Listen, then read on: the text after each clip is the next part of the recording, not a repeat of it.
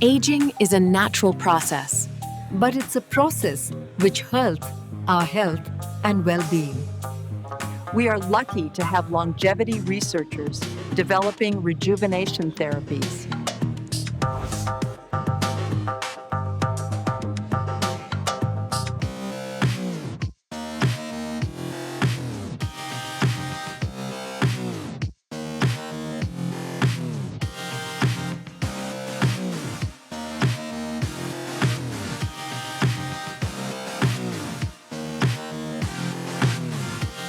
Welcome to TransVision 2025.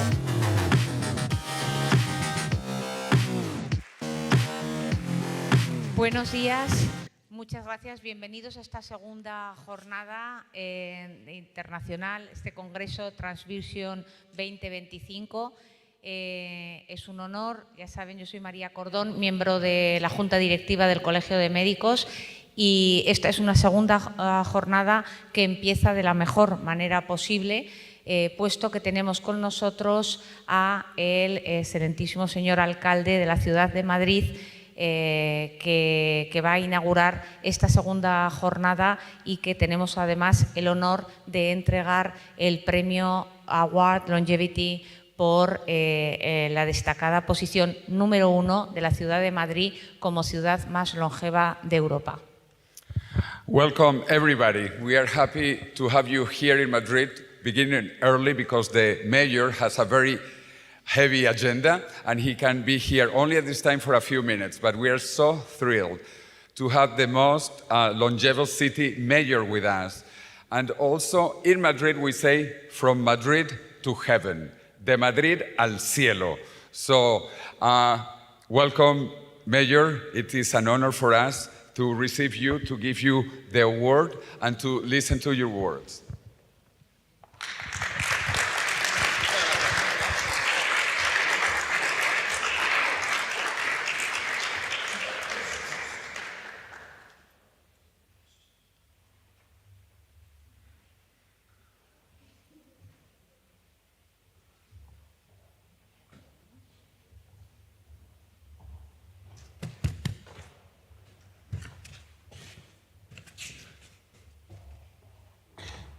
Querida María, vocal de la Junta Directiva del Ilustre Colegio de Médicos, el director de la International Longevity Alliance, el delegado del área de Políticas Sociales, Familia y Igualdad, ponentes, médicos, profesionales, representantes del ámbito de la salud, señoras y señores. Es un profundo honor poder recibir esta distinción como capital europea de la longevidad en una cuestión que cada vez tiene más importancia en la sociedad en la que vivimos, dado que cada vez más alcanzan edades más altas por parte de los ciudadanos, en este caso de la ciudad de Madrid. Para que nos hagamos una idea, en la ciudad de Madrid la edad o la longevidad alcanza hasta los 86 años de media, lo cual quiere decir que los madrileños viven una media de 4 años más que los londinenses, que los berlineses, o de 5 años más que la media europea. Dicho de otra manera, cuando debemos encarar el futuro de una ciudad como Madrid, debemos contar obviamente con las personas mayores, entre otras circunstancias, porque si en estos momentos el 7% de la población tiene más de 80 años, este porcentaje va a ir muy por encima del 10% en el año 2050, donde más del 30% de la población de la ciudad de Madrid va a ir más allá de los 65 años, entre los cuales yo espero poder incluirme en el año 2050. ¿Esto qué quiere decir? En primer lugar, que tenemos una ciudad en la que efectivamente hay una muy buena calidad de vida, porque somos la ciudad con más esperanza de vida que hay en el mundo, junto con Tokio, y por tanto somos una ciudad en la que se dan las condiciones adecuadas desde todos los puntos de vista para que se pueda prolongar la vida y por tanto para que sea una de las grandes capitales mundiales de la longevidad. Y esto tiene numerosísimos aspectos y numerosísimos factores, desde el punto de vista social, desde el punto de vista sanitario, desde el punto de vista de la atención, desde el punto de vista de la prevención, desde el punto de vista también de la dieta que seguimos en Madrid, o desde la forma de ser y de la forma de vivir que tenemos en esta ciudad. Y el reto que tenemos, por supuesto, es seguir progresando y, por tanto, seguir teniendo la capacidad cada vez más de que nuestros mayores vayan cumpliendo más años y que al mismo tiempo lo hagan en mejores condiciones, porque la longevidad no consiste en cumplir más años, sino en hacerlo con mejor calidad de vida. La longevidad no consiste únicamente en que vayamos alcanzando un determinado número de años, sino que lo hagamos de la mejor forma posible, y ese es el compromiso que también tenemos que asumir desde las instituciones, desde el Ayuntamiento de Madrid, y por eso el área de Políticas Sociales sociales, cuyo delegado está aquí, tiene una serie de medidas y ha implementado una serie de medidas que permite que nuestros mayores no se puedan sentir solos, que es uno de los grandes problemas que tenemos en ciudades como Madrid y en grandes ciudades como Madrid, que se puedan sentir acompañados en todo momento o que tengan los recursos y los medios disponibles para poder atender sus necesidades y sobre todo las necesidades vitales en un momento dado que puedan acontecer, ya sea a través de los contratos de teleasistencia, en el que el Ayuntamiento de Madrid es el contrato más importante que tenemos, más de 680 millones de euros al año en contrato de teleasistencia, también en todas las cuestiones relativas a la mejora de sus condiciones de vida. En definitiva, es esa apuesta por Madrid que nos hace ser y que nos hace pensar que tenemos un buen futuro en términos de longevidad por delante.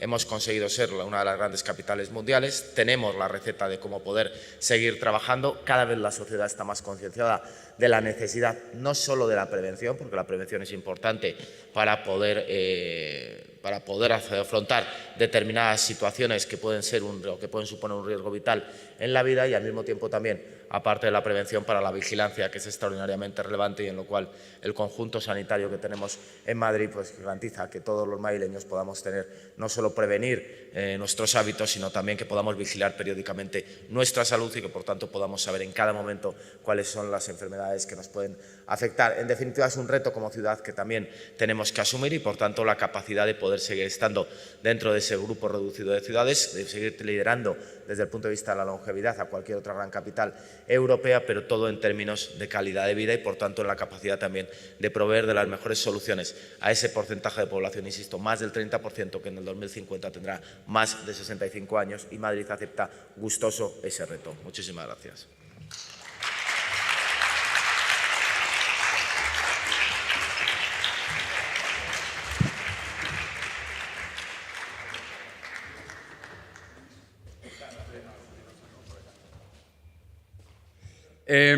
So again, good morning. This was arranged in last minute because the mayor has a very heavy agenda, as you know.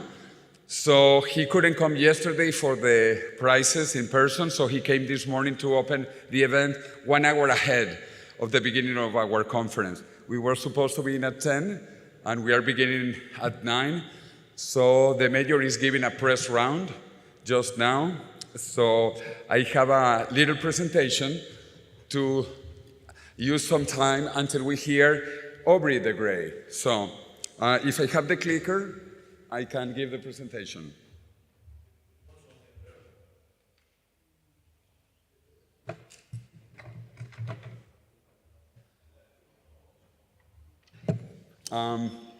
Sergio, Álvaro, where is the clicker?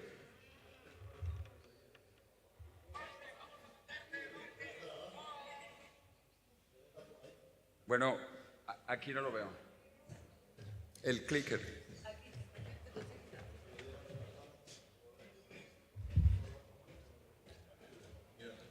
Yeah.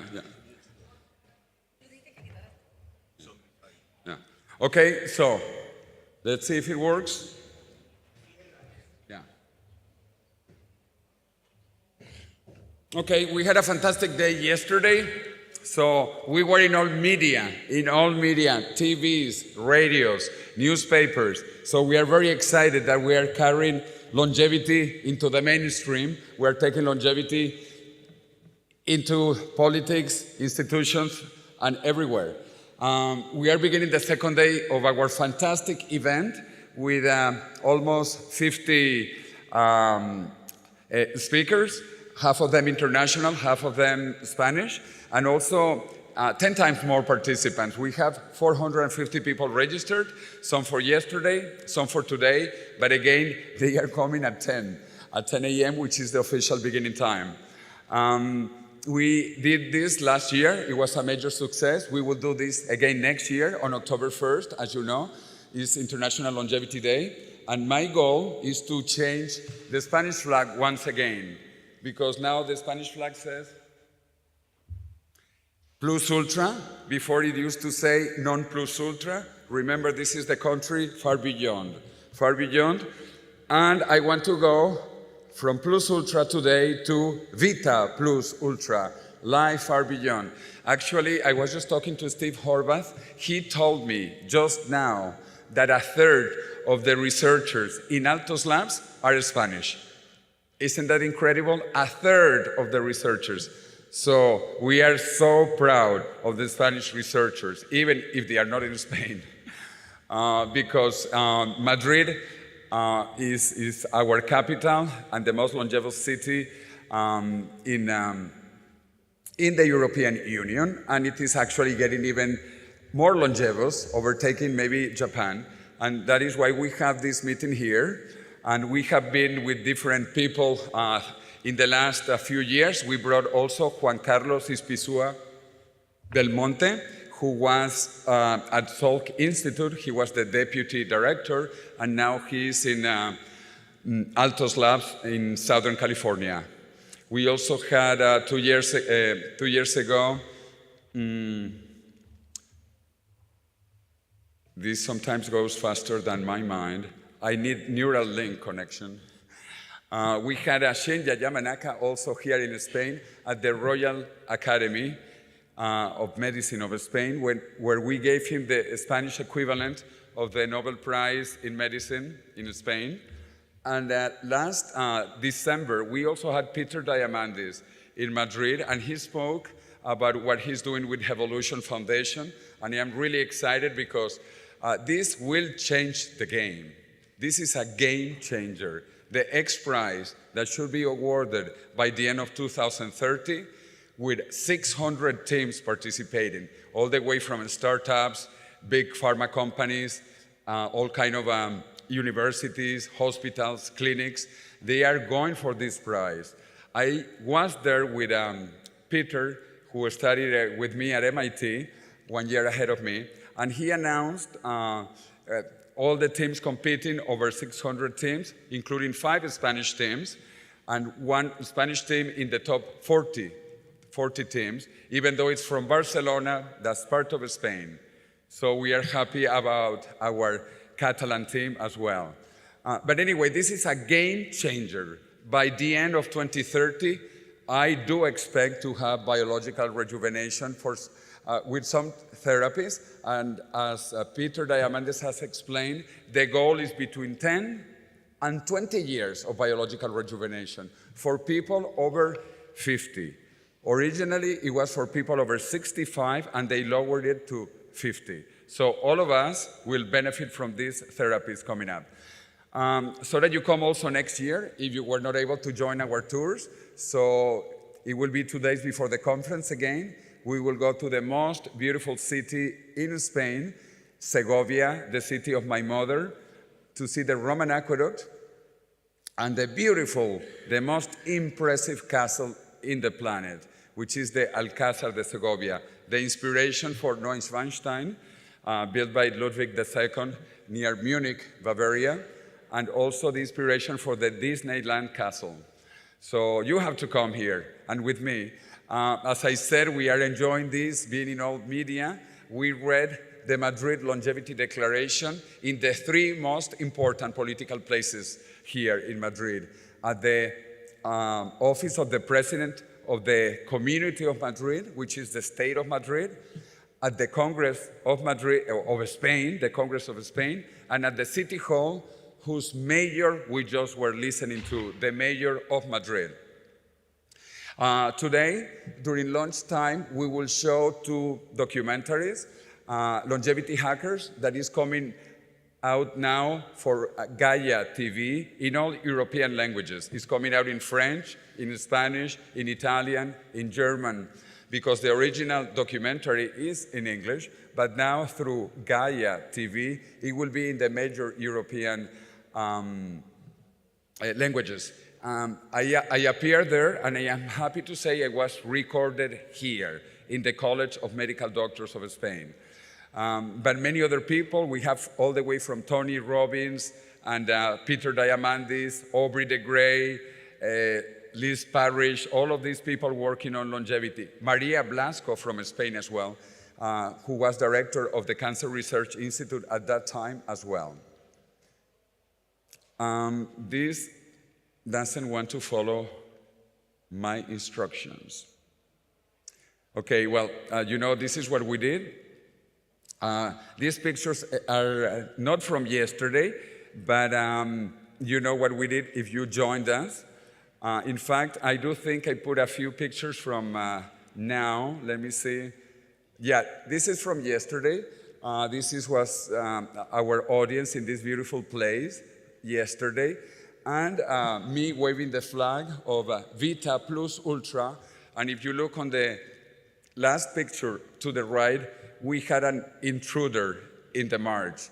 We had someone who was in that march that we wanted to eliminate, the Grim Reaper. So the Grim Reaper was with us, but we got rid of him, fortunately, and that is our goal, to get rid of the Grim Reaper forever. We count with the most important institutional support from the Royal Academy of Medicine. We had the president of the Academy speaking yesterday and talking about the death of death. He named personally my fantastic co-author, David Good, and myself. This is an honor, one of the most prestigious doctors in Spain, talking about the death of death. He's an oncologist, and he knows that there is already biological immortality, and he's not afraid to talk about it. Anyway, we are in Madrid, so we have the support, of course, of Madrid. If you want to try this, we are doing some experiments, so please do try this. Get your phones out and try the slides, because we are doing the poll. We want to show by the end of the day the results of the polls. There are like 3 questions online, so please answer those questions. It would be interesting to see what you think. Take a picture. Take your phones out and take a picture. So again, we are very proud to have a fantastic scientific committee, beginning with George Church himself, that you listened to him yesterday, and then also a local organizing committee with top people, including directors from this institution, the College of Medical Doctors. We had an incredible program yesterday, and we are having a more incredible program today. As you can look at the agenda, we are going to begin officially at 10 with the keynote by Aubrey de Grey. Aubrey de Grey will be speaking at 10, and then we have Dr. Andrea Maier, and I am so honored to have you in Madrid. Andrea, I love what you do. I love the things you say, even if sometimes you are even less politically correct than me. But you are a leader in this movement, so I truly admire what you're doing. So one of my favorite talks with Aubrey is Andrea Maier. So she's giving the second keynote. She will be giving also a keynote speech tomorrow at 9 a.m.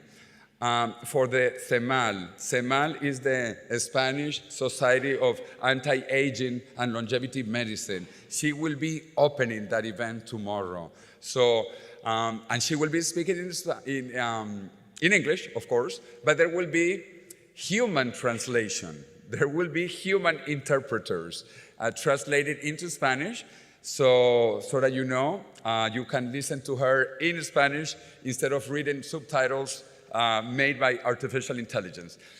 We have a packed day with many great speakers, many great institutions, and during lunchtime, we will show the 2 documentaries we are talking about, Longevity Hackers, part of it, only part of it because it's too long, and also we will show the premiere of a new documentary for Spanish TV.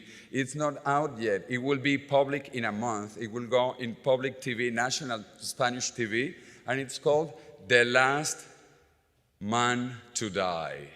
The Last Man to Die. And some of our speakers here also appear in that documentary. Of course, Aubrey de Grey, Liz Parrish, and some other faces that you will recognize. So I hope the translation into English will be okay, but if the translation is not okay, at least you can listen to Aubrey de Grey, Liz Parrish speaking in English, because when they speak in English, the subtitles are in Spanish. So you should be able to understand some of that. We will also have a special presentation during lunchtime about cryonics by Ben Best, who was president for a decade of the Cryonics Institute in Michigan. So we think also Plan B, as I call it, cryonics is Plan B, is also important. So we just added that to the program. In fact, it will be immediately after we finish the morning sessions. For lunch, it will be like yesterday. We will have box lunches here, so you can eat outside, go to a restaurant, do fasting, intermittent fasting like I do. I will probably not have lunch, especially because there is a lot of drinking and eating later at night. But we will have enough box lunches if you want to repeat anyway. So you can bring the box lunch here and watch the presentation about cryonics by Ben Best, and then watch the 2 documentaries. And then, before beginning the afternoon sessions, we will listen again to the Beatles and Charlie Cam playing Yesterday that has been transformed into Tomorrow. Tomorrow, beautiful, beautiful adaptation using artificial intelligence with Paul McCartney singing Tomorrow and talking about immortality. So don't miss it out if you haven't seen it yesterday. This is the premiere, official premiere of that video in Europe, so don't miss it. Then we have again fantastic, fantastic presentations in the afternoon, and we have a marvelous closing. At 8 p.m., we will try to keep everything under control, under timing, because our fantastic moderator from Sweden, Sabine von Gafken, she is very Swedish, very strict with time, so we need to finish on time. By 8 p.m., we will have actually another Zoom presentation. Liz Parrish, who has been in Spain 4 or 5 times already with us, couldn't be here this time in person. But she will be talking about gene therapies, and her presentation is quite nice. She says, I am a genetically modified organism, a GMO, and so you will be soon. So all of us will be genetically modified very soon, and that will be her presentation this afternoon. And at 8 p.m., we have like the Vice Minister of Science of Spain. She will be closing for the government of Spain, the Vice Minister. We will also have the Science Counselor of Madrid, who is an immortalist, by the way. So I like to bring immortalists here, so people who are open about living longer and longer, healthier and healthier, younger and younger. So anyway, Ángel Niño Quesada, who is a very good friend of mine, will be closing together with the Vice Minister. And to make it interesting, once again, we will have a flamenco dancer, just one song, but you need to experience Spanish music, because Spain is the land of fiesta and siesta, so you need to understand the fiesta and the siesta part. Then we will have 2 karaoke songs in Spanish, but of course, karaoke is written, so you will see the subtitles, so you can sing together with Ricky Martin, Living la Vida Loca, or in Spanish, Viviendo la Vida Loca. And also Mark Anthony singing Vivir mi Vida. It's a beautiful, beautiful, beautiful song. I love it. There is, of course, also an English version, but here we will sing in Spanish, and the subtitles will tell you what to say. After that, we have the longevity rave party. We have about 100 people registered already, 100. If you have not registered, just register or show up in the discotheque. It's a beautiful place. Let me show you. It's called Okio. It's a Japanese, Chinese, East Asian place. They have 1 floor with food, so you can go and have dinner there, or you can go directly to the discotheque. So this place, Okio, you can see the address, but if you put Okio in Google Maps, you will find it. It is about a 10-minute ride from here, about 10 minutes from here to Okio. So if you want to have dinner, you can have some very good and very cheap Asian food. in this Occhio restaurant, and then go to the Occhio discotheque, where we will have our fantastic Tina Woods DJ. She will be DJing. She's a fantastic DJ. She's taking the longevity rave parties globally. She has organized longevity raves in London, in San Francisco, in Berlin, in Copenhagen, and now in Madrid. She was in the newspapers yesterday. The main newspaper of Barcelona, La Vanguardia, wrote an article about her. She's very famous. She has appeared also on CNN, talking about longevity music, longevity dancing, and longevity drinking. So she will be the DJ beginning at 10 p.m. Until about midnight, 1 a.m., and then the discotheque opens to the Spanish people. And I say that because here in Spain, we normally go out to dance at 1 a.m. 10 p.m. is too early. I was telling Tina that she organized one of these longevity parties in London at 7 p.m. And I told her, Tina, this is like a coffee time in Spain. This is a piñata. At 7, there can be no party. It's a piñata, it's for children. Anyway, so in Spain, we will begin with the party at 10 p.m. She will be DJing with another real fantastic Japanese disc jockey. Her name is Yakuri. She's coming, well, not right now from Tokyo. She's coming from London, but she's Japanese, so she loves this place because this place is mostly Asian, particularly Japanese. So she will feel at home. It's a really great place. We have, besides longevity music, longevity dancing, longevity drinks, and we have some longevity gifts for you. We have some special glasses and other equipment, so we hope everybody goes. As I said, we already have 100 people registered, but we want everybody to go. So you can just show up in the address Paseo de la, I misspelled, Castellana. There was something, Paseo de la Castellana 77. But just put Occhio in Google Maps and you will find it. And tomorrow also I want to invite you. We are going to have another celebration at the Royal Academy of Medicine, in the same place where 2 years ago we had Shinya Yamanaka, where we gave him the equivalent of the Spanish Nobel Prize in Medicine. So Shinya Yamanaka was with us 2 years ago here in Madrid. We are collaborating with him in some activities. Actually, one of the doctors that got the award yesterday, for those who know or who are Spanish, Pedro Guillén is working with Shinya Yamanaka and Juan Carlos Ispizua. So we are very happy to have had Shinya Yamanaka. We will have a cocktail, a closing cocktail. If you are still in Madrid, join us at 6 p.m. It is open, it is free, and there will be a fantastic cocktail. So join us tomorrow at 6 p.m. at the Royal Academy. It's a beautiful place, not as beautiful as this, but it's beautiful. It's, also 300 years old building. So I hope that will keep you quite busy in Madrid. We want to thank once again our fantastic sponsors, beginning with Omniscope. And I see some of the Omniscope friends here, even though they are with Barça.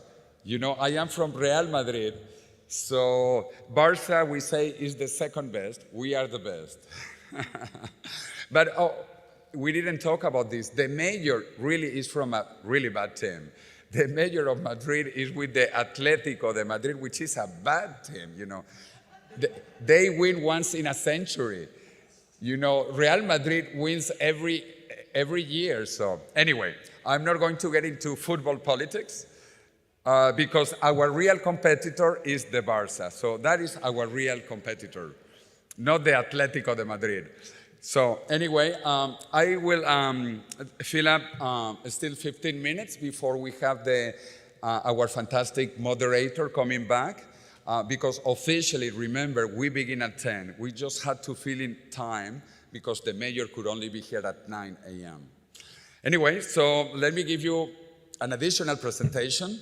Most of you know I studied in MIT. During my first working life, I was in energy. Now I am into longevity. And I only do longevity now because this is very exciting. When I graduated in MIT 40 years ago, the biggest industry in the world was energy.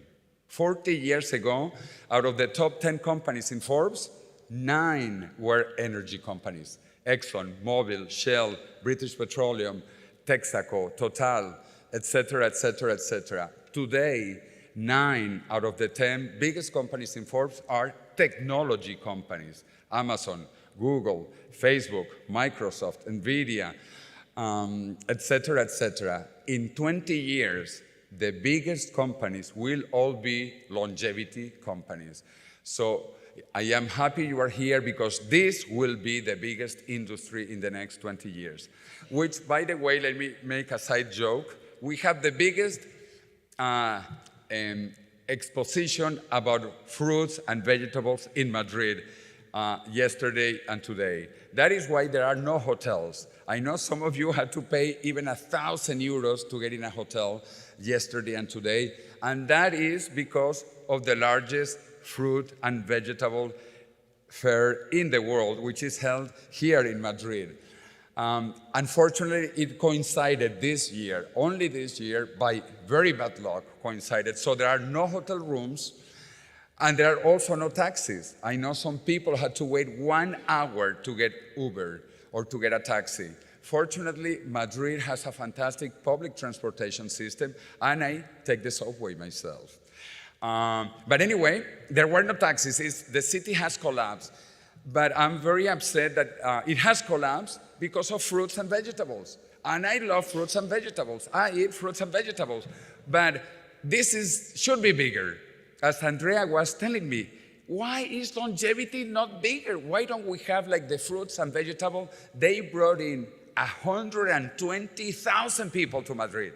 120,000 people for fruits and vegetables. How about longevity? In fact, Andrea Maier was telling me that, if you go to one of the big cancer conferences or Alzheimer's conferences, you have 50,000 people, 80,000 people. Why don't we have that amount of people here? Why we only register 450 people in person and a similar number online? Why only that? Why not even 1,000? So I hope Andrea will give us the answer because she's very direct and not always politically correct. So anyway, and I have a question for Aubrey. Aubrey, I will ask it because you are a great philosopher also. You have to give an explanation about immortality for dictators because I love your brief, short answer, but you need to expand it because now that Putin and Xi Jinping have said that they want to be immortal, we need to give an answer. I have my own answer. I have seen yours, I like. So we have to expand on immortality of dictators. Anyway, this is a random talk. I still have 13 minutes until we begin with our moderator and then our first keynote speaker of the day. I work with the Millennium Project, just like my co-author, David Wood. I lead the group for Latin America and Spain with another colleague in the Basque country. And we work about the global challenges. I am pushing always for longevity, but we do studies about the future on many things. And we have presented many books. I was actually at the World Economic Forum Davos presenting the study of Latin America in the year 2030, and it was with the Nobel laureate Mario Vargas Llosa, who wanted to be immortal. Sadly, he died. It is tragic when someone wants to be immortal in the flesh. He is, of course, immortal through his writing. But as Woody Allen said, very deep thought, I want to be immortal, not through my work. I want to be immortal by not dying. Okay, so I actually talked to Mario Vargas Llosa a few weeks before he died, and I proposed cryonics to him Because I do think in extreme cases, like in my mother's case, I don't know if you saw, my mother was in the march yesterday, and he was marching very well, but she's 94. At age 94, you can do the curve. Statistics don't lie. So in that case, we have Plan B, and this is what I'm working on also, Plan B, and I propose that to Mario Vargas Llosa and to one of the winners of last year's award and to the first winner of the award yesterday. The famous lawyer, the Spanish lawyer, Antonio Garrigues Walker, I proposed to him to take him into cryonics. And you know what he told me? This is an answer I have never heard. I have heard all excuses about not going into cryonics, and he gave me a very interesting one. Remember, this is the most important lawyer in Spain. His company sells over 8 billion euros in legal services. And he told me, I cannot go into cryonics because I don't want anyone to have access to my brain where I'm not aware, because I have secrets of state in my brain. So those have to go with me. So he cannot be cryonically frozen. That's his explanation. Probably Aubrey has a better counter-explanation. But that's what he told me, and I thought it was quite interesting. I never heard that reason for not to be into cryonics. Anyway, so we lost a great mind, Mario Vargas Llosa, and I hope we don't keep on losing great minds because they don't think about Plan B. And I am trying to get this moving, but it's not moving, so I just keep on trying and trying. Well, I was also with the US president a couple of times, first in person in Las Vegas and then on CNN talking about this. He's also interested in longevity, if you have any doubts about that. Anyway, we need to fix this before Aubrey speaks, please, because this is not working. So we had the pleasure to listen to Ray Kurzweil. I was with him together also in a conference, the biggest technology conference in Europe, which is called the Mobile World Congress. 120,000 people in Barcelona in our competition. And Ray Kurzweil changed for the first time his date for longevity escape velocity. Even though in his book that just came out last year, he still talks about 2029 to 2030. But then in Barcelona, in February this year, he changed it to 2032. This is the first time that I have seen him changing dates. Anyway, 2 dates is not too much of a change, but he changed his date in the bad side. You know, I would like to have changed it to 2028, not to 2032. Anyway, population is stabilizing and beginning to decline. It is a tragedy. It is a tragedy, but the economy keeps on growing exponentially. If you look at the vertical scale, this is an exponential curve of the GDP, gross domestic product, per country. There are already countries that have over $100,000 of income per year per person. This is incredible because until the 18th century, we were in what the famous British economist Malthus said, we were in the Malthusian trap, and the income was only $1,000 per person per year. Now, in the richest countries, we are over $100,000, and this keeps on increasing exponentially, which I think is beautiful. The economics keeps on growing exponentially, even though the population are going down. David and Aubrey, we need to fix the clicker before Aubrey goes. You can see that even the Dow Jones, the industrial index of the New York Exchange, is growing exponentially. With wars, without wars, with pandemics, with COVID, whatever, it grows exponentially. This is fantastic. There is an exponential growth of the economy. There is also, when this clicks, if it clicks, you can see that development is being faster and faster and faster. I am giving up on the clicker and I will say next, next. So the economy is growing exponentially, next. And this began, next, next, hello. After we left the Malthusian trap behind. In the 18th century, there was no economic growth. And this is what Malthus called, or was called, the Malthusian trap. No economic growth. But with the Industrial Revolution that began in Britain, the world economy grew 100%. On the 20th century, it grew 400%. In this 21st century, it's probably going to grow 2,000, 3,000%. I am so excited about the possibilities of the future. Where do I click?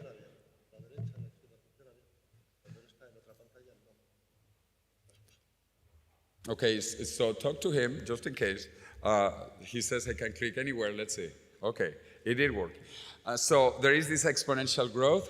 Things are moving faster, getting cheaper, smaller, and better. So this is what we call exponential change. And there is a big change between moving linearly or moving exponentially. If we move linearly, after 30 steps, we have walked 30 meters. But if we move exponentially and we double and we double and we double and we double, after 30 doublings, we have walked over 1 billion meters and have gone around planet Earth 26 times. This is difficult to understand because we think linearly. We are linear beings that grew up in a linear world. But technology is growing exponentially. Also, longevity. This is so beautiful. Life expectancy is growing exponentially. In this past century, you know, in the time of the Roman Empire, life expectancy in Madrid was 20. In the capital, in Rome, was 25 years during the Roman Empire. Then it went from 20 in Spain to 40 in the year 1900 to 80 years in the year 2000. And right now in Madrid is 86.1 years of age. If you look what is growing most is the red part, which is education. This is important because it's education, innovation, creativity. This is why humanity is advancing, because we are not just animals that sleep and work. We have education, and this is the sector that keeps on growing. We have more and more education, innovation. And hopefully this will solve everything. But there are people against technology, like the famous Luddites in the United Kingdom. When the United Kingdom began the Industrial Revolution that changed the world, there were people who didn't like technology, who didn't like robots, who didn't like machines, and they destroyed the machines. Fortunately, the machines won. And because the machines won, we live in this advanced world. Because machines make humanity, all of humanity, move forward in all areas. So I don't like the Amish because they are in the 18th century, or some other groups like where I was born in Venezuela. We have the Yanomami Indians. They don't want any technology, no technology for thousands of years. They don't even want to speak the modern languages of Spanish and Portuguese. They don't want anything from the outside world. And that is okay. That is okay if that's really what they want. And I'm pretty sure that before there were people who didn't want wheels. You know, when the wheel was invented about 5,000 years ago, probably there were people who did not want wheels. You know, anything is possible.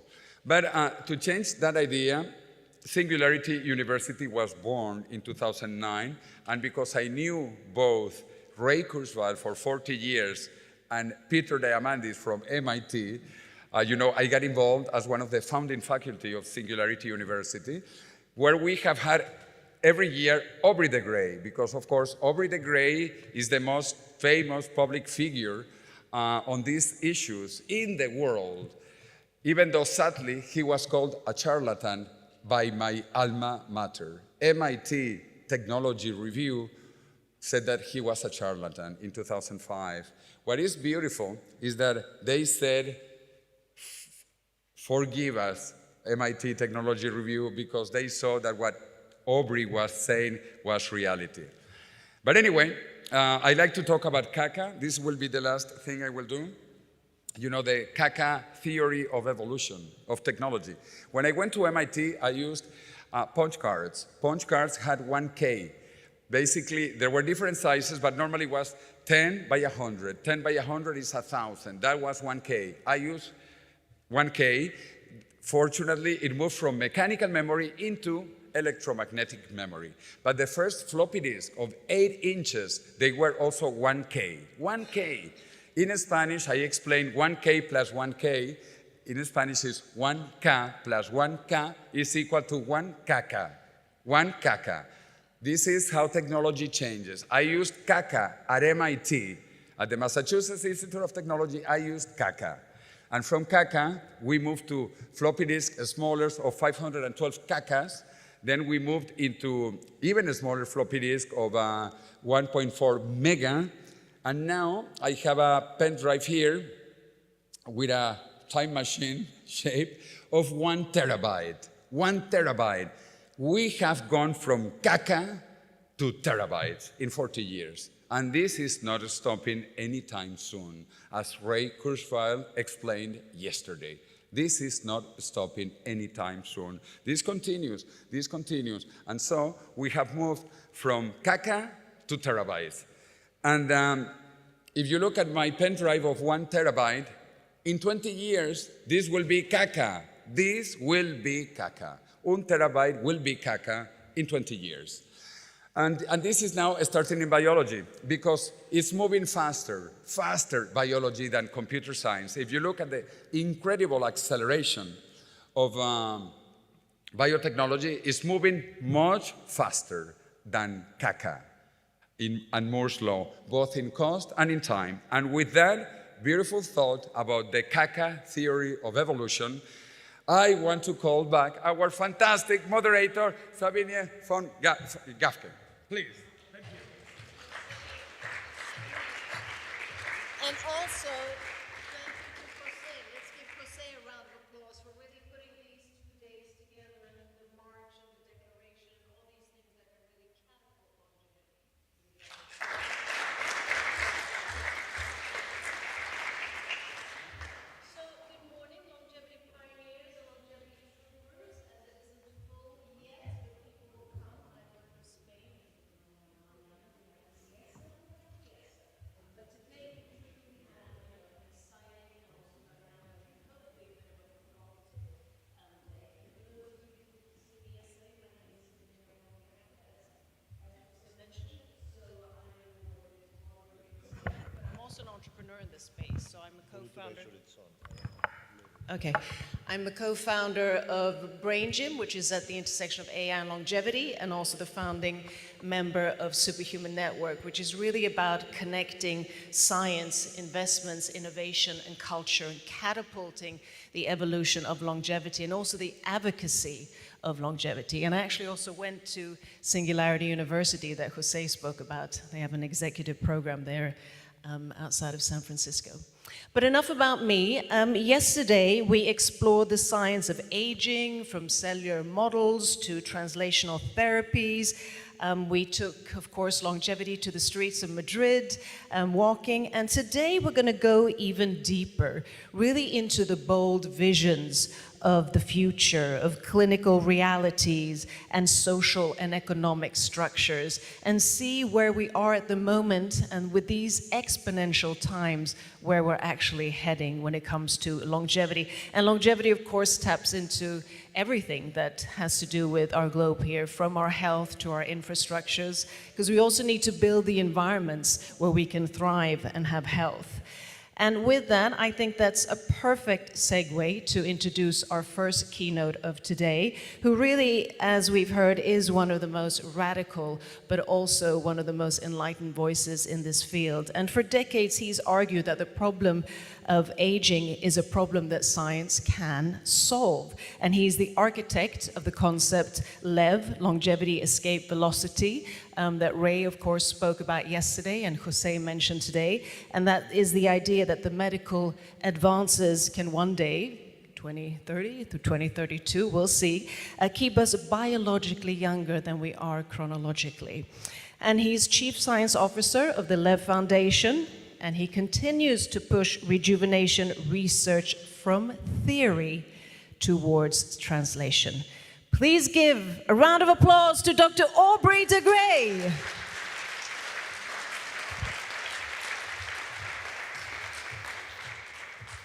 Thank you so much, Sabinia, and thank you to José and the other organisers for inviting me to give the first talk of today. I've got a lot to say, and so it's probably rather good that I apparently have more than half an hour to say it, because the programme the adjustments to the programme caused by the Mayor's schedule allowed an expansion of the programme this morning. José mentioned that I have a particular answer to the question, won't dictators live forever? Which is one of the most common concerns that people raise when we talk about doing something about aging. When I give answers to these things, I've been doing it for a long time. And it gets very boring because nobody who raises these concerns actually wants to be reassured. They want to carry on thinking that aging is a blessing in disguise so that they don't get their hopes up and get emotionally invested in the idea that progress might happen in time for them. So I try to kind of be a bit humorous about these things, but at the same time I try to say what's true. So in the case of dictators living forever, my standard answer is that dictator is high on the league table of risky jobs. Not many dictators die of aging in the first place, and moreover, the ones that do tend to organize their own succession before they die, so they are effectively immortal anyway. But I don't usually give that answer when I come to Spain, because Spain is pretty much the only exception to this. Franco, of course, did not organize his succession, and Spain is, of course, a democracy again.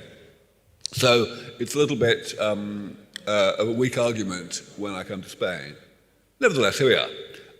All right, so since it's the first talk of the day, I thought I should give a fairly general overview of where I think we stand in the process of developing medicines that will bring aging under comprehensive medical control.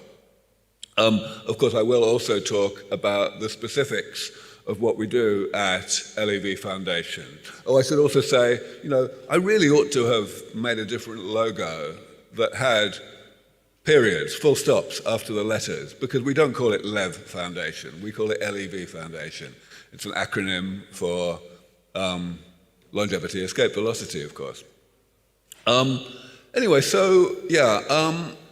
me start with a reference to the last talk of yesterday. Ray Kurzweil gave, as always, a really excellent survey of the concept of exponential growth and accelerating change. And as José just mentioned, he talked about his prediction of how soon we would reach longevity escape velocity. This is something that he's been talking about for a while. He gave a particular year, he likes to do that. He said he reckons we will get there in 2032. I think that's a little bit over-optimistic, only a little bit. I think that we will probably get there sometime in the second half of the 2030s, between maybe 2036 and 2039. That's not much of a difference.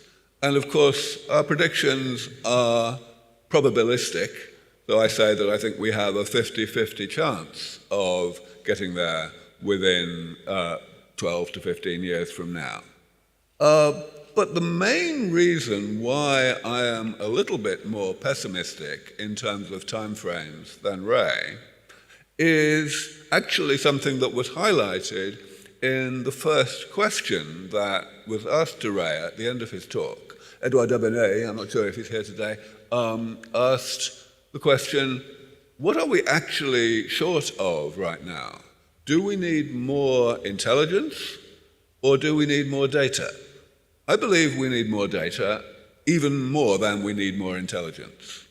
And so the data that we need most, the data that's most important, is data that takes a long time to generate. because it's data on lifespan, on how long an organism can live when they are given this or that treatment. Now, the good news is that we don't necessarily have to work in terms of human lifespan. I believe it will be good enough to work with any other mammal, like a mouse, for example. And mice only live maybe 2.5 years. So it's not too bad. But we do have to work with mammals because we need to inspire humanity. As José just mentioned, it is scandalous that there are 1,000 times as many people in Madrid right now for a festival focused on fruits and vegetables as there are people at this meeting. It's ridiculous. So we need to change that.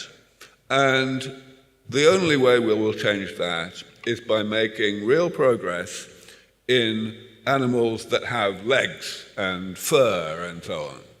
It won't be good enough to do it with fruit flies or nematode worms.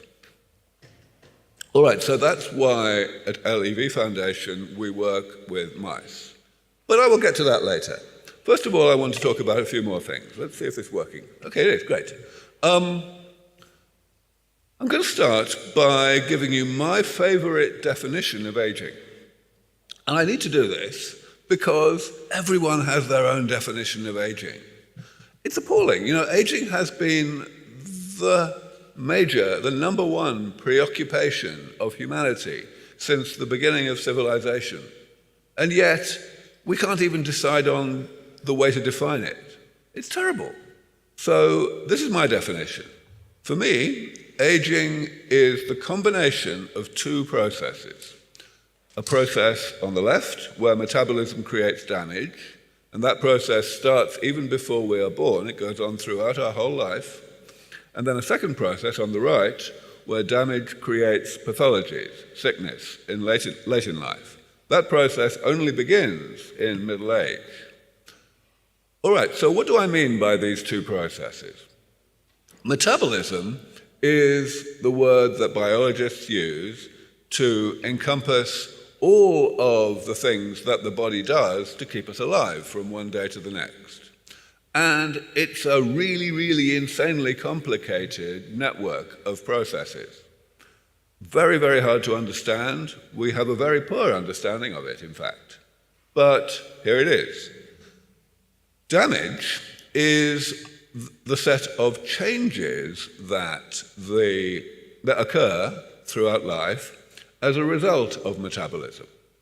Now, this is something that's actually quite easy to understand because it's not specific to living organisms.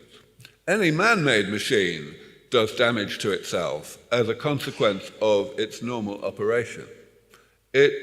Like for a car, for example, creates rust.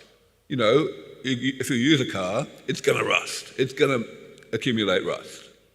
And the key thing that I just said that matters the most is the word accumulate.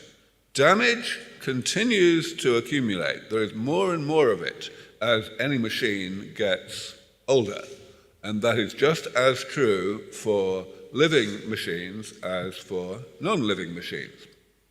Now, of course, the question is, why would I use the word damage to describe these changes that occur to the structure and composition of the body as a result of the body's normal operation? And of course, the answer is the right-hand process here. The body is set up to tolerate a certain amount of these changes that happen as a result of being alive, but only a certain amount. Eventually, there is more than that, and that's when the body's function starts to decline, both physical function and mental function. And that's what we call the pathologies of late life. So this is all you need to know in order to understand aging well enough to be able to think about how to fix it. Of course, it's important to understand as much as we can about the details of these processes and these concepts, but at the top level, this is enough. to start thinking about how we might do something about aging. So first of all, what is doing something about aging in terms of this definition? It's very simple. We want to separate metabolism from pathology. We want to allow people to continue living, in other words, performing metabolism, without getting sick, in other words, without the pathologies emerging. So how would we do that? Well, first of all, let me talk about pathologies a little more.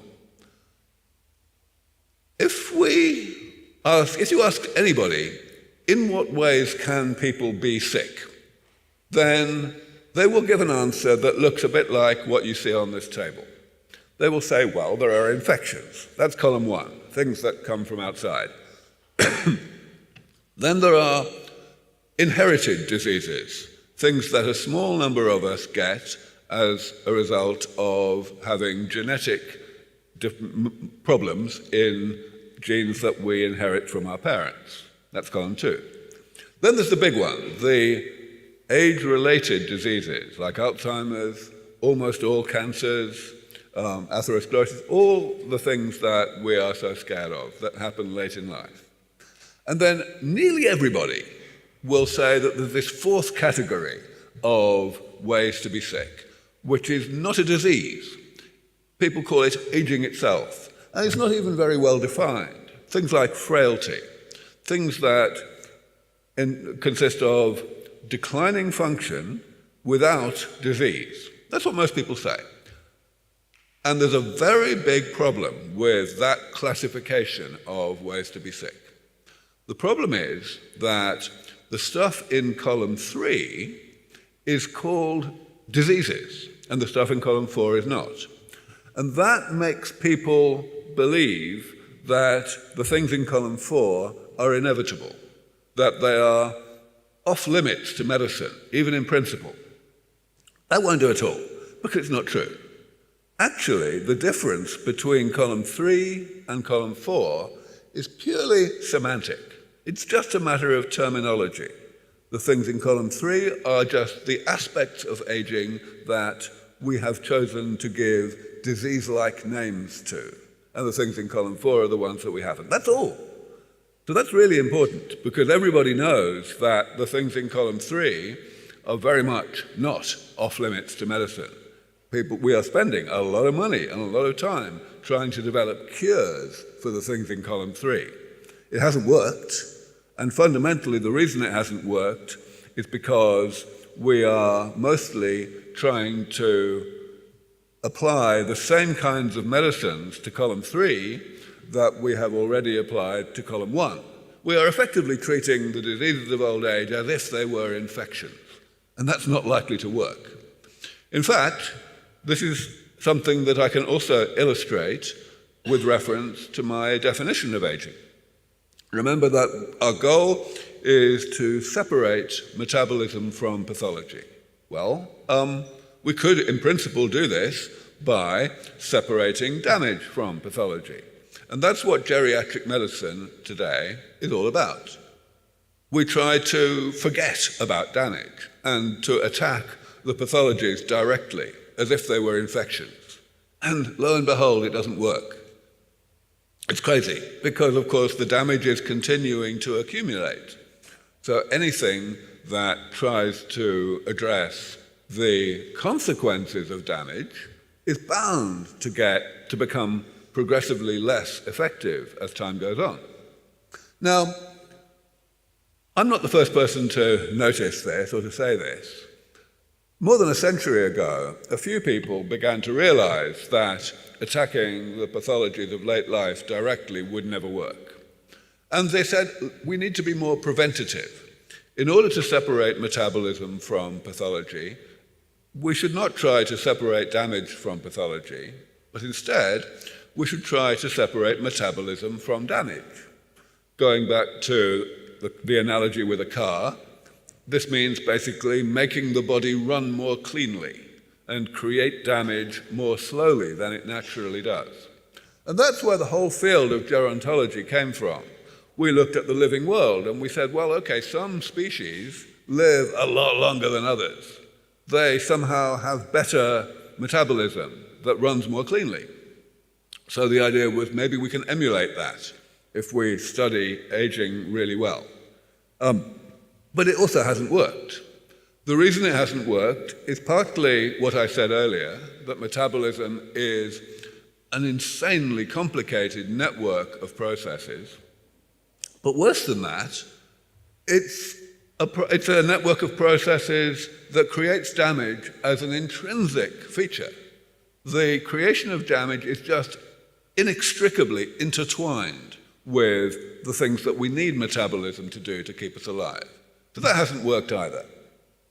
So that's why 25 years ago, I started to focus on a third way to separate metabolism from pathology, which is, of course, the maintenance approach. In the maintenance approach, we do not try to interfere with either of the two processes that comprise aging. Instead, we separate the processes from each other by going in and periodically removing some of the damage that metabolism has created. If we become good at that, then we can let metabolism create damage at the normal rate. We don't need to slow that down, because by removing damage, we can still prevent it from accumulating to the level that causes the right-hand process, that causes pathologies to emerge. Now, as I said, this is exactly what we already do successfully with simple man-made machines. This car is more than 100 years old, and it's working. It's working just as well as it was the day that it was built. Why? Not because it was designed to last 100 years. It was probably designed to last 10 years. But here it is. Preventative maintenance, if it is sufficiently comprehensive, just works. It just works. It completely transcends the idea of any kind of warranty period on the machine. Now, of course, in order to implement the maintenance approach, we do need to know some things about damage. We don't necessarily need to know very much about the mechanisms that cause damage to be created, but we do need to know what the damage is. So, back in the year 2000, I created this classification of damage. This is the left-hand side of this table. These are categories of change that happen in the body throughout life, and they all can kill you if they go too far. So, for example, loss of cells. That is simply when cells die and they are not automatically replaced by the division of other cells. And, of course, that happens in various parts of the body. A very well understood one is Parkinson's disease, which is caused by the loss of a particular type of neuron. All right, so we've got these 7 categories. Now we have to describe how we would repair them, how we would do preventative maintenance. And it's fairly easy to do that, or at least I was able to do it 25 years ago. In the case of cell loss, the answer is, of course, stem cell therapy. We can put cells into the body that are of the right type to divide and transform into replacements for the cells that the body is not replacing on its own. Most of our cells, of course, do not need that, because when they die, the body does replace them by cell division. But some cells, especially in places like the brain, do not do that. So stem cell therapy is the natural alternative, and indeed, stem cell therapies are now in many, like I think 5 clinical trials for Parkinson's disease. And everyone is very optimistic that we will really be able to eliminate Parkinson's disease in this way. I will not go through all the rest of these, but of course I can always answer questions later. So, how's it going? Are we making progress? Well, even 25 years ago, stem cells were a very interesting idea. Lots of people were looking at them. There was plenty of research. So I have never actually worked on stem cells because other people were doing it. But most of the other, in fact, really all of the other categories were at a much earlier stage of development. There were, some of them, were my own ideas, how to do the maintenance. Mostly it was ideas that were not being pursued within the biology of aging, they were being pursued for other reasons. But now, well, it's not good. We still only have a few hundred people at this conference, but it's a lot better than it was. We have a few hundred companies now, startup companies that are pursuing these things. This is really good news. And, we also have alternative approaches. We heard a bit yesterday about partial reprogramming, which is, in some cases, a very promising way to address cell loss that's easier in some ways, in some cases, than stem cell therapies. It probably won't work to help Parkinson's disease, but in other cases it may very well help. And that's really good news. And in fact, all of the other categories now have multiple different ways, potentially, to be repaired. So this idea has now become very widely accepted. As José mentioned, when I first put it forward, it was quite controversial. A lot of people thought that it was unscientific, but 13 years later, a group of very eminent scientists, including Maria Blasco, who was here yesterday, put out a paper called The Hallmarks of Aging, which has become by far the most highly cited paper in the whole of the biology of aging this century. And it's basically the same idea that I had put forward a decade earlier. So it's very gratifying that this is a concept that has now become mainstream. Now, João Pedro de Magalhães yesterday talked about the need to understand aging better, to have a better theoretical framework for aging in order to make progress. And I agree with João Pedro about many things, but I don't agree with him about that. I think that actually we already understand aging well enough to be able to make progress in fixing it. And I often use the precursor, the example of the immune system. The immune system is a really complicated part of the human body, or indeed the body of a mouse. And we still don't really understand the immune system very well. In fact, my wife, Natalie Coles, gave a talk yesterday about Maria Brañas, who was the oldest person in the world when Natalie drew her blood. There was a particular finding that Natalie highlighted, which we completely don't understand. A very, very large population of a type of white blood cell that is normally very rare. There were huge numbers of this particular type of white blood cell in Maria Brañas's blood. We have no idea why. So our understanding is very poor. But our understanding of the immune system 200 years ago was a tiny fraction of what it is today. We understood very, very nearly nothing about the immune system. Why do I mention that? Because 200 years ago, a few people took the tiny amount that they did understand about the immune system, and they thought about it and developed ideas for addressing infectious diseases using what they knew. And it worked. Edward Jenner and Louis Pasteur saved millions and millions and millions of lives just by inventing really simple elementary medicines like vaccines, or even just the concept that hygiene is a good idea. Millions of lives, despite knowing almost nothing about the nature of infections and the nature of how the body combats infections. I believe that we can do the same thing with aging. we must always remember that the body is on our side. The body is not fighting us, trying to kill us. The body is trying to keep us alive. It just doesn't have all the tools that it needs to keep us alive forever. So our job as medical researchers and as medics is simply to give the body a few more tools, a few more things that it can use to augment what it already has. And those extra tools can be really primitive in some cases.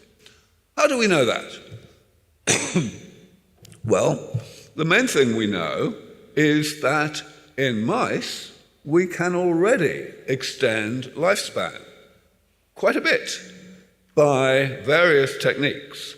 There's one technique that is not really relevant to our work to extend the healthy lives of human beings, and that is something called calorie restriction. Most of you have heard of it. It works really pretty well in mice. You can get them to live quite a bit longer if you don't give them as much food as they would like. But it works progressively less well in longer-lived species. And we understand why that is true. It's really a product of evolution. We just have a weaker ability to respond to calorie restriction than short-lived organisms do. So I think there is actually too much attention given to calorie restriction and to drugs that emulate calorie restriction. But we have plenty of other ways now to extend mouse lifespan. And what's most important is that some of those ways work well even if you start them in middle age. Mice normally live about 2.5 years. We're interested in things that work even when you don't start doing them until the mice are already 1.5 years old. And we've got a lot of them now.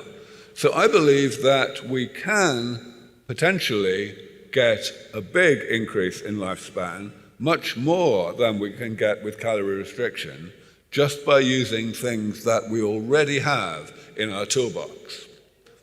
Now, I'm talking about mice rather a lot, right? Why? Well, I don't care about mice.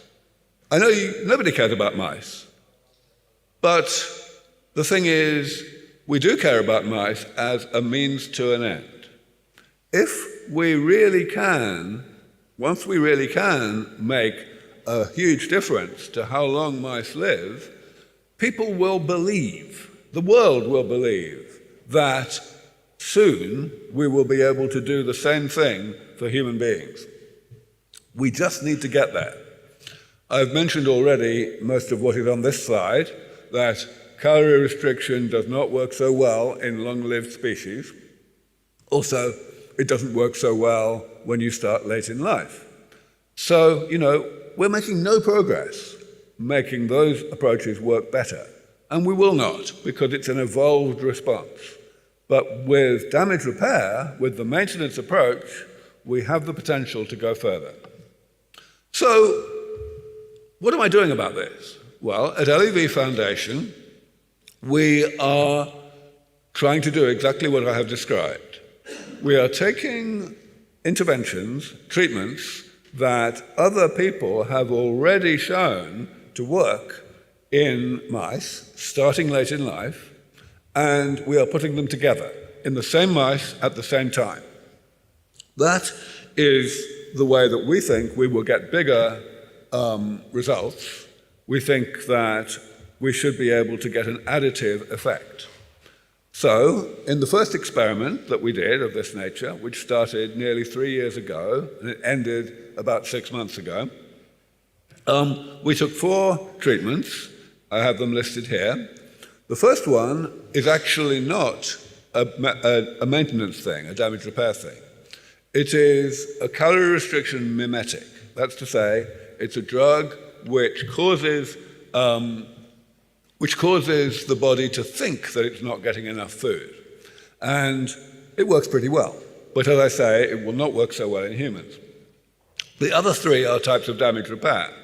One of them is to give these old mice some new blood stem cells from young mice. Another one is to give mice an additional amount of telomerase using gene therapy. This was inspired actually by some of the work of Dr. Blasco, who spoke yesterday. And the third one, which was also discussed yesterday, is to give it a senolytic, a drug that specifically kills off a type of cell that we accumulate during life, and it seems to be bad for us. And we use this thing called galactose-conjugated navitoclax. As I say, we started when the mice were already 1.5 years old. And, well, it went pretty well. Back, there we go. So in the female mice, we had 10 treatment groups, a group that was getting all 4 of these treatments, a group that was not getting any of them, and 8 groups that were getting some subset of the treatments. And the result was quite encouraging. Excuse me. The group that were getting all of the treatments is denoted by the red line here, the thick red line. And as you can see, they were doing better than anybody else. On the x-axis is the age of the mice, and on the y-axis is the proportion of the mice that were alive up to a given age. This is called a Kaplan-Meier curve. And the thick blue line is the control mice that were getting none of the treatments. And as you can see, the mice that were getting some subset of the treatments were somewhere in the middle. So that's what we hoped for. We got an additive effect. But we did not do any better than what calorie restriction can do, or indeed rapamycin on its own, which is what we want to do. We want to get, ideally, 2 or 3 times as big an effect as we can in this experiment. The male mice, it was more complicated, but basically the same concept. And we measured many, many things about the health of these mice, like their memory and their physical agility, their strength, their hearing, their eyesight. The curvature of the spine is something that is studied in mice because it changes with age. So lots of things. And we still have to analyze a lot of the data that we obtained in this way. I always like to emphasize that I don't really work on longevity. I work on health. Longevity is a side effect of health. And that's why it's important to work on health. We want to keep people alive for as long as possible, but the way we will do it is by keeping them healthy as long as possible. And of course, this is not a new concept. Another thing that came up yesterday, which a couple of people mentioned, is that the goal of our work is to add life to years, not just to add years to life. I want to highlight that a lot of people are tempted to omit, to leave out the word just in that sentence. People will say the goal is to add life to years, not years to life. And that's a very, very different statement. It kind of says that adding years to life would be a bad thing, even if the extra years were healthy years. And I believe that that is nonsense. The longevity side effect of adding life to years is something that we must celebrate and not apologize for. So, what should we do next? As I said, we were very happy that our first study combining interventions in mice was a demonstration of the concept. It proved that we could get an additive effect when we combine things. But we did not get the effect size that we were hoping for. So in the next study that we want to do, which is described in detail at the website at the top of this slide, we are going to use more interventions. We are probably going to have 8 interventions instead of only 4. That means that the experiment will be even bigger. The first one used 1,000 mice, and the second one will use 2,000 mice. All of the interventions that we will test will be genuine damage repair, maintenance, and they have all been shown to extend life individually, so we are optimistic that we can get a much bigger effect when we put them together. Nobody else is doing this kind of experiment, and that's terrible. We desperately need a lot of experiments like this because we need to test things like different doses of each of the interventions. We can't do that with one study. Even this study, as I described it here, is going to cost about $6 million. Jeff Bezos just gave, a few years ago, $3 billion to a new company, Altos Labs, to investigate aging. Mehmood Khan, who spoke at the beginning of yesterday's session, leads a group called Hevolution in Saudi Arabia, which is funded to the tune of $1 billion per year for 20 years. And they are not doing this kind of experiment either. You know, it's got to be done. It's the quickest way to bring human aging under proper, comprehensive medical control. So, as I said, we are using more interventions next time because we think it's got a better chance of giving a big result. But I want to highlight something that really comes back again to what Ray Kurzweil said last night. Progress is accelerating. It's still far too slow, but it's really accelerating. In the time 3 years ago when we were designing the first study, we had hardly any choice. The interventions that we used in our first study were really the only ones that had been shown to work when you start late in life in terms of extending mouse lifespan. But in those 3 years, while we were doing that study, lots more have been published. Lots of new studies that really seem to work. And we think it's going to continue to accelerate. So we are really desperate to get going in doing this experiment. For those of you who want more details of the studies that have inspired the inclusion of these various interventions, please take a photo of this slide, because these numbers are the identifiers in PubMed, the big medical database, that reported all of these things. So, very important to understand that these are recent and they are success stories. I'm going to end by talking about some of the support that is being given to this work by the cryptocurrency community. In the crypto community, there is a lot of interest in this work. I often speak at crypto conferences, and I'm the only non-crypto speaker. The reason I'm there is just because there's a big fan base, if you like. And some of those fans got together over the past several months, and they created a token, a cryptocurrency token that's called Aubrey, A-U-B-R-A-I. And it's, of course, based on me and our work. And you can buy it. And if you do, you will be helping our work. We get the transaction fees. We may, in due course, just sell some tokens to get some more money. So this is good news. The guy Mark there that I'm mentioning there is actually Mark Berniger, who is the co-founder of another conference series that happens each year in Stad in Switzerland. And he made his fortune in the cryptocurrency world, so that's a great case of leading by example. And there's also an AI agent, a chatbot, that you can converse with on Twitter, on X. It's also called Aubrey. Don't forget the underscore at the end of the URL. It's pretty amazing.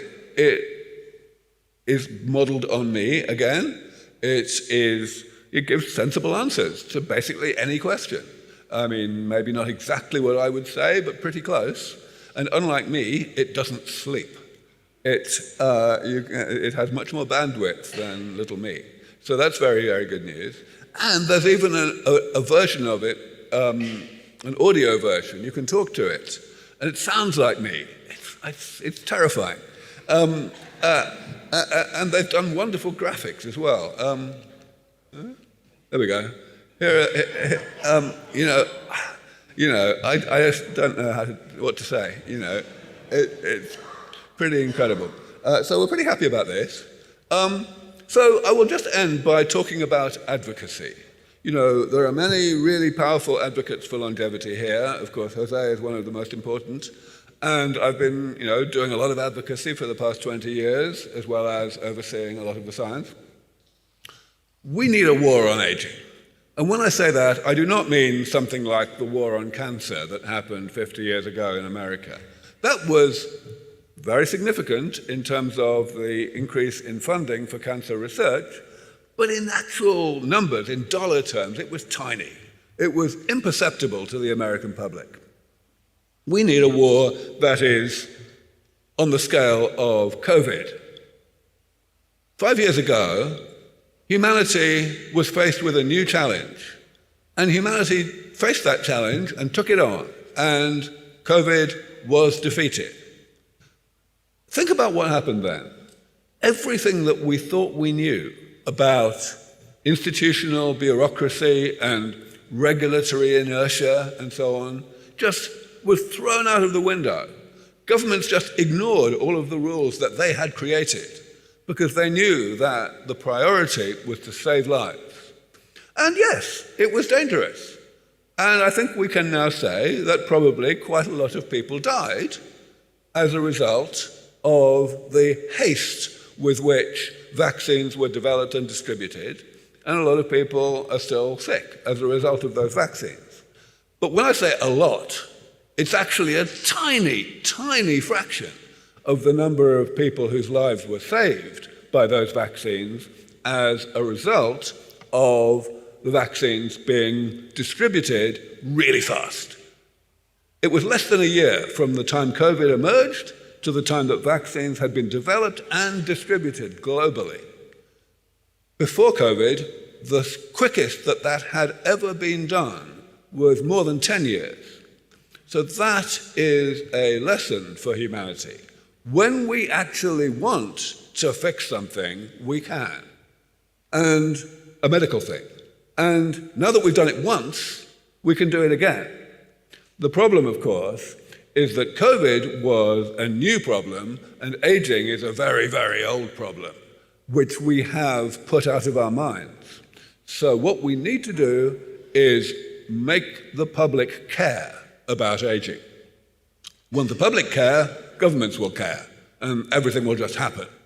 So we need to get influencers, Joe Rogan, Oprah Winfrey, people like that, to be out there saying, now's the time to have a war on aging.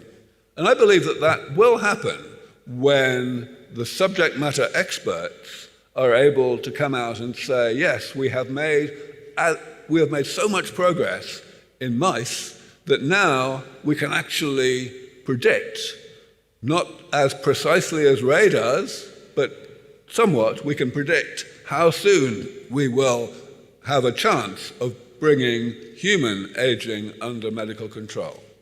Once the subject matter experts in this field find it possible to predict timeframes, which I've been doing for 20 years, then I believe the war on aging will start. So I will stop there. Thank you very much for your attention. Of course, we can only do this work because of the money that is donated to LEV Foundation. So I've put the QR code up there for anyone who wants to help. We wrote a review last year which describes the science of work in more detail. That's in the middle.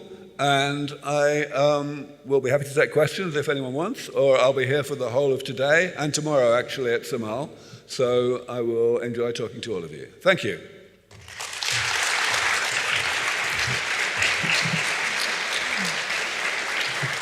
I'll give this one. Yeah.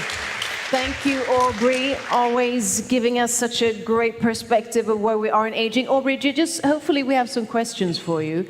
Let's start with that. Any questions in the audience? Seize the moment. We have one from Steve Horvath here, Epigenic Cox.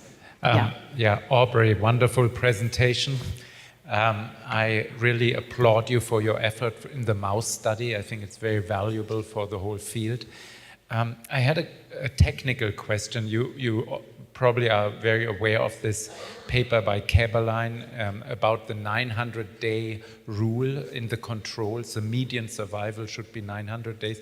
I very carefully looked at the Kaplan-Meier graph. I didn't quite see it, but maybe you could comment on it. Yeah, so this is a very important thing. A lot of the work that is published in this field and that gets, general audience headlines and so on, really isn't actually as significant as people say it is. And the reason it isn't so significant is because the comparison that is being shown is between mice that get some treatment and mice that don't, but the mice that don't get the treatment don't live very long. They're impaired in some way.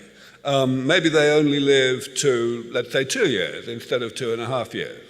That doesn't sound very different, but if the amount of life extension that you're getting is only, let's say, 3 months, then that means that your treated mice are still living less long than normal untreated mice in somebody else's lab. And that's not good. So it's very important to use long-lived controls. And that determines, first of all, which strain of mice you use. We use a strain called Black 6, which is actually used by most longevity researchers, and they live about 2.5 years, 900 days on average. So that's what we are aiming for. And actually, in our next experiment, we plan to give all of our mice a calorie restriction mimetic, rapamycin, which will probably mean that the mice live on average to nearly 1,000 days without any other treatments.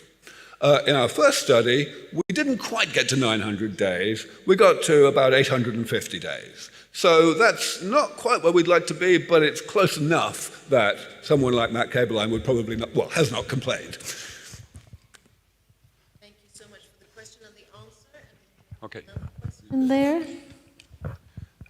Dr. Gray, thank you so much for the talk. I think you have a unique gift for clarity and bringing people together.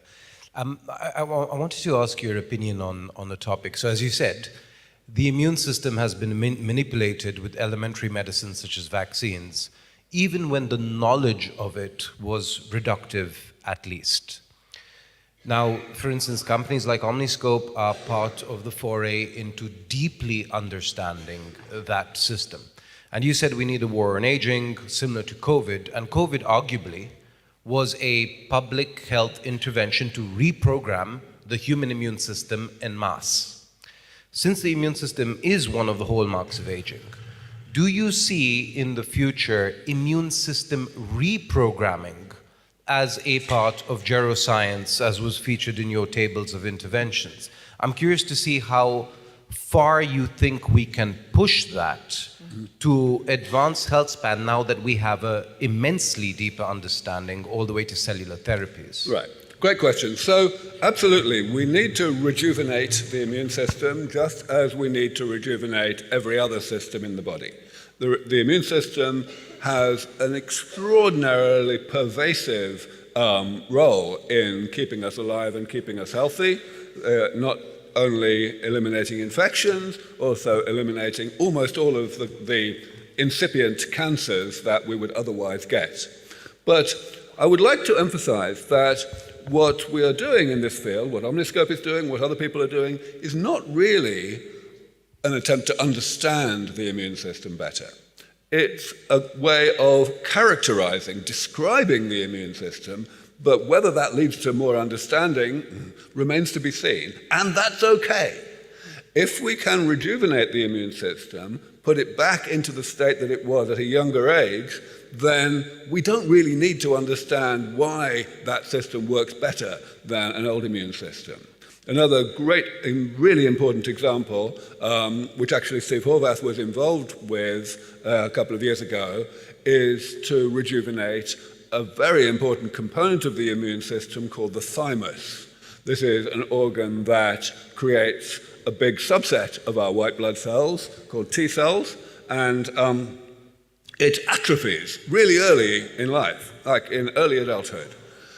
We get away with that. It's kind of evolution allows it to atrophy because by the time it atrophies, it has already created a population of T cells that keeps us pretty healthy for decades after that. So we kind of don't need to make any more. But of course, now that we are living so long, we do need to make more. So rejuvenating the thymus is an absolutely essential part. But again, we don't really understand everything about how the thymus works. We understand a hell of a lot more than we did 200 years ago, but there's plenty that we don't understand, and that's fine. Just a brief question there, and then we have to end. It's good to have time frames to make the change. It's also good to have orders of magnitude. How big do you think we should use mice to fight aging right now? How bigger should it be? Right, so this is a really important question. One of the concepts that I introduced many years ago is the concept of longevity escape velocity, which was mentioned earlier.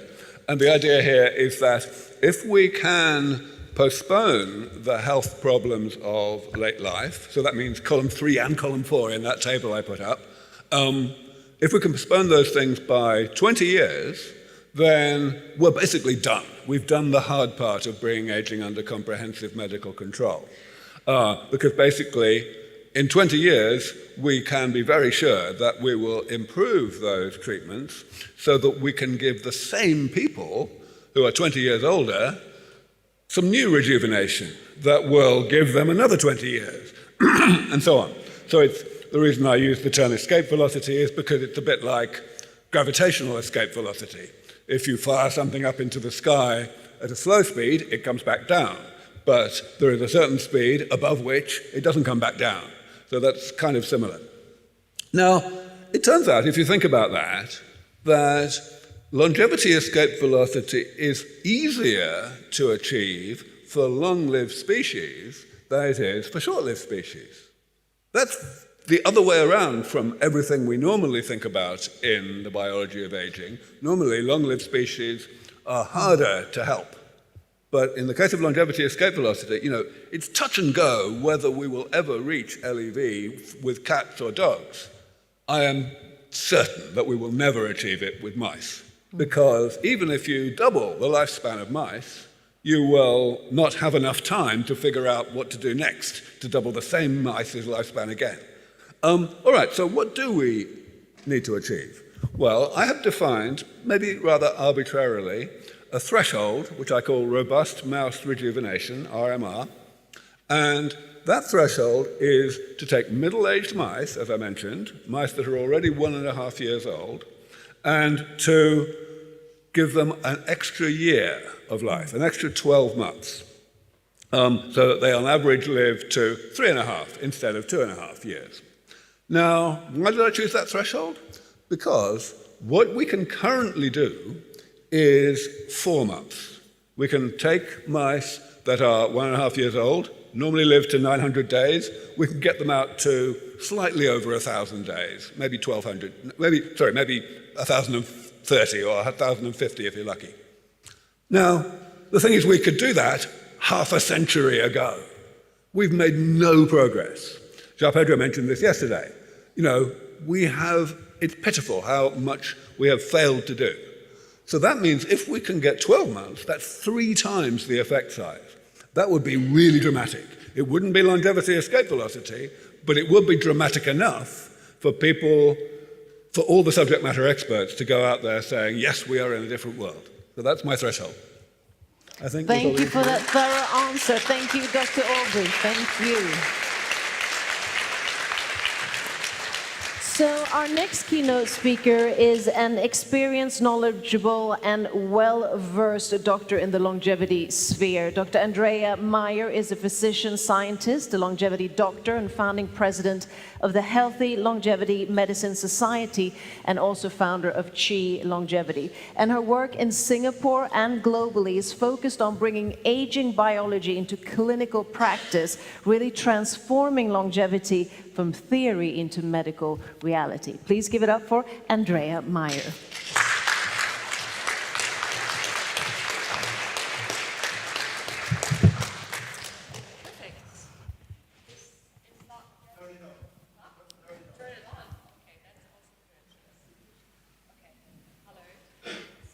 But it's okay. Now you hear me. Okay, I'm a geriatrician. Most of the times I say, "Can you hear me? Can you see me?" It seems to be all right now. Good.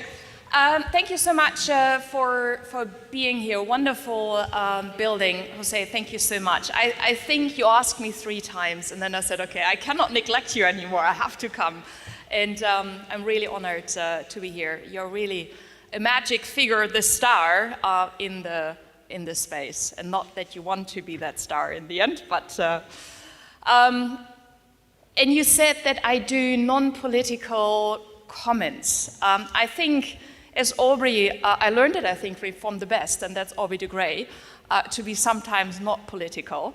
Sometimes I can be political, so I can also serve you in that way. But anyway, we are going from mice to humans, and I would love to tell you a little bit where we are in the space of precision geromedicine. Hands up, who knows what precision geromedicine is? Okay, a couple. Who knows what healthy longevity medicine is? Okay. Okay, so healthy longevity medicine is a new specialty within the medical arena to optimize the health and health span from aging individuals. And I used the term with many of other colleagues for 5 years now, and we were calling ourselves healthy longevity medicine physicians. And I always got the question, Andrea, don't you have a Latin word? Like, it's not sexy enough, it's not attractive enough. And so we said, okay, I had a good glass of wine with Guido Krömer in lovely Paris, and we said, okay, we have to change the wording. And we came up with precision geromedicine. Why is this, I think, a good term? Because everybody knows what precision medicine is. That's a new arena of medicine. So now we are putting gero in front of it. And gero is aging or age, depends on which school you have. And hence, it's precision aging medicine. And hopefully, we will attract many more, and also the FDA and the EMA, with this new term. I have a couple of disclosures. I'm quite proud to be the founding president of the Healthy Longevity Medicine Society. I also think that all of us here should be a member of the Biomarkers of Aging Consortium, and I'm also quite proud to be involved in the Academy for Health and Lifespan Research. This is, at least in theory, what we are doing at this moment in time. In a couple of countries, we are already doing that, and it's a framework. How do we bring all the knowledge of neuroscience into human studies, into clinical practice, and then into public health? I fully agree with Aubrey de Grey saying we know enough, let's translate. Because we're fixing mice, and Aubrey's showing that, and others too, that we actually can fix mice at this moment in time. They can live 20, 30% longer. So if we have that knowledge, how do we actually transfer that into humans? And the time is ripe. 16 years ago, I wrote my first business case while I was working as an internal medicine specialist in Amsterdam UMC, which is an academic clinic in hospital in the Netherlands. I wrote the first business case for an early warning clinic, which was then the term, I thought, for a healthy longevity medicine clinic. It was hugely rejected, hugely. Say, you are so stupid. Why should somebody look at me being healthy, come to a clinic and do a checkup? Now it changed. Now we have the translation and we have randomized controlled trials, and I will showcase you a couple we are doing, and we can introduce that into clinics, and we already did that. In 2023, in August, in Singapore, we opened the first publicly funded longevity clinic in a publicly funded hospital. It's occurring. The time is there. We are doing it. And I think we will really revolutionize the healthcare system. If everybody is aging, and I think most of us will agree to that nobody's escaping at this moment in time, we have a huge problem. Because 100% there should actually have access to these kind of new treatments and to diagnostics. And we are absolutely not there yet. We don't have the infrastructure to do that. So I think in the end, we really should have a public health approach. Hence, in Singapore, we are already working on the transition into family medicine and into GP care. What we really have to do, and it's really dear to my heart, of having pipetted so many fibroblasts in my life, we have to go from invention to real innovation. What really matters for the client in the moment at this time? Because then we are attracting the audience, and not just with interventions which have no evidence, but how do we actually implement the evidence-based approaches in terms of gerodiagnostics and gerotherapeutics into clinical care, that we are actually making now a difference to individuals' lives. And I can tell you, while having many clinics, yes, you can do that. You can lower the biological age of individuals at this moment in time. What do we need? I think we need a network. We are needing a network not just of scientists and healthcare professionals, which we actually did in the past decade. We really need to have policymakers included. So hopefully many of you also are policymakers here. We need industry partners. When I grew up in the academic system 20 years ago, we would never have collaborations with industry. Now in my center in Singapore, we always have collaborations with industry because we have to shape the future together, because in the end we need products for the end consumer. The consumer is hugely important. We are signing the first MOU now with a patient organization next week in Singapore. And it's not only one patient organization, for example, of endocrinology or of cancers or whatever we have, but with the alliance of APAC. And I think that's the first step to really include the end customers in the discussion we should have, how we should shape the future of healthcare. And not only healthcare, but I would say of health. To do that, we have to publish, of course, a lot, and we need new outlets. And of course, there are very, very good journals like Nature Aging, Lancet Healthy Longevity, etc. But there was really no journal being equipped for clinicians to write, for example, case reports. I learn every day in my clinical practice, and because I see individuals, and it's the NS1 approach.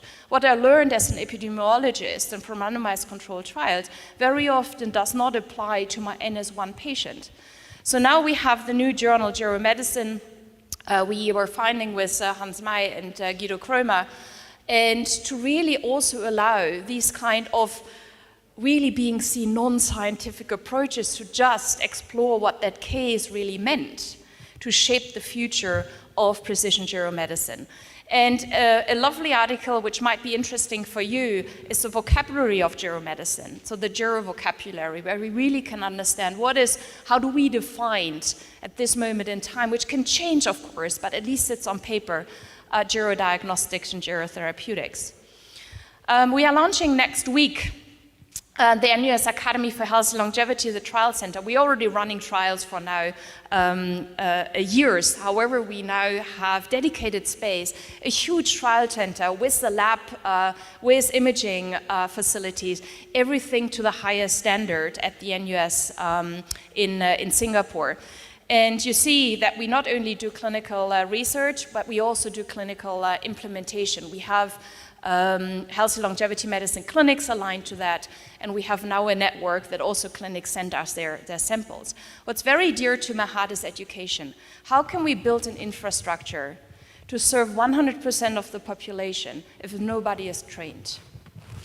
I always called myself a healthy longevity medicine physician. I think I'm totally wrong, and I'm not using that word anymore, and also not using precision geromedicine physician, because we even have not defined what that is. And there really the Healthy Longevity Medicine Society kicks in, because we are defining it. But we have to educate. We have to educate youngsters. We are not attractive yet for the students. We are not in the high schools yet to really showcase what we could do, and actually showcases that they understand why their parents are aging.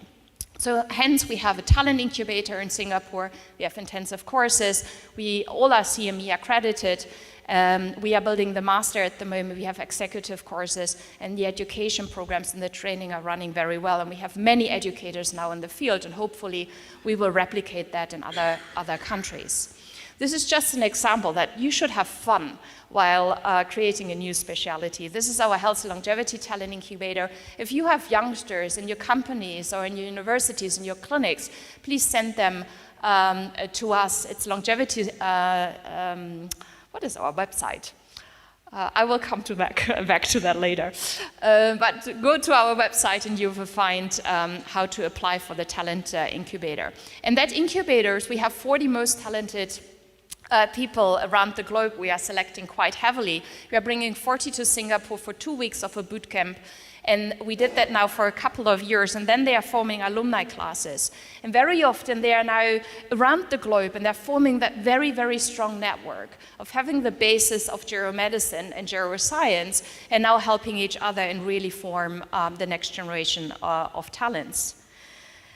This is an important paper I would like to draw your attention to. It's now published for a couple of months, where actually we looked at the hallmarks of aging and we described how that could actually help to bring it into the geromedicine arena, to couple this with age-related diseases. And in this paper, From Geroscience to Geromedicine, it's called, we really describe how the next generation of physicians should be trained, what kind of trials we need, what kind of regulatory actions we should actually have. And here we describe it's the right time now to act, to bring geromedicine to fruition. And we are doing that since a couple of years in Singapore, and this is our framework. We are really building the framework out of geroscience. We understand the hallmarks of aging. We have to bring geroscience markers into biomarkers of aging that we can actually not only measure mitophagy, for example, in mice samples, but now also in human samples. How do we actually measure aging, except of having epigenetic clocks, etc. So here the biomarkers of aging, being biological, clinical, and digital, are very important. Linking them towards therapeutics that we can actually measure the impact of interventions is very important. Then you see, we want to establish many more healthy longevity medicine clinics, which are in a network of academic hospitals, to educate and to learn and to write the guidelines. We will then push into the GP practices and family medicine practices, which in Singapore is called Healthier SG.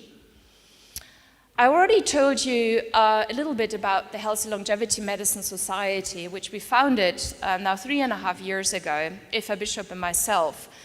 And the first thing we said is, okay, we need a definition of what we do. It doesn't matter if in the next years this definition is changed. However, now we have to have one voice being strong.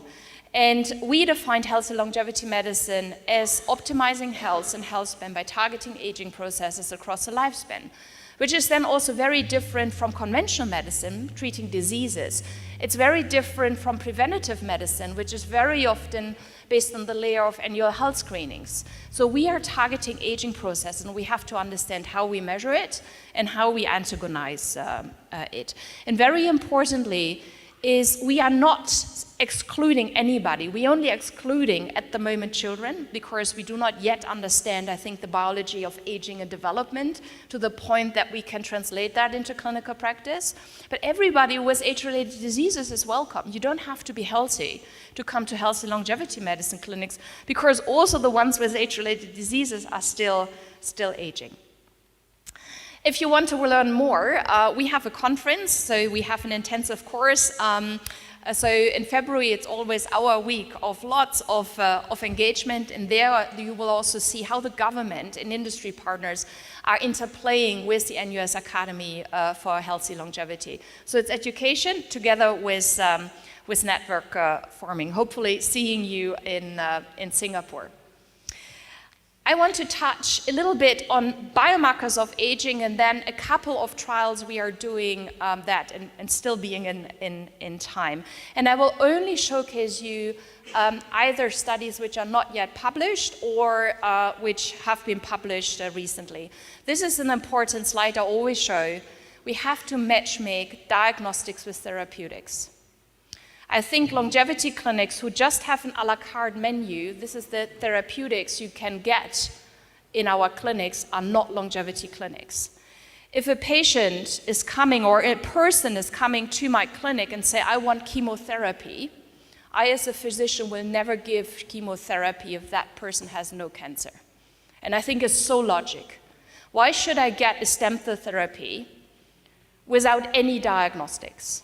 And that's happening at this moment in time in the longevity field. So that's the reason why we are really advocating diagnose what the pace of aging is, have good biomarkers, and then link that based on the origin of the physiology or pathophysiology to an intervention, and then measure again, and measure what the outcome is. Steve Horvath already showed you this very nice slide. I think it's really a hallmark paper in Cell 2023, where we defined what the biomarkers of aging are: molecular, physiological, and digital. We clinicians always say it's biological, clinical, and digital. Does not matter. It's the same content. And here you see that we forgot one thing, and that's actually the genome. We included the microbiome, epigenome, proteomics, and all omics approaches, but we very often were not talking about genes. Hence, we were defining in a different paper, which was published in Nature Medicine 2024, gerogenes and gerosuppressors, to really guide clinicians what kind of genes to measure in the field of geromedicine. We want to translate the biomarkers into clinical practice. And while I am a physician working in this space, I always ask myself, what kind of clock should I apply? And I get many emails of fellow physicians saying, what should I actually do? Which company should I use? And I think the only proper answer to that is, I don't know yet. We first have to investigate that. Hence, we were starting the Global Epigenetic Systematic Review Consortium. We have now 50 very, very talented, especially young people working in this consortium, but we only have one question.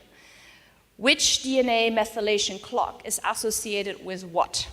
And the what is on the right-hand side, being given all the outcomes we actually measured. We have more than 30 ongoing topics to just answer the question, is a higher DNA methylation clock using a certain algorithm associated with either frailty, mortality, cancer, or whatever. And they are doing the analysis. And here you see the first results, which are now under review, already published. DNA methylation clocks are associated cross-sectionally with more frailty. I will showcase you it in a second. Lower physical activity, higher risk of cancer, higher cardiovascular diseases, etc. So now we are building that evidence base to then also give advice to physicians or to other fellow researchers. Here you see the detail. And this paper was published or accepted recently in Lancet Health Longevity. On the left-hand side, you see the methodology. Many, many, many papers, especially the epigenetic field, is bombardingly increasing. It's so nice to see. We were finding more than 1,200 articles, primary articles, to be included in the systematic review. It's unhuman to do this. None of the students will ever do that. So we have AI machines also helping us, but we had to segment actually the association studies into segments. And therewith we have the association with the cardiovascular system, with frailty, etc. And here I'm showcasing you DNA methylation clocks associations with frailty. There is, so we included 12 studies, so not really many at all yet. And on the right-hand side, you see the meta-analysis. And what we were able to find is that cross-sectionally, DNA methylation clocks, the pheno-age, the grim-age, and the pace of aging are associated with frailty. But this is cross-sectionally. If we are looking longitudinally, it's a little bit different. First of all, the number of studies are even smaller, the number of individuals are not as high. And what we were able to see, that's only the GRIM age, and I think Steve Forward will be very, very happy with that, is associated longitudinally with the incidence of frailty, whereas the other ones were either non-significant or really went to the other direction even. So GRIM age seems to be the best one. So, but should I now say everybody should measure GRIM age? And of course, nobody should listen to me. We should form consortia to really build that agreement. Therefore, the Health and Longevity Medicine Society came together with the Biomarkers of Aging Consortium, and we were forming that consortium to really write the guidelines for clinicians and advise them what to do. You see the individuals here listed, being included. Many of them are also in this room. And we were writing the first standard if epigenetic clocks measured by DNA methylation should be included into clinical care. Here you see the result. So the summary of all the evidence we found in the literature using proper techniques. And what you can see, most associations are there with the second generation clocks. And Steve Forward already lovely told you yesterday what second generation clocks are. For example, the GRIM H2 is one of them. So now we have the standard, and we have, the paper is nearly ready to advise clinicians to use at this moment in time the second generation clocks, which are actually trained to predict mortality. But we should not forget other biomarkers of aging. I just show you here biomarkers of female reproductive aging, which was published, I think, a week ago. We very often, clinicians, forget to look either in the mouse, oral health, or think about the male or female reproductive aging. And when we were starting all our trials and we wanted to look at all organ systems and physiological systems, there were no protocols. Hence, we were writing lots of papers in the past years to actually summarize what it is. And this is the latest, a consensus guideline, how to measure female reproductive aging in randomized controlled trials, which could also serve actually longevity clinics to implement it into clinical practice. We also very often, we have no standards actually to do randomized controlled trials and include digital biomarkers of aging. Therefore, the Biomarkers of Aging Consortium was working on a standard, what actually digital biomarkers of aging are. What is the definition of it? And you see it on the left-hand side.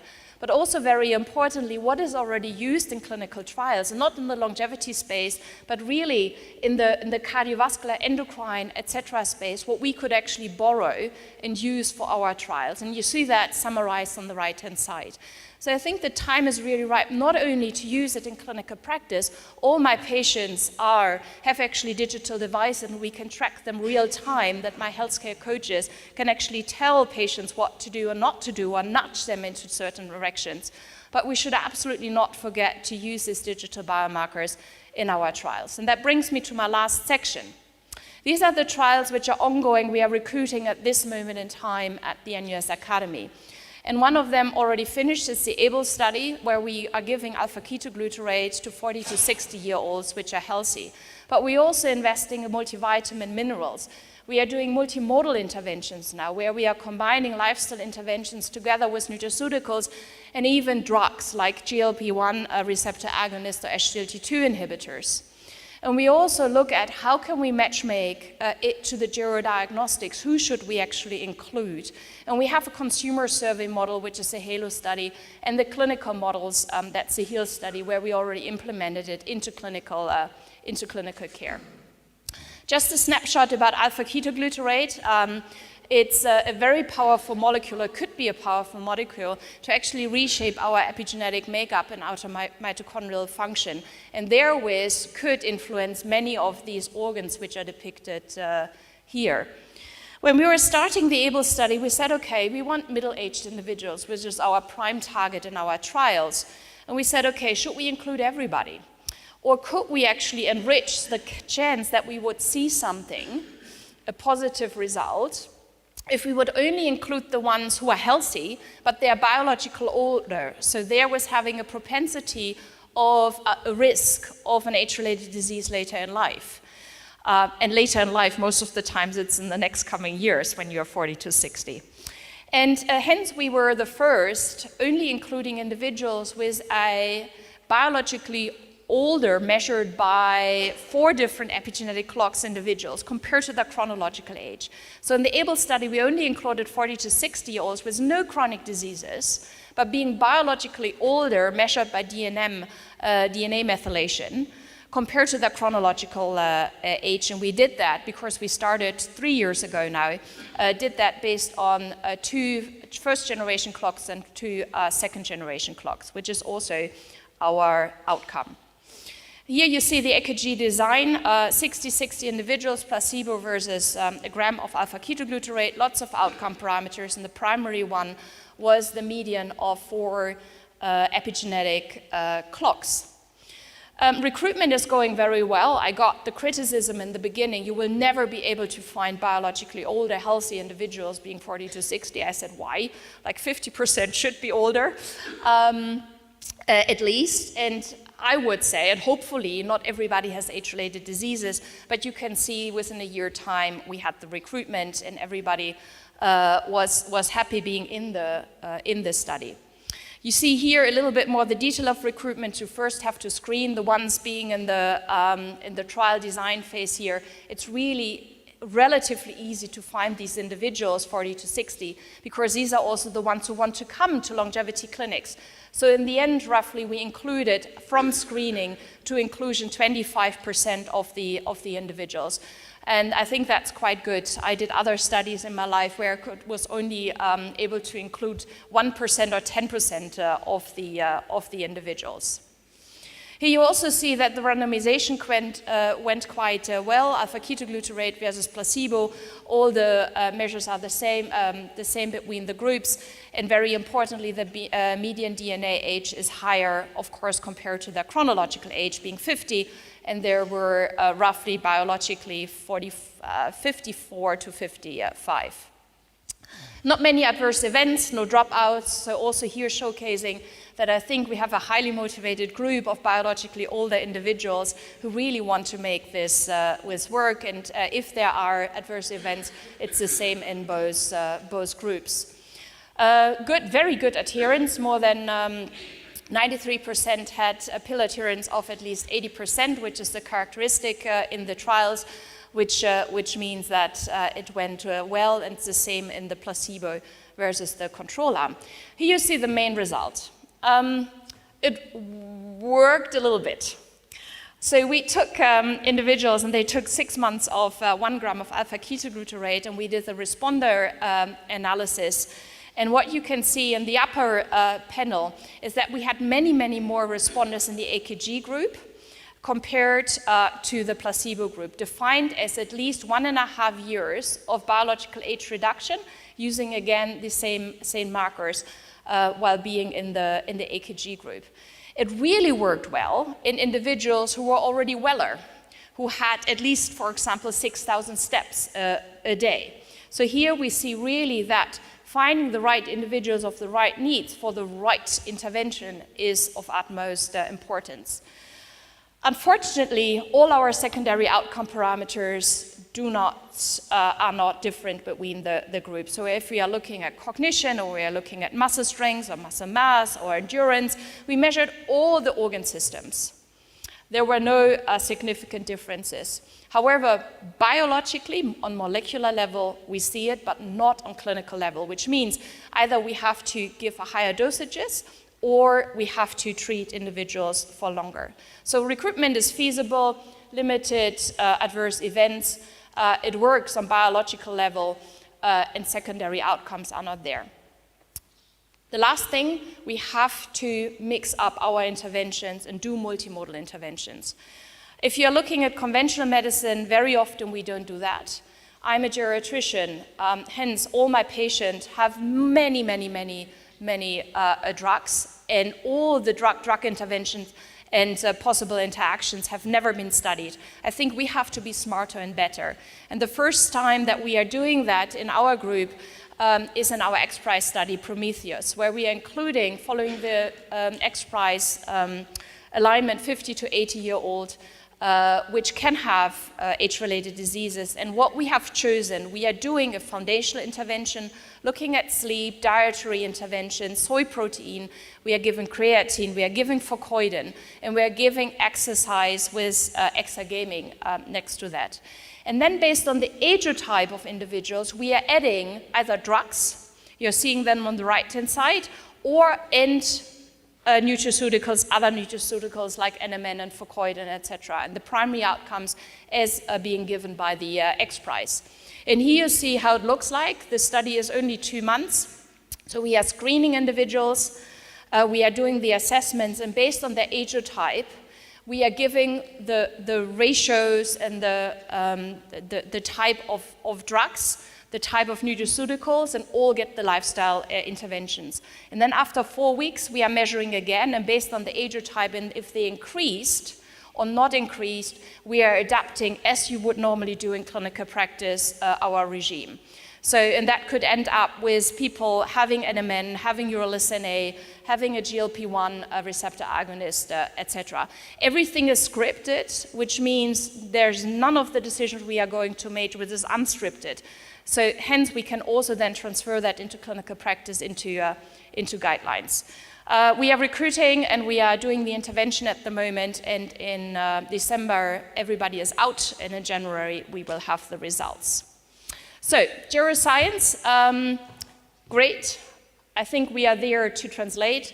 We have to define gerodiagnostics, therapeutics, and I think we are ready to really shake up the healthcare system to implement precision geromedicine. Thank you.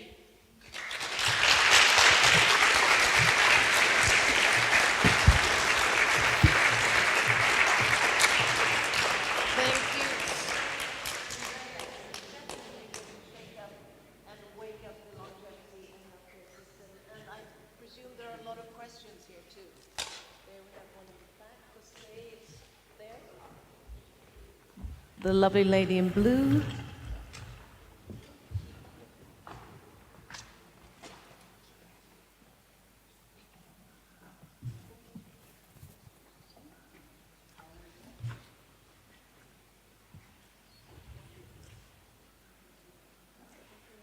Could we put on the mic, please? Let's see, push it up, maybe, see if the technicians, yeah? It's on? So could we get sound? It is turned on.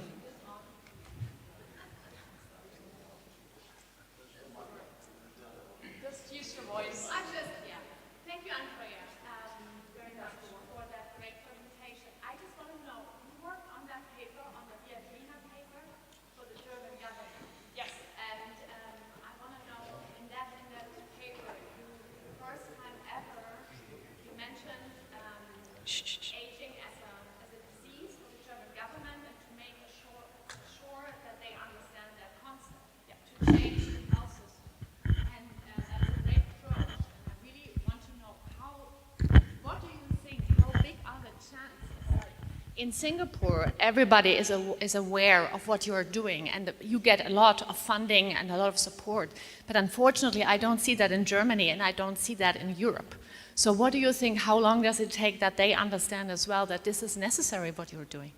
So I'm super positive for Germany. I was not a year ago. Now I am. So the Leopoldina brought us together, and we wrote that manuscript, a document, within 2 months. And there's lots of attention with the media. I was recently in Halle, like 3 weeks ago, and 2 deans of medical schools approached me, and this is in Berlin, and that's in Halle. We want healthy longevity medicine clinics. So they are right now, implementing it not only into their curriculum, but also they already have space to implement it. So it's hugely changing. I'm with governments at the moment in Germany, I think due to my origin, having a German passport, and I are hugely focusing on it. So Germany, I would say, compared to other countries, is absolutely at the forefront in Europe. So, no, it's thumbs up. Germany got it. Germany is at the forefront of Europe. Any more questions? Seize the momentum. Or in the coffee break, Stephen. yeah. Did Stephen? Yeah? Did we have a mic? Or you have a loud voice? You're close to us. Otherwise, come here, Stephen. I can share my mic with you.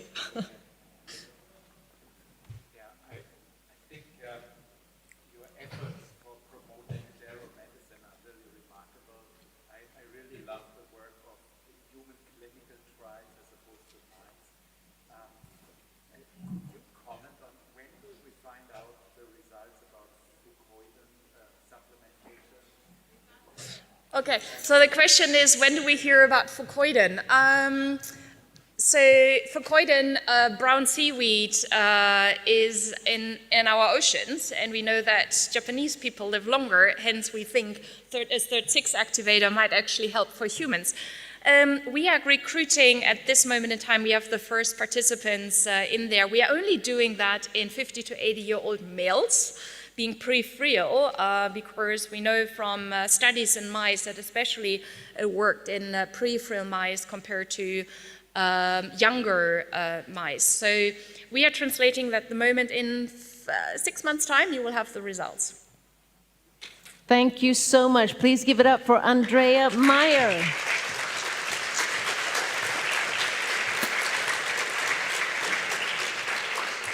So, hopefully you're feeling energized, your minds are open, your hearts are open, and you're really energized for this next session, because we're going to learn more about clinical longevity practices in Spain and in the rest of the world.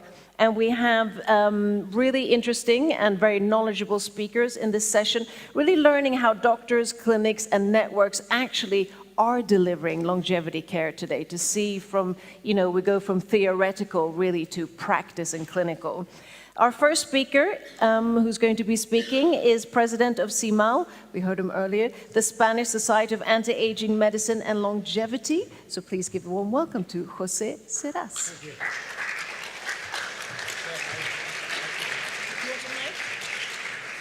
José, did we have the mic? He prefers a mic, yes. Good morning, everybody. Thank you, José, for the invitation here in TransVision. And voy a hablarles en español. Quiero agradecer de nuevo la invitación a José Cordeiro, a TransVision y su siempre colaboración con la Sociedad Española de Medicina Antienvejecimiento y Longevidad, de la cual yo presido.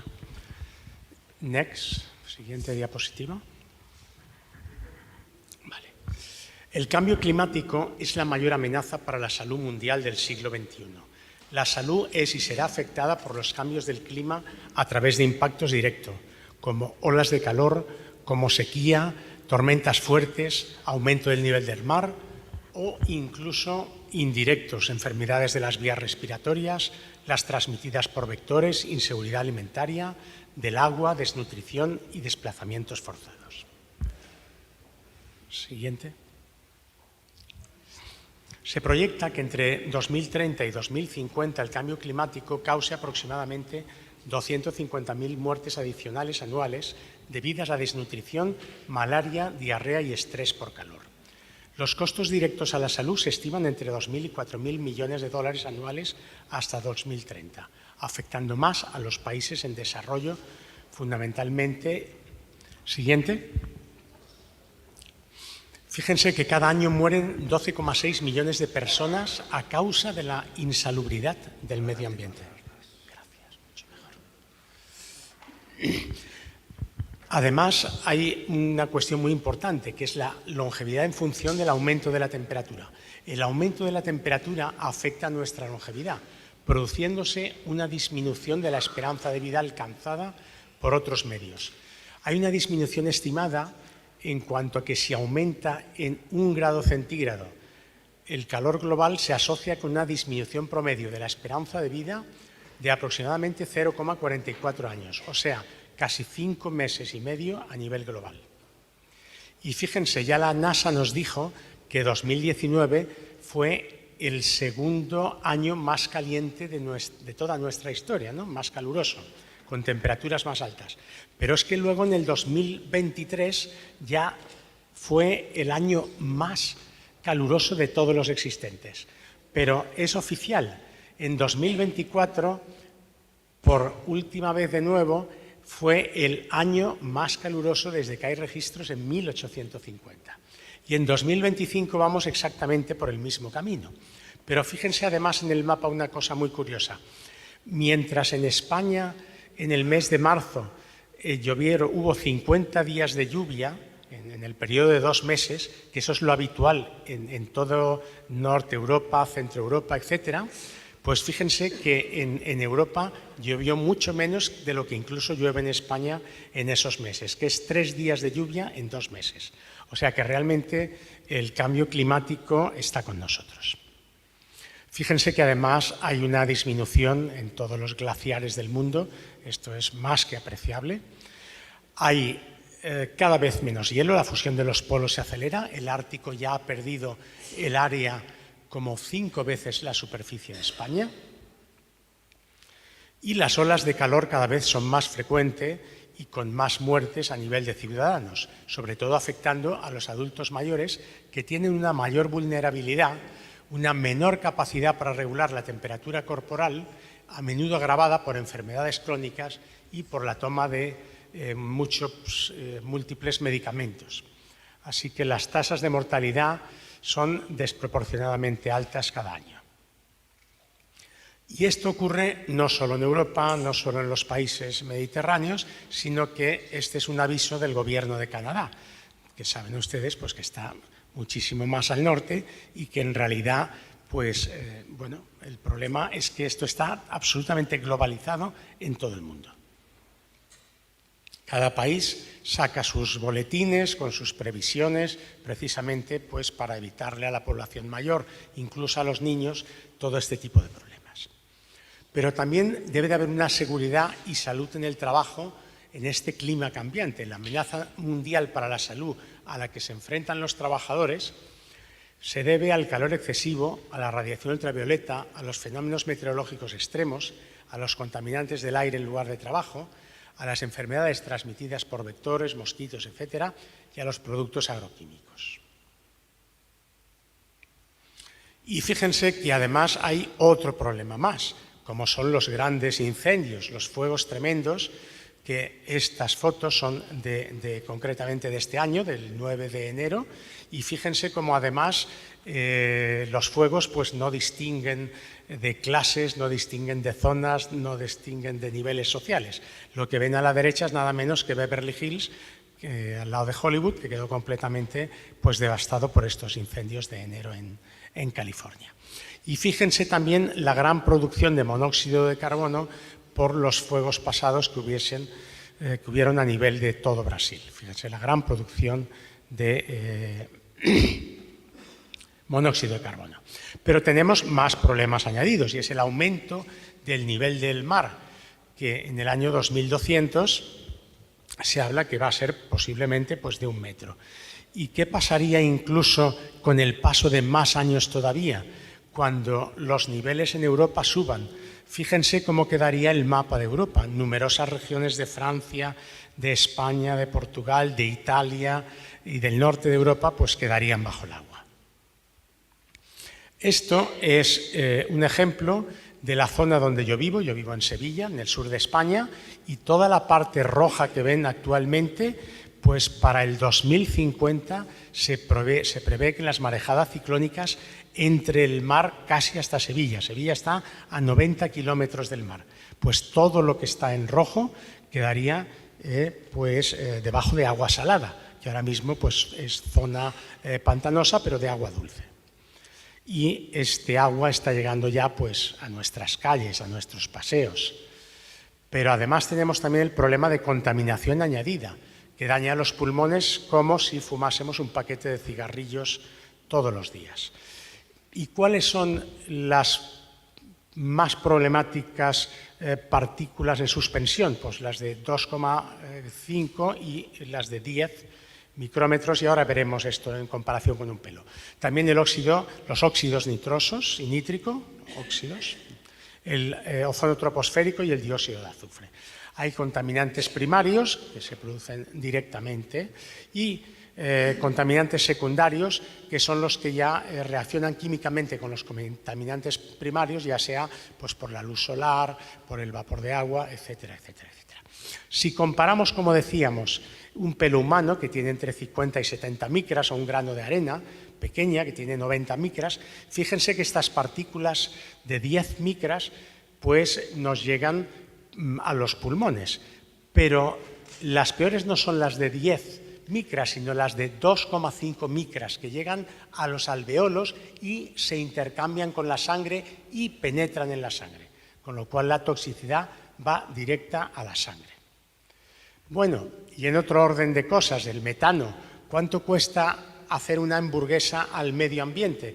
Pues 1.695 litros de agua, además de todo el metano que se produce en la tierra fundamentalmente por culpa de la agricultura y la ganadería, que son las fuentes predominantes. También los vertederos tienen mucha culpa de la producción de metano y este es un mapa de California, del sur de California, la zona de Los Ángeles, y vean cómo los círculos azules son donde hay una extrema producción controlada por satélite de metano. O sea que realmente es un problema el que tenemos. Añadimos más problemas, los huracanes, los tifones, las mareas ciclónicas, y fíjense cómo realmente cada vez los huracanes son más grandes, más terribles y pues más impredecibles. Igual ocurre con los tornados y, por poner un ejemplo, ciudad de todos conocida, Miami, empieza a tener problemas ya precisamente con su agua potable, porque la subida del nivel del mar y de las mareas ciclónicas, pues lo que hace es que el agua salada invade los acuíferos. Aquí tenemos unas postales históricas muy bonitas de 1922, de cómo era el Miami River en el 35-45, luego en el año 80, como la isla de Key Biscayne se fue desarrollando y cómo es actualmente Key Biscayne. Y cómo todo esto ha hecho que esta entrada de agua del nivel del mar y esta pues contamine todos los acuíferos, como nosotros podemos muy bien ver ahí, y también además se ha intentado tapar una contaminación que hubo grande con arsénico, mercurio, cianuro, poniendo encima el sistema de base donde está la reparación de todo el tema de metro rail, etcétera, e incluso un estadio que están haciendo, el estadio Beckham, pues tiene problemas porque está asentado justo en una zona muy importante contaminada por mercurio. También se han cerrado hace poco pues, el poder tomar en muchos lugares pues, el agua del grifo, el agua del caño, como dicen, y hay numerosos trabajos científicos de esta contaminación a lo largo de la bahía de Key Biscayne. También ahora tienen que tomar el agua mucha potable de desaladoras, es agua marítima lo que están tomando, y además están desapareciendo numerosas playas que tienen que ir reponiendo continuamente y reubicando a las personas lejos de la costa. Si conocen Miami, fíjense cómo está Brickell Avenue pues en muchos de los inviernos, prácticamente ya todos los años. Hay un desastre inmobiliario y esto es un estudio basado en la pérdida en billones de dólares lo que producirá el cambio climático en 2050. Pero que a todo esto se añade además pues, lo que es la marea roja por el incremento de temperatura, por la Carenia brevis, y incluso pues, hay muchas zonas que tienen que cerrar para la producción de mejillones, de ostras, etc. Además, no solo en Florida ocurren nuevas enfermedades, sino que mosquitos como el dengue y el zika, por el cambio climático, ya ven que al pasar los años, pues se van extendiendo más a zonas geográficas más al norte y más al sur. Algo parecido nos ha ocurrido aquí también en el Mar Menor, en Murcia, y pues por las mismas causas, aguas residuales, contaminación por metales pesados, última dana del Mar Menor y recordarles la dana, la catástrofe que tuvimos en el 2024 en España, pero que ya en 2025 concretamente, esta foto es de hace únicamente 2 días, ahí la tienen datada, del 30 de septiembre, hoy estamos a 2 de octubre, como ya de nuevo está habiendo nuevas inundaciones por la Dana. O sea que esto ya está ocurriendo en Italia, está ocurriendo en Grecia, está ocurriendo en Alemania, o sea, realmente tenemos problemas de inundaciones. También nos afecta la calima, lo que es el polvo del Sáhara, cómo se adentra en Europa. Y ahí pueden ver todo este polvo rojo muy bien descrito en ese mapa, donde se ve cómo ese polvo rojo sube, principalmente en este caso, pues a España y otras muchas veces pues a Europa. Bueno, incluso se han implementado medidas para protegerse de este polvo, básicamente utilizando mascarillas FFP2, cerrando las ventanas y procurando pues, no salir a la calle. Decir que hay 3 países únicamente en el mundo que son carbono negativos y son Panamá, Bután y Surinam. Estos países producen más oxígeno del carbono que generan. Así que fíjense qué suerte si todos pudiésemos llegar a decir lo mismo de nuestros países. ¿Cómo se absorben todos estos tóxicos? Por la piel, por el sistema respiratorio y por el sistema digestivo. El sistema respiratorio ya hemos explicado cómo penetran esas partículas, cómo penetran todos estos tóxicos y decir que en el mundo 9 de cada 10 personas respiran aire contaminado. La polución excede los límites en 150 ciudades europeas. Esto es un ejemplo de lo que ocurre muchas veces en Milán, en París y a veces, como no, pues ocurre también en Madrid, en Barcelona, en ciudades españolas y en cualquier ciudad europea. Resultados muestran que los riesgos asociados a la contaminación ambiental no contrarrestan los beneficios para la salud que conlleva la práctica del ejercicio. Así que andar, por ejemplo, en bicicleta en ciudades, cuando tenemos al lado filas de coches, la mayoría diésel, emitiendo contaminantes, pues realmente no es una buena idea. Las autoridades nos están llenando de carriles bici, pero que muchos de ellos pasan por zonas donde están extremadamente contaminados y es mucho mejor, si se va a hacer ejercicio, hacerlo curiosamente dentro de la casa o dentro de algún lugar cerrado que muchas veces fuera, porque precisamente existe un exceso de contaminación en muchísimas ciudades.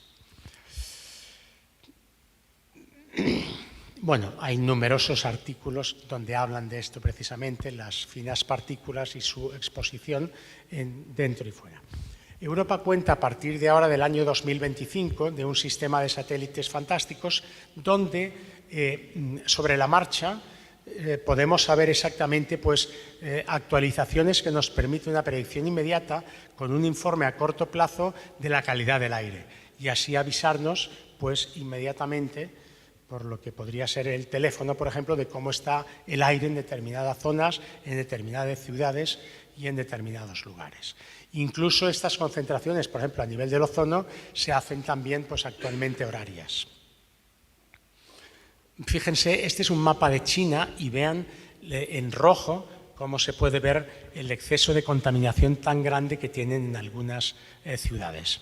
Sepan ustedes que además esta contaminación se traslada de un continente a otro. Se ha encontrado en lagos de los Pirineos y de los Alpes sustancias que están totalmente prohibidas en Europa y que vienen de Estados Unidos. Se sabe que vienen pues, precisamente por este fenómeno de los aires que van circulando a través de todo el planeta. Se sabe que en muchas ciudades se reduce en 10 años la esperanza de vida, que el 90% de los niños del mundo respiran aire tóxico y que los niños están mucho más expuestos a la contaminación que los adultos. También hay grandes contaminantes emitidos por los automóviles, como por ejemplo pues el monóxido de carbono, los óxidos de nitrógeno, las partículas que ya hemos hablado, de 2,5 de 10, los hidrocarburos no quemados y el dióxido de carbono. Y luego hay una pequeña o gran falacia, y es que decimos, bueno, vamos a utilizar los coches eléctricos. Perfecto. Pero es que los coches eléctricos, muchas veces la electricidad que estamos utilizando está producida por gas o está producida por carbón, que son muy contaminantes, con lo cual realmente pues, no estamos avanzando prácticamente nada. La polución del aire acelera también la progresión del enfisema pulmonar. También ya hemos dicho que a través del sistema digestivo pues, podíamos ingerir muchos tóxicos, como por ejemplo pues fíjense la cantidad de tóxicos que tienen algunas verduras y algunas frutas. Pimientos, el 80%, la uva un 56%, el pepino, la mora, etcétera, etcétera. Incluso ha habido muchos pleitos contra empresas que han contaminado muchísimo por los pesticidas, como por ejemplo pues Monsanto. Y también otro de los temas que se está vigilando en Europa mucho, cada vez más, es la contaminación acústica de las ciudades, porque hay muchísima gente que tiene problemas de sueño debido a esta contaminación acústica. Y por si faltase poco con todo esto, pues además tenemos el problema de los microplásticos. Estamos actualmente, lamentablemente, en la edad del plástico y fundamentalmente los plásticos de un solo uso. Así que tenemos un mar de plástico donde vean que los afectados pues son las pobres tortugas, los pobres animales que confunden el plástico pues con otro tipo de eso. Y además se han detectado plásticos en las heces humanas. De hecho, ahora mismo se están estudiando estas micropartículas de plástico, cómo se absorben, cómo se distribuyen en el organismo, cómo se metabolizan y cómo se excretan. Y fíjense que cada semana tragamos sin quererlo tanto plástico como el equivalente a una tarjeta de crédito. Bien, el secretario general de las Naciones Unidas nos alerta que el mundo necesita un planeta verde, pero lamentablemente estamos en alerta roja. Los médicos también debemos de luchar por el cambio climático, de las formas que ya hemos expuesto, y también produciendo y haciendo que en los hospitales pues se optimicen los recursos mediante iluminación LED, eficiencia en el aire acondicionado, reposición de sistemas de aire acondicionado, etcétera, etcétera. Así pues, existen unas inclusiones de estrategias de adaptación para que, siendo un campo importante para el desarrollo dentro del sector de salud, en el contexto de otros sectores se trabaje para abordar y hacer frente al cambio climático.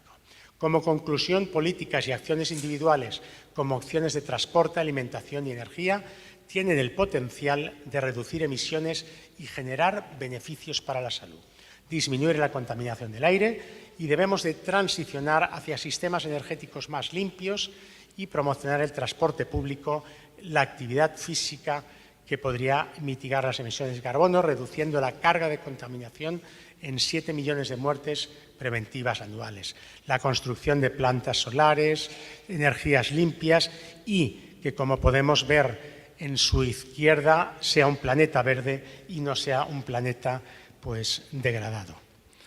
Hablarles muy rápidamente de nuestra sociedad, la Sociedad Española de Medicina Anti-Envejecimiento Española.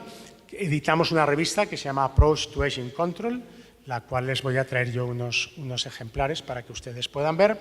Invitarles a todos a partir de mañana a nuestro congreso aquí en Madrid, es el 23 congreso, es una sociedad científica sin ánimo de lucro y la celebramos en el Hotel NH y están todos ustedes invitados. Así que muchísimas gracias y les esperamos a todos en el Hotel NH. Gracias.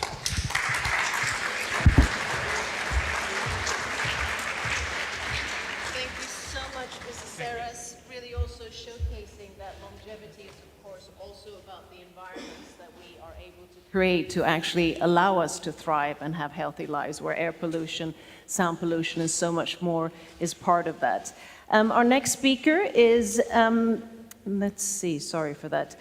is President of the Venezuelan Society of Anti-Aging Medicine. Please give a warm welcome to Juan Carlos Méndez. ¿Qué tal? Muy buenos días a todos.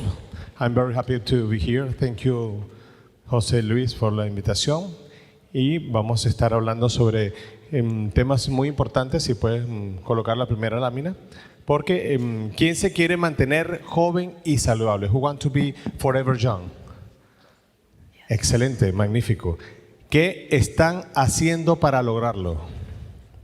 What are you doing to get that goal? Nothing. Okay, that's good. Bueno, presentation. Lo más importante, tiene clínica.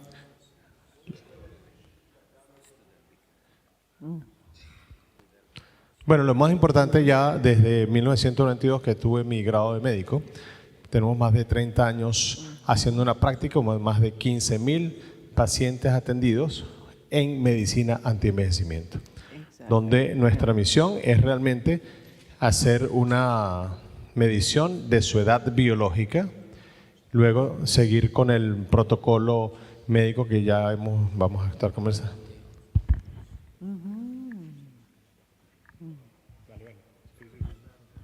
Okay. Y con eso vamos a hacer un protocolo que se llama las 4R.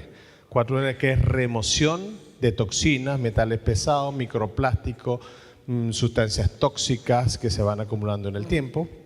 Luego una revitalización de las vitaminas, minerales, aminoácidos, que ya vamos a hablar de la metabolómica para optimizar ese funcionamiento que Aubrey estaba conversando acerca de el metabolismo y prevenir que se dañe, sino que vamos a optimizarlo.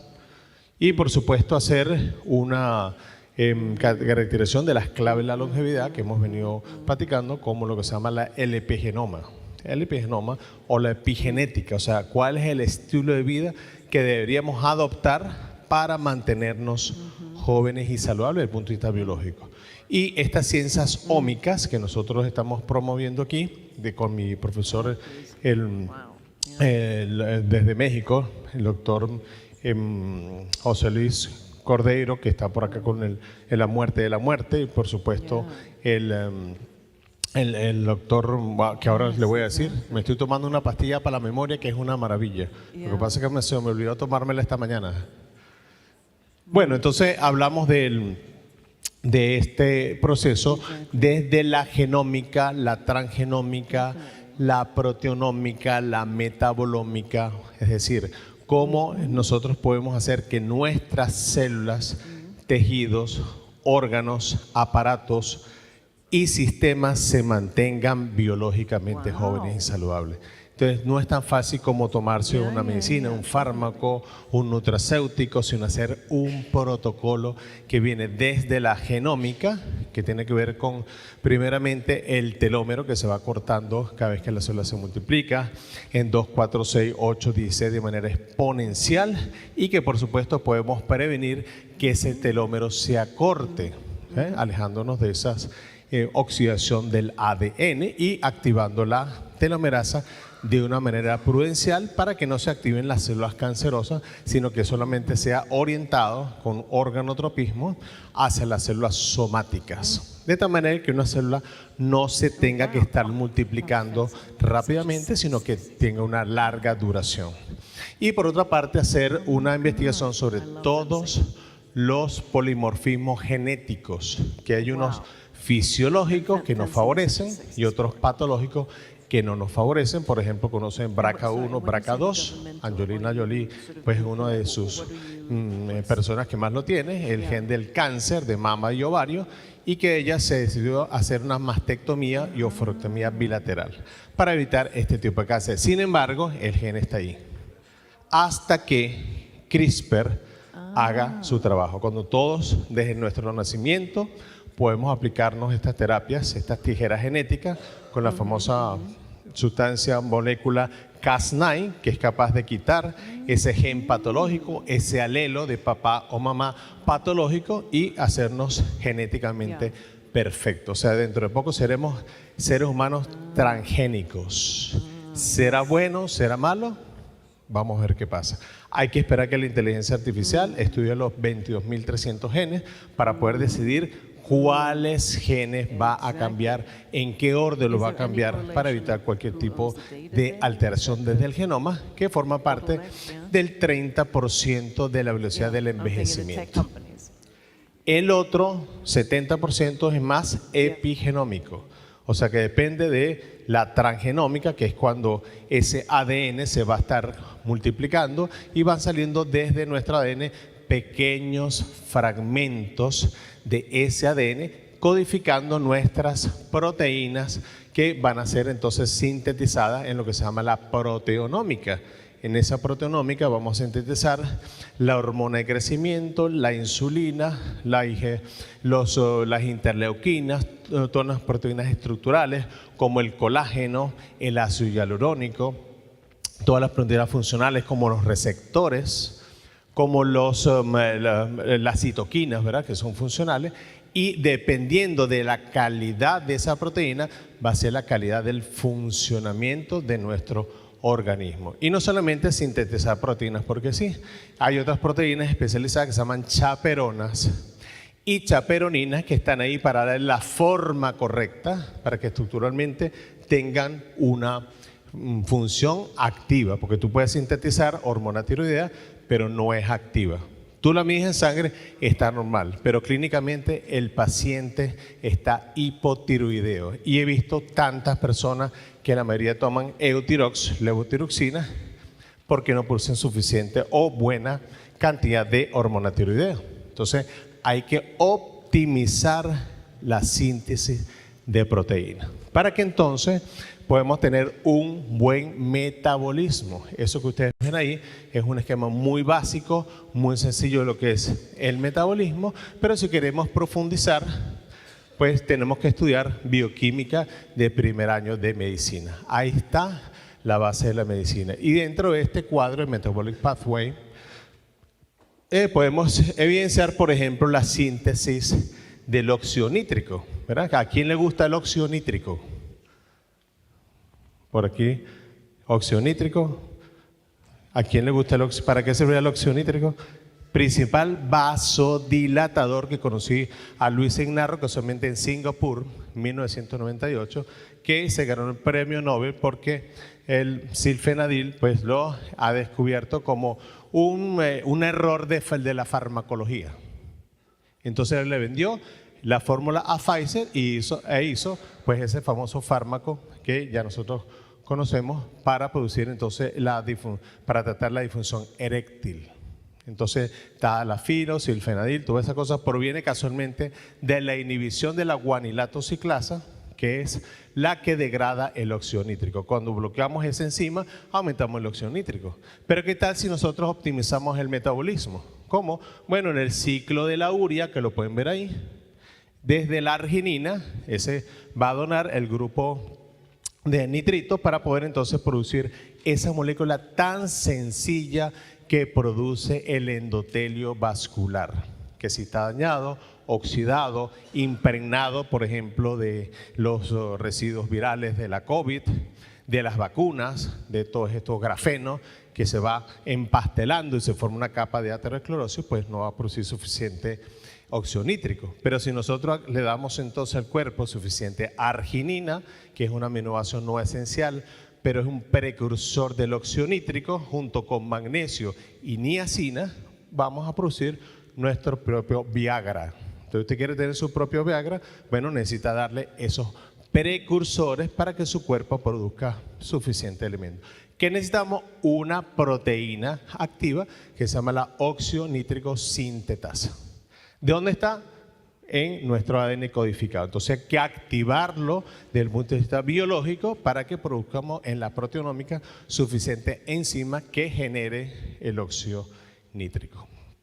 Entonces nosotros, ¿qué proponemos? El uso, en este caso, de exosomas, que estamos utilizando de exosomas de células madres mesenquimales del cordón umbilical humano, porque son los apropiados para que nuestro organismo optimice desde el transcriptoma estos elementos que funcionen de manera adecuada.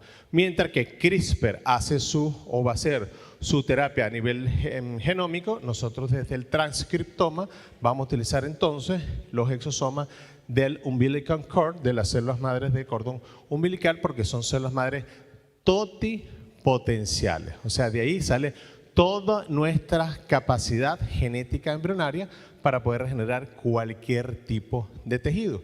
Y esto es nuestro laboratorio en el Omic Lab, donde nosotros estamos haciendo pues nuestros exosomas de células madre ya hace 5 años, para que entonces aplicárselo a nuestro paciente, ya habiendo trabajado con esas terapias celulares de NIHANS, que se trabajaron por muchos años, de los hidrolizados, liofilizados, llevamos plasma rico en plaquetas, después las células madres hematopoyéticas, células madres adiposas, hasta que llegamos a esta sexta generación de los exosomas, que si usted busca en Google, bueno, hay más de 32 millones de publicaciones en Google.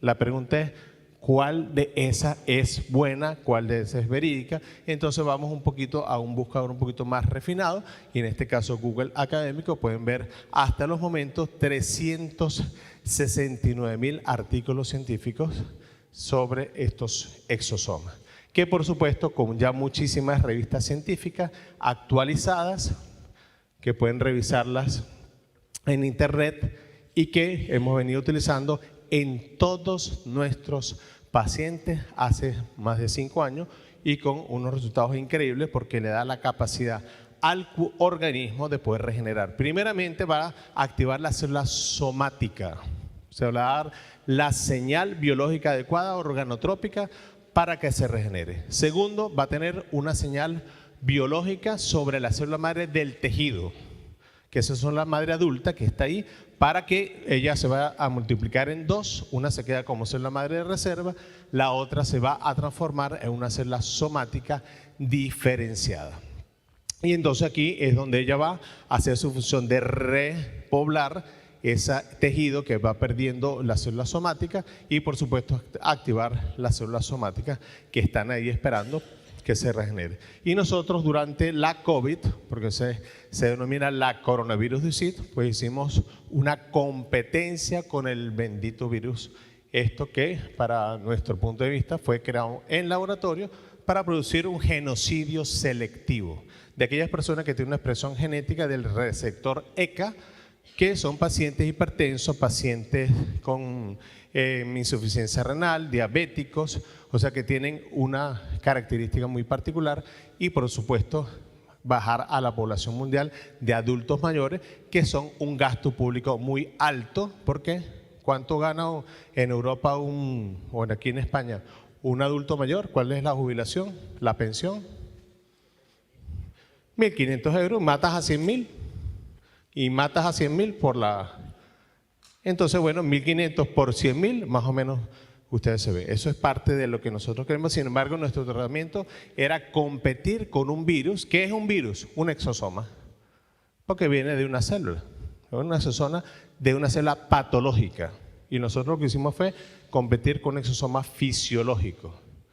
¿Y qué hacemos entonces con nuestros pacientes? Medir su edad biológica, que consiste en parámetros biofísicos como porcentaje de grasa corporal, índice de masa corporal, reflejos digitales, bioquímica para ver cómo están las hormonas de la juventud y de la vejentud, medir la etapa ortomolecular para ver cómo está la composición de metales pesados y los metales livianos como cromio, mercurio, molibdeno, zinc, magnesio.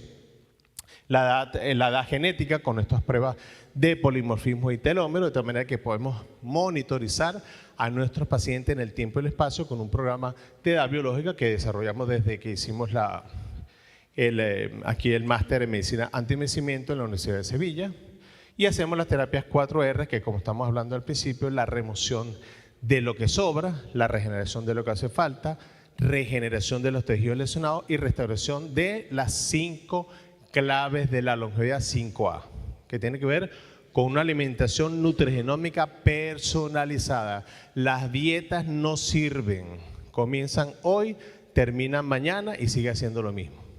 Una actividad física regular dependiendo de las necesidades metabólicas de cada persona, donde el que quiera adelgazar, mejor hacer ejercicio de la mañana porque estamos en una fase catabólica por niveles de cortisol, y en la tarde tenemos una fase anabólica porque está bajo el cortisol, y vamos a estar haciendo ejercicios isotónicos, isométricos para tonificar el aparato músculo-esquelético. El asueto y sueño reparador, recuérdense que el 33% de nuestra vida es, o debería ser, dormir, que es cuando se produce la famosa hormona del crecimiento, la hormona de la juventud. Se produce al dormir en los sueños de la fase no REM, o sea que ni siquiera estamos soñando. Estamos en el sueño que estamos completamente desconectados.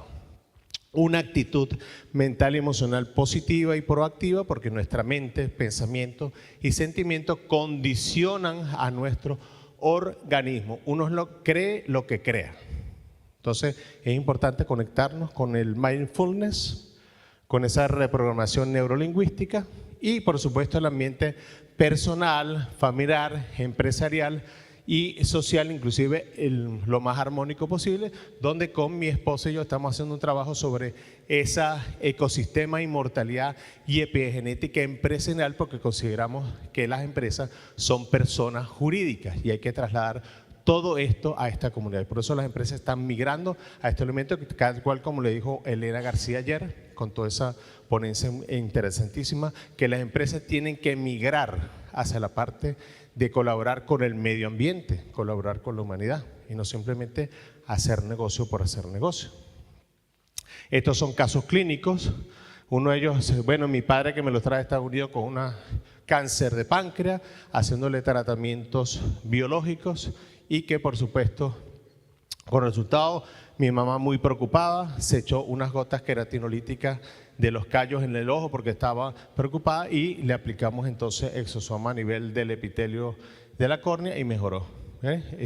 Personas con esclerosis múltiple, niños con problemas de desarrollo por problemas de hipoxia neonatal, estamos tratando, pediatras que están trabajando con nosotros, que son egresados de la academia, niños con autismo, y no vamos a decir que esto es un tratamiento que es directamente que va a curar el autismo, pero los ayuda a salir de ese cuadro patológico donde ya se ha determinado que 1 de cada 30 niños es autismo por varias condiciones que estamos creando. Y nosotros desde la Academia Latinoamericana de Medicina Anti-Envejecimiento, pues lo que buscamos es formar, llevamos 33 cortes ya, más de 1.500 médicos, sobre todo en el área de Venezuela, que han migrado a varias partes del mundo y que ya hemos logrado en Venezuela lo que se llama el posgrado en medicina anti-envejecimiento como un programa gubernamental donde los hospitales públicos ya estamos proponiendo para que pongan unidades de longevidad, y esto tiene que ser para toda la población, porque el peor negocio para un país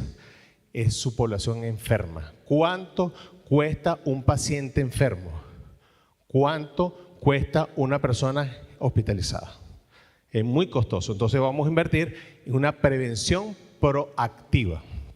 Y aquí, bueno, toda nuestra cosa, invitándolos ya para el día de mañana a nuestro congreso de la CEMAL, que estaremos entonces también aprovechando pues toda esta oportunidad de estar aquí en España. Así que muchísimas gracias. Feliz y bendecido día para todos.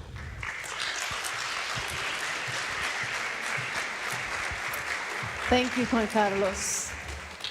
And with that, it's time to hand over to our third and last speaker of this session, who is investor and founder of Human Longevity and Rejuvenation Syndication, and also a strong advocate for longevity benefits. Please give it up for Ken Scott.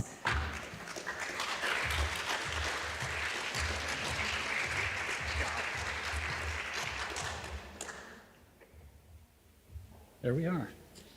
Okay, so José and this organization are very much into immortality, and I'm going to talk this morning about therapies that I think will help us achieve that immortality.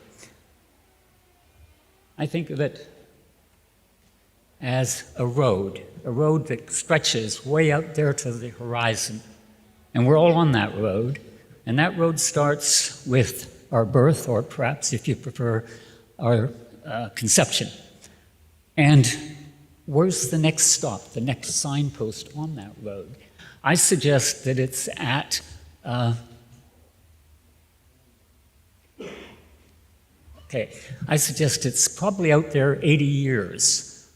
That's sort of our expected life expectancy. And so I ask a question, and I can't see the audience, but I wonder how many here have completed 80 turns around the sun. Can I get a show of hands? Can somebody tell me how many? Is it just Helga? Helga and me?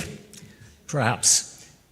Only 4% of the population actually completes, or 4% of the population in the United States, and it's the same in most developed countries, is over the age of 80. Only about 1% of the population can actually look after themselves. 75% of the people have a need for care. What's the next stop? Whoops. Well, let's not go another 80, let's go another 20. Where are we at 100? Turns out that at 100 years, we only have about 0.03% of our population alive. That's 3 people in 10,000. Ooh, what about the next 20 years? 120. Whoops, nobody there. That's the problem that we have with immortality. So what I'm going to do this morning is talk to you about some of the things that we can do to achieve the rejuvenation, which is really the only solution to immortality.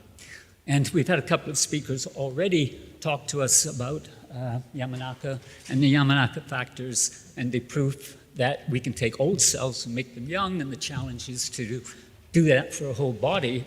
But until we can do that, what do we do? So I'm going to talk to you about some of the therapies that I have taken, which I think are very effective.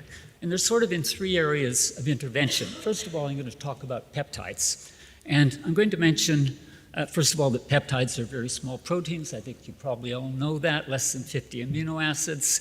And the 3 that I'm going to talk about are the Cancine peptides, some peptides that come from OneSkin, OSO1, and also some fairly new peptides, BCP157 and TD500. The Cancine peptides I've been taking for about 5 years. I take 2 capsules a day for 10 days of the month.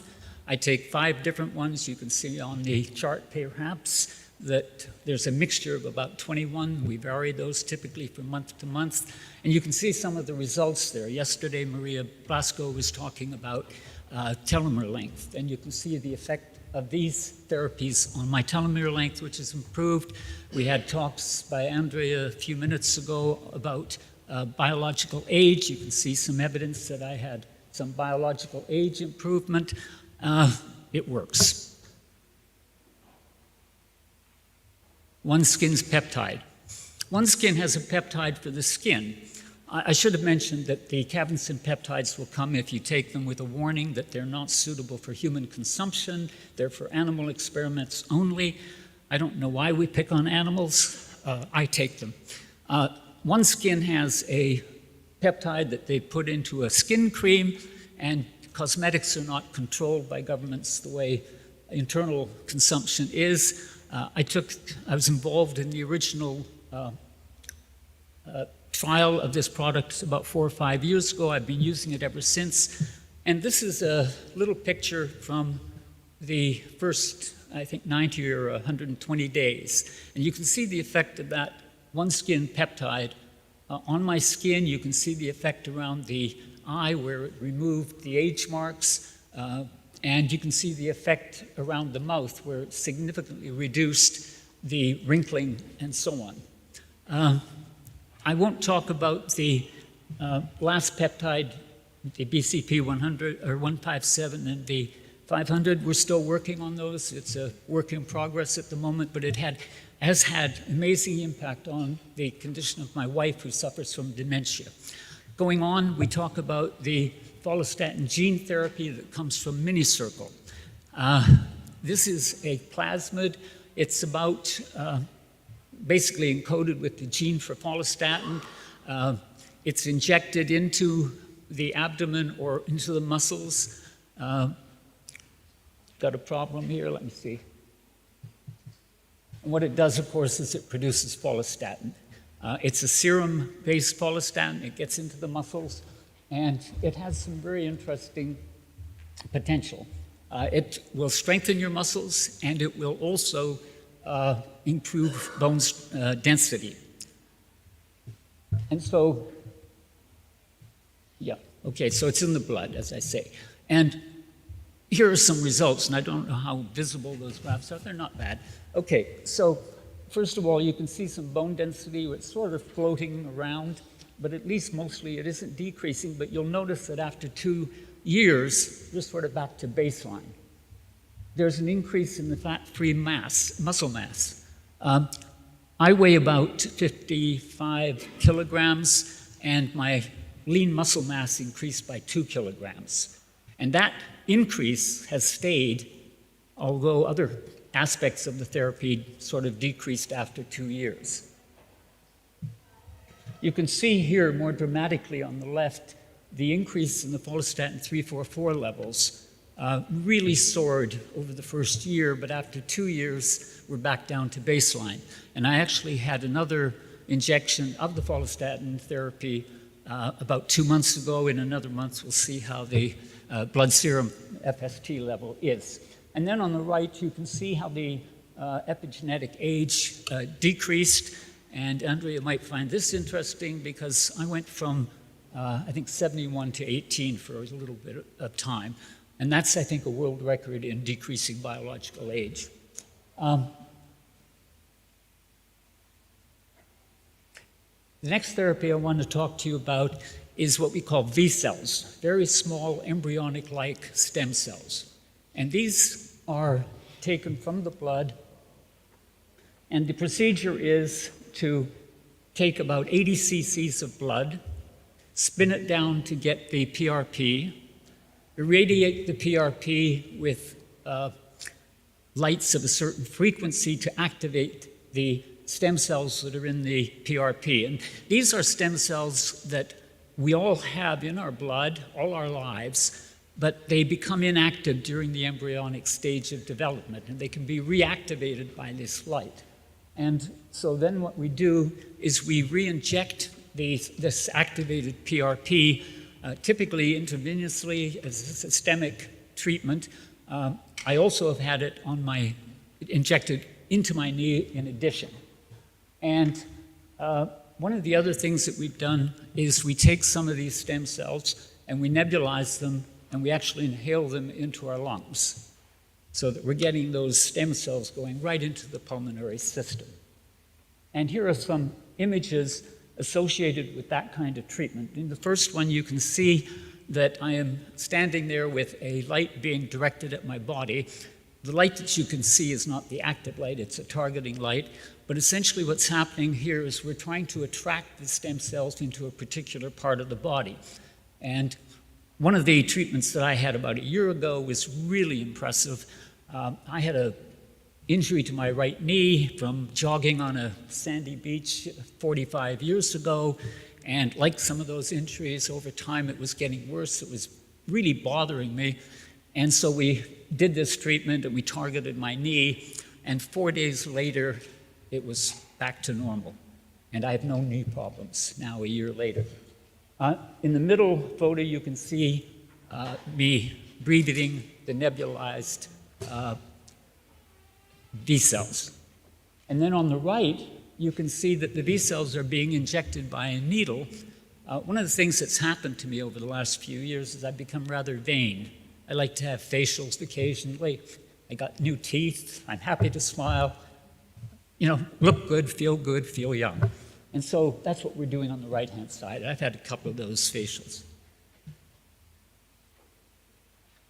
But what's on the horizon? I'm telling you about things I've done. Oh, by the way, I should say that all of these treatments I'm doing simultaneously, which relates back to what Aubrey was talking about earlier today, where he was talking about simultaneous tests with mice and how sad it was that we didn't do those kinds of tests. Well, I do it as a human, and there are quite a number of my friends who are doing the same thing.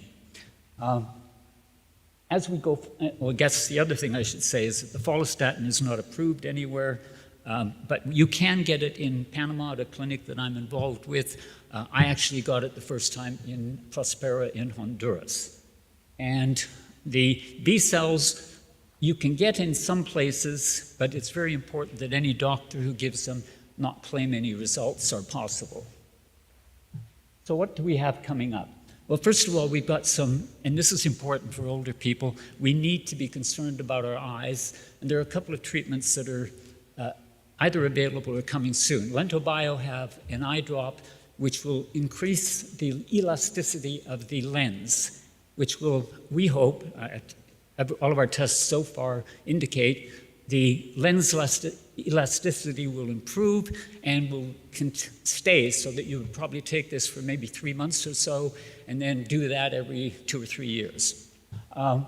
Also, you can use allogebrium to counteract the effect of cataracts. My wife has done that quite successfully. In the dental area, the Japanese are doing some really important stuff. They're actually regenerating teeth from stem cell treatments in the mouth. And, you know, we've got to get rid of this dentistry stuff. For atherosclerosis, Cyclarity is doing human trials, clinical trials at the moment in Australia, and Repair Biotechnology, who have a enzyme that will catabolize atherosclerotic plaque, probably will do those tests in the next 3 to 6 months. I will be one of the first recipients.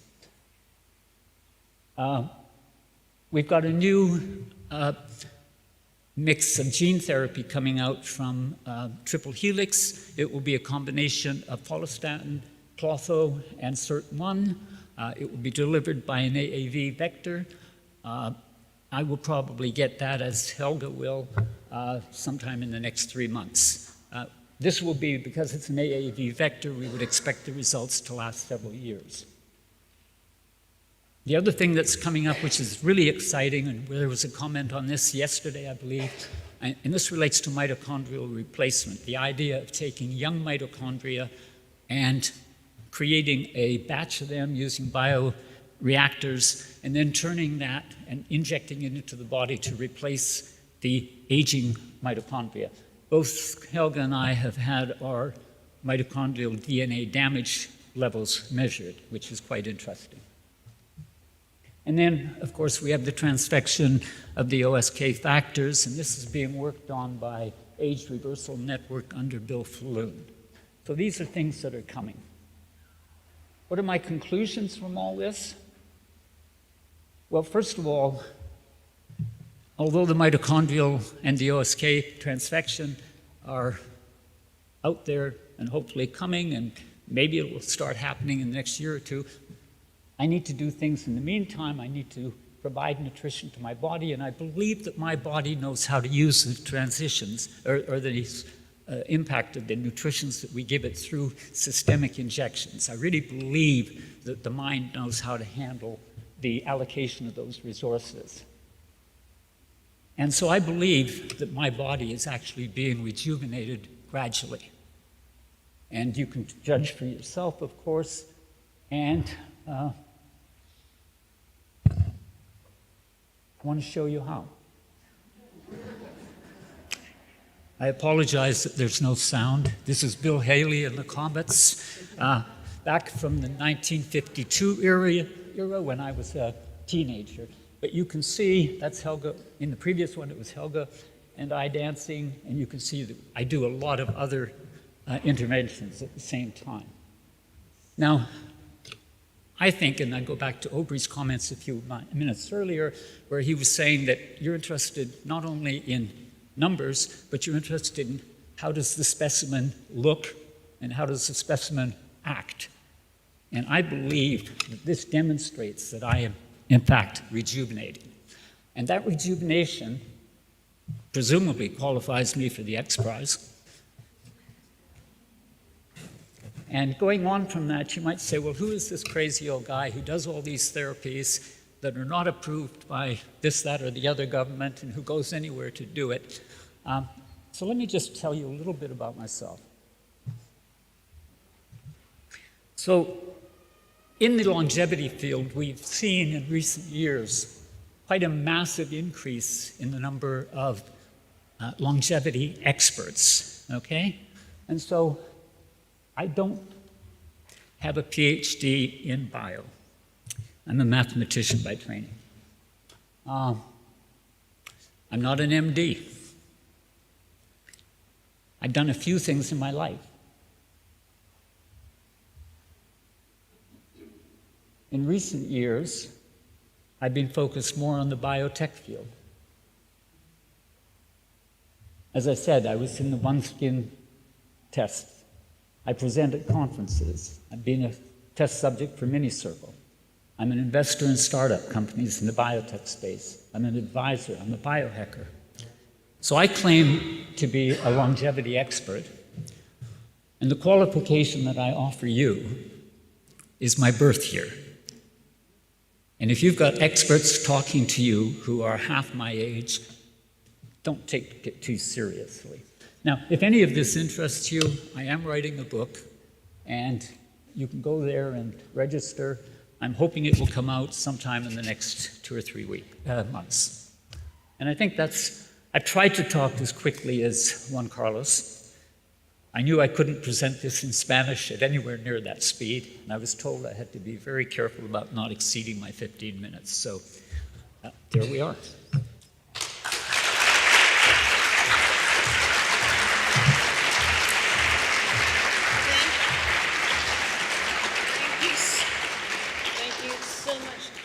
Thank you also for, being an advocate for human trials, as i.e. yourself, because it's always interesting to sort of see over correlation of longer time, but you're also doing certain therapies that aren't even FDA approved, which...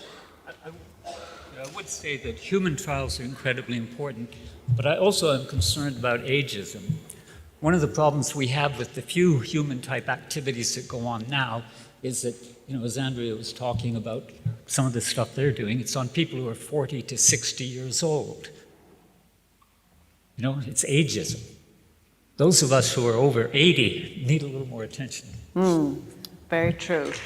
Because, thank you. Being an aging demographic in the world, I think is very important. We were supposed to have a Q&A, but I also think it's important that you get, time to do some legwork, stretching, coffee, and tea. So hopefully our three speakers, are you going to be in the break? So can people address you during the break? Yeah. So if you want José or Juan Carlos or Kenneth, then please do approach them during the break. We'll have a 30-minute break, so we'll be back at 1 p.m. And please be back on time, because we really have an exciting afternoon ahead of us. And thank you for your attention so far. Go network, mingle, and enjoy some tea and coffee. Thank you.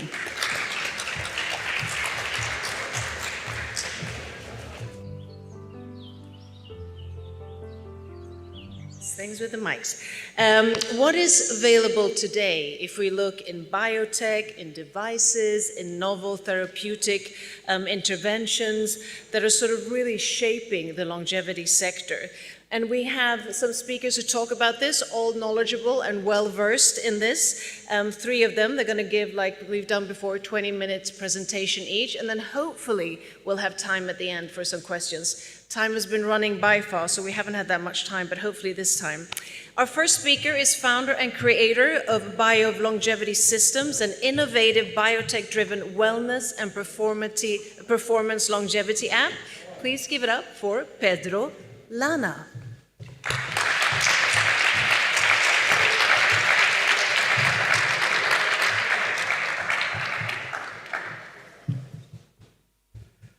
Good morning. Good morning, ladies and gentlemen. It's a pleasure for me to stay here and to share with you and with these great doctors of all our technology. Is a great thing for us. This is a special moment. But first of all, I want to ask you one question. ¿Cuántas personas aquí hablan español? Levanten la mano, por favor. ¿Qué hacemos hablando en inglés? Bueno. Muy bien. Vale, perdón. Es que me daba la sensación, porque me pasaba que cuando alguien decía algo muy interesante, tardábamos en reaccionar porque estábamos mirando la traducción. Y quedaba la gente así, y digo, esto es que aquí hay mucho español. Perdonad, pero si, con todo el respeto, si no os importa, por el respeto de la comunidad hispana. Sí, voy a coger, gracias. Gracias por el respeto a la comunidad hispana. Y porque bio es un invento español. Nacido en Asturias, exactamente, y además tenemos una patente española que ayudará a millones de personas por todo el mundo y estamos tan orgullosos de ello. Vamos a, con el permiso de todos, continuar la exposición en español, ¿os parece? Venga, gracias.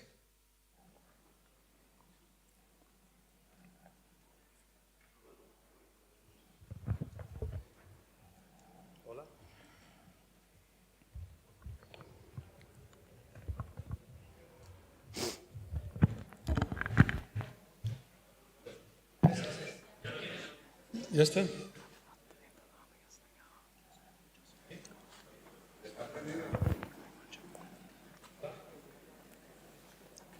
Hola. Sí, perfecto, ahora me oís, ¿verdad? Venga, genial. Vamos a a explicar en breve lo que es la tecnología bio. Insisto que me cuesta mucho porque me dicen, explícalo en 20 minutos. Es muy difícil, pero vamos a intentar ir muy rápido porque me importa solo que comprendáis en líneas generales lo que hace, que veáis el alcance maravilloso que tiene, por qué se ha hecho y luego que es algo científicamente demostrado y con todas las validaciones para poder decir lo que decimos. Lo primero es que nosotros obedecemos a un mandato europeo. Hacemos bio porque el proyecto europeo 21-27 dentro del horizonte 2030 insistía en que tenemos que cuidar el exposoma humano. Tenemos que hacernos nosotros responsables de mejorar nuestro entorno y nuestra salud. El exposoma, trataré de resumirlo muy rápido porque no todos tenemos por qué saber lo que es todo aquello que nos rodea y casi te diría todo aquello que nos genoma. Es decir, las cosas que afectan a nuestra expresión genética cada día desde tres campos muy diferentes. Uno es el exposoma externo. Es aquello que nosotros no podemos controlar. Por ejemplo, vivimos en Madrid o vivimos en Asturias y, bueno, es muy difícil cambiar el exposoma externo. Sobre eso es donde más creo que pueden actuar pues, las autoridades, etc. Pero luego está el exposoma personal. Esto es aquellas cosas que afectan a tu salud que dependen de ti. Que es si fumo o no fumo, si intento dormir más tiempo o menos tiempo, si hago ejercicio o no hago ejercicio, si me alimento bien o mal. Todo eso depende de ti. Esto es exposoma personal. Pero luego, más importante aún, está el exposoma interno, que es tu respuesta biológica. No hay dos organismos iguales. Cada organismo funciona de manera diferente. Luego tienes que tratar de descubrir cómo eres por dentro, tener toda la información y actuar conforme a tu programación genética para sacar el mayor rendimiento posible a tu organismo, ¿vale? Luego, una vez que sabemos lo que es el exposoma, no estemos siempre esperando que vengan los demás a salvarnos. El exposoma externo es una parte, si es más importante el interno y el personal. Empecemos a cambiar el mundo cambiándonos nosotros mismos, ¿vale? Bien, según la Comunidad Europea, es necesario actuar sobre nuestra salud de forma preventiva y proactiva y es responsabilidad nuestra y es una responsabilidad indelegable. Bien. Por eso hemos tenido el apoyo de fondos públicos. Nosotros estamos dentro del programa Sequence para ayudar a la investigación en Europa. Esto es muy importante para nosotros porque ¿qué quiere decir? Quiere decir que toda nuestra tecnología está validada. Toda nuestra tecnología ha sido sometida a revisión por pares antes de publicar, pero también a revisión por pares antes de recibir cualquier tipo de subvención. Esto tiene que daros una garantía de que llevamos muchos años de investigación y os vamos a contar unos resultados que son de verdad esperanzadores, ¿vale? Nosotros hemos decidido actuar sobre un tercio de tu vida cambiando los parámetros respirables durante las fases del sueño. Si os habéis fijado estos días, cuando se habla de longevity, se habla básicamente de tres cosas: hacer ejercicio, alimentación y dormir, ¿verdad? Hay más cosas también, o sea, también creo que es muy importante la respiración en general, más que otras cosas, y creo que es súper importante las relaciones sociales. Pero vamos a quedarnos con esos tres campos. Vamos a actuar muy directamente sobre uno, porque actuando sobre el descanso vamos a tener mucha repercusión sobre la alimentación y sobre el ejercicio físico. Todo depende de un buen descanso, de un descanso reparador. ¿Por qué hemos desarrollado este dispositivo que veis aquí? Pues muy sencillo, porque nos hemos dado cuenta de que somos como un pez fuera del agua. Nuestro organismo se desarrolló durante cientos de miles, incluso millones de años, desde los primeros prehomínidos, para un entorno respirable que en nada se parece a lo que respiramos hoy. Ya visteis lo que comentaba antes sobre la polución en general y tal, pero no olvidemos que antiguamente, hace muchos miles de años, las plantas eran enormes, los árboles eran enormes, los bichos, los animales eran enormes. Bien, nosotros analizamos por qué era todo eso y era porque había, aparte de un aire menos tóxico, había menos nanopartículas en el ambiente y no había esos combustibles fósiles y todo esto, es porque había mucho más energía respirable, había más carga eléctrica respirable en el aire. Bien, entonces tratamos de simular ese aire y ver qué pasaba si sometíamos a las personas durante la fase del sueño a ese tipo de respiración. ¿Por qué? Porque entendíamos que si tú respiras un oxígeno con más energía, lo que se llama, es uno de los singletes, uno de los electrones que producimos es singlete de oxígeno.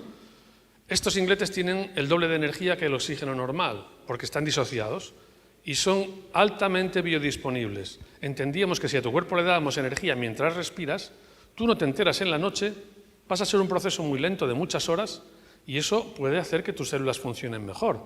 Con esa teoría creamos BO. ¿Vale? Ups, un momento. Entonces, ¿qué es lo que hemos hecho? Nosotros tenemos la patente como generador de plasma atmosférico frío y equipo respiratorio para la estimulación de la regeneración celular en seres vivos. Es que la patente describe muy bien lo que es BO. A veces cuando nos preguntan qué es, no hay más que mirar una de las patentes que tenemos, que es esta. ¿Qué es lo que hicimos?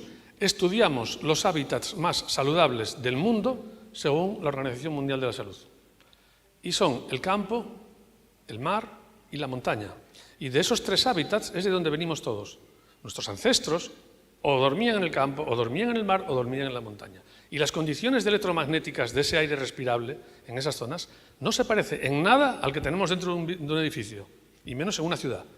No se parecen en nada. Os explico un poquito para que seáis conscientes de la importancia de esto. Hay espacios en la naturaleza donde puedes encontrar el mismo aire que te pone bio. Es eso, campo, mar o montaña, incluso en una cascada. Pero también en casa hay un sitio donde podéis encontrar el aire que te pone bio. Ese aire es en la ducha.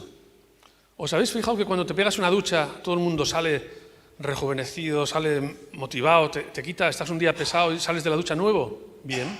¿Por qué es eso? Porque la cinética de las gotas de agua rompiéndose disocian la molécula de oxígeno y es una nube de unos 200.000 aniones por centímetro cúbico, que es lo que nosotros estamos ofreciendo, que es singletes de oxígeno biodisponible. Tienen muy fácil asimilación y hacen que tengas un subidón de energía. Cuando sales de la ducha sales nuevo, te secas, te pones tal.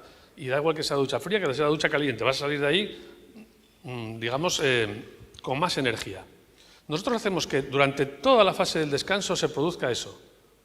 ¿Y por qué lo hacemos durante la fase del descanso? Pues porque durante la fase del descanso es cuando se produce el cellular turnover, o sea, el recambio celular que hace que no envejezcas, se hace cada noche. Se hace a lo largo del día en otras fases también, pero especialmente durante la noche.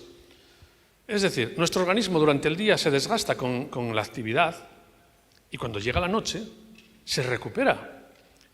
Imagínate que toda la noche recuperases exactamente lo que perdiste durante el día. No envejeceríamos. Imagínate que durante la noche generas más células sanas de las que estropeaste durante el día. Suena raro eso. ¿Lo habéis hecho todos? Eso lo haces hasta los 25 años. Eso significa estar en crecimiento. O sea, si actuamos sobre las células germinales, que todavía las tienes porque no se mueren, y somos capaces de activarlas, es posible que cada noche generes más células sanas de las que consumes durante el día. Y eso no solo es luchar contra la longevidad, luchar contra el envejecimiento. Esto es incluso rejuvenecer. En los ensayos en ratones que veréis hemos conseguido rejuvenecer metabolismo en ratones, en cerebro, músculo e hígado, ¿vale? Pero tiene mucho sentido que tú le des a tus células, cuando hacen el recambio, toda la energía para que ese recambio sea perfecto, ¿vale? Este efecto, a ver, ¿dónde tengo que enfocar esto para que cambie? No me está funcionando esto. ¿Alguien puede ayudarme a que cambie la diapositiva? Ahí, ahora. Vale. Tuvimos la bendita suerte de que cuando empezamos a ver, o sea, analizamos el aire, el mar y la montaña en Asturias. ¿Por qué en Asturias? Primero porque es donde vivimos, segundo porque es uno de los rarísimos sitios en los que el campo, el mar y la montaña están juntos. La montaña está pegada al mar.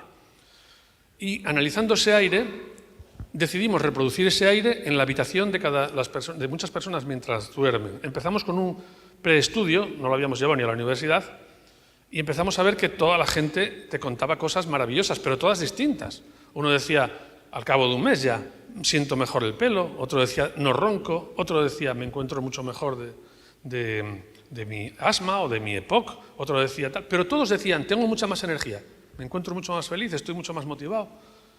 Entonces lo llevamos a la Universidad de Oviedo y esta maravillosa científico fue quien hizo toda la investigación y quien después de años de investigación describió el efecto BO como un sistema que convierte tu habitación en una cámara bioenergética antioxidante de amplio beneficio al ser humano. Es muy bonito eso, es decir, imaginaros que ya no vais a dormir en una habitación como las del siglo pasado, vais a dormir en una habitación del futuro, que es una cámara bioenergética antioxidante. Y además, no tienes que ponerte ninguna máscara, no tienes que hacer nada, solamente tienes que tener una cosa como esa que veis ahí. Es decir, ni siquiera es feo, es un equipo futurista, bueno. Es decir, se convierte en un mueble más dentro de tu habitación, pero tu habitación ya no es una habitación, es una cámara antioxidante. ¿Y cuál es lo bueno? Que va a trabajar todas las noches de tu vida. Y me importa mucho que entendáis esto. Hemos visto muchas cosas en Longevity estos días. Todas son maravillosas y todas son súper esperanzadoras, pero creo que pueden conducir a un error. No podemos pensar que el longevity es algo que va a pasar cuando tengamos 80 años y viene alguien y nos pone 2 inyecciones y de repente rejuvenecemos 40 años. Eso no va a pasar. Veréis, lo que es lógico es que adecuemos las actuaciones de longevidad al ritmo de nuestro organismo. Lo que nosotros hacemos es aportar durante la fase del recambio celular singletes de oxígeno, que es lo que necesita, y es muy poquito, es muy lento, es siempre con parámetros naturales para no tener ningún efecto adverso y permite adaptar el efecto regenerativo al ritmo que trabaja nuestro organismo. Si el ritmo que nosotros le damos es muy fuerte, va a tener efectos secundarios. Si tú haces un cambio en tu organismo muy fuerte, el organismo va a reaccionar. Siempre está reaccionando a todo lo que le pasa. Luego, los cambios tienen que ser acompasados. Por eso es tan importante que entendáis que tener bio en casa es como si pudiesen regalarte algo muy importante para la salud, que es un hábito. Los hábitos son los que nos van a hacer cambiar y los que nos van a hacer estar mejores, más sanos, más jóvenes. Un hábito cuesta mucho tenerlo y los hábitos malos son facilísimos. El hábito de fumar, de beber, de no dormir, de ver la tele, del iPhone, os puedo decir muchos, del iPhone, perdón, de la pantallita, ¿vale? ¿Qué culpa tiene iPhone? Pero los hábitos buenos cuesta mucho tenerlos. Imaginaros qué fácil es que pones bio y tienes un hábito nuevo, maravilloso, que es que todos los días, quieras o no, aunque no te enteres, 8 horas al día te está cuidando, porque la máquina funciona 24/7. La pones un día y es como un corazón, no para durante 50 años, no tienes que tocarla, apenas tiene consumo, trabaja con motores de levitación, pero bueno. En resumen, la doctora Ana Coto Montes descubre el efecto y en los ensayos clínicos descubrimos esta maravilla. Insisto que todo esto está publicado, ahora os explicaré dónde está publicado, pero descubrimos que bio es más vida porque reduce el estrés oxidativo de una forma drástica. Fijaros en el complejo 2 de las mitocondrias analizadas en linfocitos en sangre. Fijaros cómo toda la gente sin bio, a los 25 días y a los 50 días casi no tiene activado el succinato. Es decir, no tiene estrés oxidativo apenas en medio de linfocitos en sangre. Pero, ¿qué pasa sin embargo en el complejo 5? Que es la producción del ATP, que se dispara. Tiene un ATP fabuloso. Y eso es contraintuitivo, no hay quien lo entienda. Nos costó muchísimo descubrir por qué, sin generar estrés oxidativo, aumenta la energía. Y la única explicación fue la teoría con la que nació esto, que es que ponemos electrones en estado biodisponible a disposición de la cadena de la mitocondria para que simplemente los procese sin tener que utilizar el succinato. ¿Vale? Por esto nos han dado el premio en el Congreso Mundial de Medicina del Plasma de Nueva York. Esto está publicado en Frontiers, está publicado también en Biomedicines, en Molecular Science, estamos en PubMed, en el National Library of Medicine en Estados Unidos. O sea, os aseguro que esta exposición está a disposición de todos, ¿eh? Cuando queráis, nos la pedís, cualquiera de vosotros la pide, se la vamos a enviar. Es ciencia publicada. Nosotros publicamos todo en abierto. En Bio queremos compartir lo que sabemos y queremos colaborar con otras empresas, con organismos, con gente. Hay que ayudar a todo el mundo. La habitación tiene que pasar a ser el sitio donde nos regeneramos y es absurdo que eso no se potencie, ¿vale? Fijaros lo que hemos demostrado ya. Bio actúa sobre 8 de las 12 causas del envejecimiento y tengo la presentación en la que vais a ver cómo actúan cada una, cómo actúa sobre las células inmunitarias, cómo actúa sobre el tejido intersticial, o sea, muchas cosas que no me da tiempo a explicar porque tengo muy pocos minutos, pero sí quiero deciros que lo tenéis todo a vuestra disposición, nos lo pedís y os lo vamos a enviar, ¿vale? Todos son ciencia publicada y avalada por los mejores investigadores. Pero es que lo mejor es que actuamos sobre 8 causas del envejecimiento sin que hagas nada. Es para nosotros un sueño, es de verdad la democratización de la longevidad.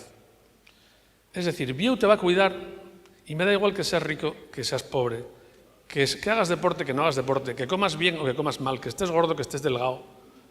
¿Te lo perdona todo? Evidentemente, haz todo lo demás, por supuesto, todo lo que han dicho ayer hoy, hay que sumarlo todo, ¿eh? Bio no es una alternativa a nada, es coadyuvante. Bio lo que va a hacer es que todo funcione mejor, ¿vale? Pero Es raro que haya algo que sin que tú hagas nada te cuide, seas como seas y te pase lo que te pase. Te cuida el día que estás contento, te cuida el día que estás triste. Te cuida el día que tienes resaca, que al día siguiente, por cierto, la notas mucho menos, ¿vale?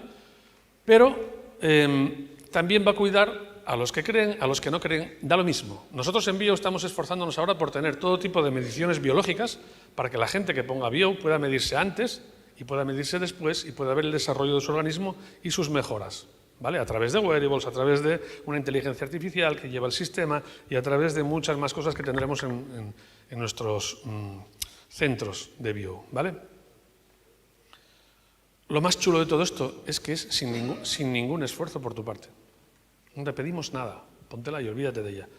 Esto empezó siendo muy potente en el mundo del deporte, los jugadores de los mejores equipos del mundo lo usan, pero especialmente los del Real Madrid nos decían, es que es lo único que usamos todos, porque, bueno, a ellos se los puso el equipo, se lo puso el Real Madrid en todas sus casas, pero me decían, es que todo lo que nos ponen es bueno, una cosa para la inflamación de las rodillas, para los pies, pero no lo usamos, acaba en el garaje. Porque tengo que cogerlo, sacarlo de la caja, ponérmelo en una pierna, no sé qué. Sin embargo, todos usamos Bio, ¿por qué? Porque lo pusieron en la habitación y ya no me acuerdo de ello, es un mueble más. La máquina trabaja, tú te olvidas, no hace ruido, no molesta, no hace nada. Yo he traído un sistema de medición de energía en el aire para que cualquiera de vosotros, si alguno es científico, es médico, lo que queráis, quiere ver el efecto, ahí lo tengo en la máquina y la podemos probar. Vais a ver cómo el nivel de energía biodisponible delante de Bio y fuera de Bio es incomparable, ¿vale? Pero, muy importante, tenemos una cátedra de medicina regenerativa avanzada en la UCAM, en el laboratorio Ispizua Belmonte, y nos han enviado estos señores desde Estados Unidos y desde Holanda, 2 investigadores para hacer toda la réplica de estos ensayos en Murino. ¿Por qué? Porque queríamos estar seguros de que no va a tener ningún efecto secundario a largo plazo. Es importantísimo que sepáis que Bio trabaja con un sistema complejísimo que han desarrollado nuestros médicos para que actúe de forma que potencie la mitohormesis o la hormesis mitocondrial. Es decir, estamos continuamente activando las mitocondrias, pero no es una aportación de energía constante. Porque si tú aportas energía constante y eliminas virus y bacterias y eliminas todo y duermes en una sala estéril, eso es malo para tu salud. No es eso lo que hace Bio, ¿eh? Lo que hace es una lectura de calidad del aire cada segundo y hace que ese aire esté en los parámetros óptimos según la OMS y le mete la energía respirable que puedes encontrar en el campo, el mar o la montaña. Pero no más. No más, no vas a tener nunca una reacción del organismo porque esté en exceso, ni una reacción de debilidad autoinmune o del sistema inmunitario, etc. O sea, es un trabajo de mitohormesis.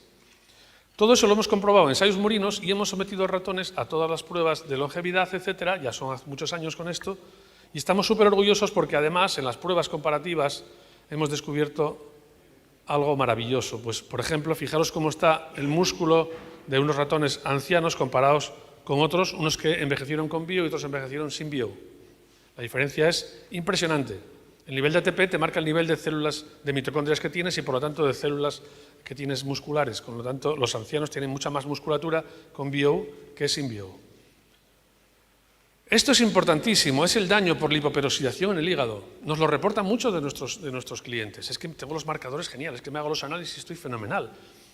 Y es que yo tenía diabetes, pero es que estoy fenomenal y el médico está muy contento, etc.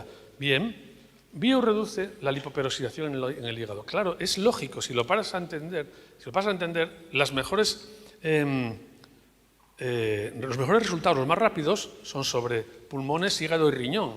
¿Por qué? Porque son los filtros naturales de tu organismo. Luego, si tú aumentas la potencia de tus linfocitos en sangre, aumentas el número de linfocitos en sangre, como hacemos dentro de los parámetros óptimos, ¿no? Aumentas las defensas y además eliminas toxicidad. 1/3 de tu vida. La gente no lo sabe. Tengo que insistir en esto. ¿Pensáis que la toxicidad está fuera? El lugar más tóxico del mundo, donde más nos envenenamos, es en nuestra habitación en la noche. Es mucho más tóxico lo que respiramos en la almohada que lo que estamos respirando en la calle. No os lo imagináis. Porque dormimos en una habitacioncita cerrada que está en descomposición, con una almohada que suelta alérgenos y cosas, unos de los detergentes y otro de lo que tenga la almohada, más lo que tú exhalas, más lo que traes en el pelo de la calle, más lo que hace el de al lado. Y eso crea una nube tóxica que está toda la noche. Por eso todos por la mañana abren para ventilar. ¿Sí o no? Hay que abrir para ventilar, porque estás durmiendo en un sitio súper tóxico. Pero lo toxificas tú. Lo que va a hacer Bio es, con un flujo laminar que no vas a notar, va a quitar esa nube tóxica y va a poner el campo, el mar o la montaña para que tu organismo se regenere lo más rápido posible. Luego, el efecto sobre el hígado era lógico, pero con los ratones lo demostramos. Pero lo más interesante, no solo en ancianos, incluso en jóvenes. Por eso los resultados eran tan rápidos. Eso que veis ahí son daño por lipoperoxidación. Lo que veis es daño en el hígado. Es decir, con bio el hígado se daña menos. La lipoperoxidación es la ruptura por ferroptosis de la membrana celular, ¿vale? Luego, menos daño en el hígado. Y esto, que es la última publicación en Molecular Science, es una maravilla. Bio reduce los marcadores de neurodegeneración. Eso es importantísimo. Es importantísimo. No solo hay que llegar a mucha edad con un cuerpo de 30 años, además hay que acordarse para qué sirve. Es decir, estamos hablando de que los marcadores de neurodegeneración típicos como la hiperfosforilación de tau o como la autofagia están controlados por bio. O sea, reduce la lipoperoxidación, reduce la hiperfosforilación y además aumenta la autofagia, con lo que facilita la limpieza dentro del cerebro, ¿vale? Y fijaros esos marcadores qué chulos son. Aquí comparamos ratones jóvenes con ratones viejos y ratones viejos con bio. Y vemos que en marcadores de inflamación, analizado en metabolómica, estamos mejor que los jóvenes en algún tema. La inflamación es la causa del 62% del gasto médico. La mayoría de la gente va al médico porque le duelen cosas que tienen poca importancia, te dan un ibuprofeno y te mandan para casa. Luego imaginaros la reducción de costes mundial que habría si toda la gente tuviese bio en su habitación solo por la inflamación, sin hablar de todo lo demás. ¿Vale? Esto está despertando muchísimo interés en el mundo del seguro. Ya veréis lo que va a significar esto en un futuro con bio, ¿vale? Otro marcador es el marcador de envejecimiento del hígado, la carnitina. Si os fijáis, esto corrobora lo que medimos antes en el hígado. Riesgo de diabetes, está más bajo que los jóvenes. No sé si me he saltado uno aquí, me parece. Es que esto a veces va... A ver, perdón, ¿eh? Vaya por Dios. Fenilalanina, marcador típico de daño cardíaco. Los jóvenes tienen el mismo riesgo de daño cardíaco que los viejos que los jóvenes. Es una pasada lo que estamos consiguiendo y solo es actuar sobre tu organismo dándole lo que necesita. No es química, no aplicamos química, es física, es biofísica. Recordaros que bio es una empresa de bioingeniería, no es una empresa de bioquímica, ¿vale? Estamos haciendo que tu cuerpo duerma en el mejor entorno aplicando la física, ¿vale? El ácido hipúrico es un marcador típico de envejecimiento que todos conocemos y fijaros cómo está. Está mejor que los jóvenes. Luego esto es absolutamente esperanzador. Y lo que nosotros decimos es que lo que hacemos con bio es acercar ya el sistema de longevity. Lo que están predicando, lo que nos está diciendo José Luis con tanta pasión y lo que decimos, no es solo algo que va a llegar, lo que va a llegar es maravilloso, mucho más importante seguramente que bio. Pero lo de bio es una realidad hoy, que hay que empezar ya, para que cuando llegue toda esta maravilla que nos van a traer dentro de unos años, 5, 10, 15, 20, que nuestro cuerpo esté lo mejor posible, ¿vale? Aquí pongo una lista con todas las publicaciones, divulgaciones en congresos, premios que nos han dado, incluso una referencia a las patentes, premio a la actividad en I+D+I, instituciones colaboradoras, todo esto lo tenéis a vuestra disposición, nos lo decís, publicaciones científicas, ¿vale? Premios, etcétera, pero no venimos para presumir, solo para que lo conozcáis. Y os vamos a hacer un regalo, no creo que haya para todos porque ayer se llevaron muchos también. He traído este libro que hemos escrito para contaros todo lo que puede cambiar en vuestra vida sin esfuerzo. Porque nosotros creemos que tenemos que empezar a traer a las personas aquello que les mejora sin esfuerzos, no lo óptimo. Si tú vas a un preparador físico, te va a hacer un entrenamiento fabuloso que a los 4 días estás reventado y a los 2 meses no vuelves. Pero si haces 2 o 3 ejercicios todos los días muy pequeñitos, vas a envejecer mejor y no te cuesta un esfuerzo. Luego, lo que hemos puesto en este libro son los consejos que con todos los estudios de bio hemos ido aprendiendo para que las personas tengan bio o no tengan bio, puedan hacer pequeños cambios en su vida que les permitan tener mucha más salud y mucha más calidad de vida. Entonces, si os interesa el libro, cuando os lo hagáis os lo regalamos, ¿vale? También está disponible en la web www.bio.es, bajas el scroll y abajo está el PDF, es de lectura abierta para todo el mundo que lo quiera, ¿vale? Y nada más, simplemente deciros que con bio cada noche es un paso más hacia tu salud y longevidad, que vamos a mejorar el recambio celular y que nuestro sueño sería que entre todos, con toda la maravilla de gente que hay aquí, más la maravilla de socios que tenemos, que os advierto que bio ya es una empresa con un accionariado listo para hacerla enorme, vamos a ayudar a millones de personas cada noche de su vida y sin esfuerzo. ¿Qué más se puede pedir? Muchas gracias a todos.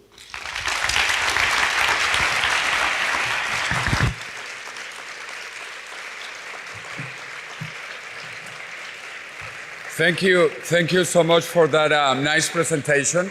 We are going to be showing also different therapies developed in different places. This is the beauty of Madrid, the center of the Spanish-speaking world. That presentation is about these new therapies being developed in northern Spain. Now we are going to talk about something originated in my native country, Venezuela, and then later further south in Argentina. So this is a global event. We have people coming from everywhere, and we have people seeing us in Argentina, in Venezuela, in Mexico, online. So we are so happy to have you, because many of the therapies that we are also talking about have been developed in other parts of the world, like Venezuela and Argentina.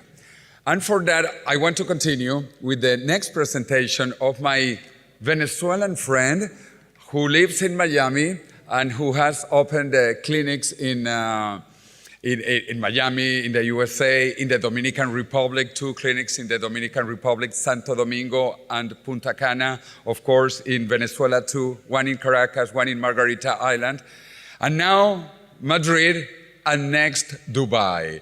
So our friend Sahitza Mariño has been president. I cannot say this word in English or in Spanish. It's too complicated. She has been the president of the Society of Otorrinolaryngologia. You got that, right? I'm not a medical doctor, so like her. But anyway, she developed and patented this technology, which is called Respira Libre, breath free. So let's welcome Sahitza.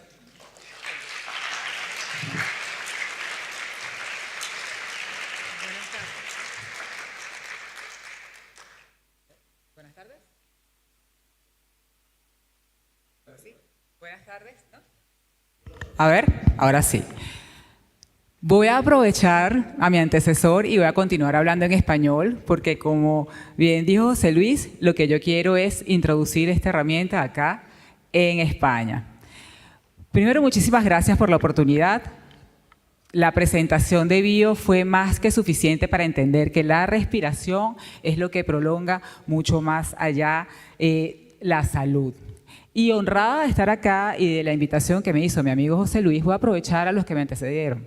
Esta mañana, Aubrey dijo que lo mejor era darle una herramienta al organismo para que el mismo cuerpo pudiera mantener la salud y así prolongar lo que es la juventud y disminuir el envejecimiento. Y luego, en el estudio que presentó Andrea y Maier, que están haciendo el último estudio con el que están ahora en Singapur, el tercer punto de inclusión de los pacientes era que tuvieran una presión de oxígeno o una fracción de oxígeno inspirado menor. ¿Por qué? Porque eso era directamente proporcional lo que tenía que mejorarse para evitar el envejecimiento. Por lo tanto, yo les voy a traer acá este contexto, ya lo hemos oído toda la mañana y en aras del tiempo voy a avanzar en lo que estoy trayendo. Es importante saber que si estamos hablando de lo que viene, lo que nos va a traer la ciencia en 5 o 10 años para preservar la juventud, desde ya las personas que tienen un 80% de las personas que tienen más de 65 años tienen problemas importantes de enfermedad broncopulmonar obstructiva crónica, pero las personas mayores de 45 años tienen un alto porcentaje de enfermedad obstructiva del sueño. Apnea obstructiva del sueño, ustedes conocen colocarse las máscaras para dormir, máscaras de presión positiva, CPAPs o BiPAPs, y también, pues bueno, aquí debe haber muchas. ¿Quién ronca aquí? ¿O quién tiene una pareja que ronca? A ver, nadie, no lo puedo creer. Bueno, una maravilla. No son tan sinceros, creo yo. El problema de la enfermedad de obstrucción de vías aéreas que conlleva a la primera causa de hipertensión arterial, toda una serie de alteraciones que nos aumentan y que va mucho más allá de la velocidad con el daño mitocondrial, como ya bien dijeron en la charla que me precedió, es lo que nosotros tratamos. Yo diseñé, como dijo José Luis, yo fui presidente de la Sociedad Venezolana de Otorrinolaringología y tuve el gran honor de tener por 15 años todo lo que era el ingreso de equipos a mi país y de dar el entrenamiento en todos los hospitales de la evolución tecnológica, con lo cual pude hacerme de un láser mucho antes que entrara en Latinoamérica. Y así desarrollar una técnica para una persona sentada en un consultorio tener el mismo beneficio que da entrar a un quirófano, hacer una cirugía respiratoria, una cirugía uvuloparatofarincoplastia, se denomina, de paladar, para que se permanezca la vía aérea, tanto de nariz hasta paladar, permeable, es decir, pueda pasar el aire y se tenga un sueño reparador, evitando también todas las alteraciones metabólicas, el envejecimiento, pero también los accidentes de tránsito, también la baja en todo lo que es trabajo y escolaridad, la poca atención, y así evitar, sobre todo, entrar a un quirófano. ¿Por qué? Porque siempre una anestesia tiene un riesgo. Hay un riesgo per se con muerte celular, con una disminución de todo lo que es la parte, sobre todo cognitiva. En pacientes mayores siempre se trata de evitar entrar a un quirófano por las consecuencias que tiene y sobre todo porque hay una incapacidad posterior. Una vez que se entra a una cirugía respiratoria, muchos acá deben haber tenido familiares o ustedes mismos que les han operado la nariz, sinusitis, las adenoides, las amígdalas, y eso implica 21 días a un mes de reposo posoperatorio. En lo que es la parte de la cirugía láser, que yo denominé respira libre, esto es una técnica donde el paciente entra en un consultorio, se sienta en una silla, el médico lo evalúa a nivel endoscópico, con la cámara se ve dónde está la obstrucción, si está en nariz, si está en paladar. Ahí, ese mismo momento, se coloca anestesia en algodones de 4 a 10 minutos. ¿Para qué? Para que luego, con un láser de iodo, que es el vehículo con el cual vamos a beneficiar el cuerpo, se va a vaporizar el tejido se vaporiza y es como veamos en la Guerra de las Galaxias, que desaparece esa línea de tejido, quedando como si fuera, ustedes colocaran un bistec en un sartén. Enseguida ese tejido se encoge y queda en 5 o 7 días con unos lavados sencillamente nasales, sale en forma de moco ese exceso de tejido. Y si el paciente tiene el paladar que le pega de la base de la lengua, que cuando se acuesta pues no permite el paso de aire, sencillamente se hace un diseño que eleva en ese mismo momento, permitiendo el paso de aire entre paladar y lengua. Obviamente, un paciente que se le hace eso con láser que vaporiza el tejido y que no sangra, que no amerita un taponamiento posterior, que no tiene por qué estar entrando en un quirófano para que no se le coloque con la anestesia a presión positiva, se para de esa silla y se va a su casa, tenemos oficina en Punta Cana y en Margarita, se va a la playa, se va a agarrar un avión, se va a manejar y por supuesto, tiene un reintegro de inmediato a su actividad cotidiana, sea la que sea que realice. Este procedimiento, pues también nos quita todo lo que es la parte preoperatoria de laboratorio, asistir a la evaluación preanestésica, todo lo que conlleva una falta del paciente a que tenga su actividad previa, pero también elimina en un conjunto más de un 80% del costo de lo que es una cirugía respiratoria tradicional que implica todo lo demás. En este momento, por supuesto, ya sabemos y hemos oído hoy, sobre todo en todo el día, lo importante que es la respiración para la parte del envejecimiento. Y nosotros tenemos una solución o esta herramienta que es rápida, que es efectiva y que ya tenemos más de 7.000 pacientes que están acá. Yo quisiera que me ayudara para que por favor oyeran a cada uno de estos pacientes, pero tiene que ser en la computadora que los pongan a oír. Son 2 testimonios. ¿Me pueden ayudar? ¿Alguien? O sea, tienes que hacerle clic pero con la computadora, porque no lo puedo hacer aquí. Bueno, eran unos testimonios para que ustedes oyeran. A ver, ¿no? ¿Nada? Tienes que darle en cada circulito, como les dije. Álvaro. Era para que oyeran ustedes mismos cómo un paciente se había retirado su CPAP y cómo un paciente enseguida, recién operado, estaba dando su testimonio de lo bien que se sentía. Pero a lo mejor lo podemos oír al final, si lo logramos. ¿No? No, yo creo que no lo logramos. Bueno, pasemos. Vamos a hacerle un poquito entonces lo que es la historia de cómo hicimos Respira Libre. En algún momento cuando recibí el láser, empecé a probarlo, tuve 500 pacientes al cabo de 2-3 años. Estos 500 pacientes los presenté en el Congreso Mundial de Otorrino en Dubái, con lo cual certifiqué la técnica y luego, eso fue en el año 2017, abrí la primera oficina en Caracas. En el año 2019 hicimos lo que era la patente a nivel de Estados Unidos y luego en el año 2021 empezamos a trabajar en la República Dominicana. En el 22 empezamos a trabajar en Estados Unidos. En el 24, año pasado, abrimos Punta Cana y ahora vamos a abrir Madrid en diciembre de este año, esperamos, diciembre, enero de este año. Nosotros tenemos un software con el cual están todos los pacientes y se están las estadísticas en el momento cero, con el cual cualquier persona que quiera puede verificar en el momento cero en todas las sedes cuáles pacientes se han operado, qué médico, qué ha pasado, cuál es la evolución del paciente. Y eso nos ha dado la credibilidad en todas nuestras sedes. Estas son las de Venezuela, la de Dominicana. Aquí estamos, la de Miami. Esta, por cierto, aquí por supuesto lo deben conocer. Yo tengo en Miami una sociedad con Nutrillermo. El influencer Nutrillermo, que habla de toda lo que es la parte de nutrición y una influencia muy importante que tiene. De hecho, es uno de los que está asesorando a la persona del gobierno de salud de Estados Unidos.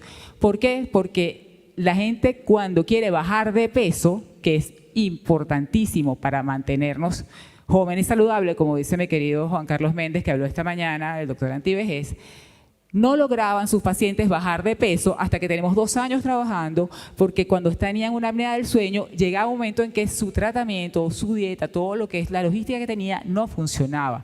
Ahora, trabajando en conjunto, pues hemos logrado que este tipo de pacientes tenga de verdad un efecto importante.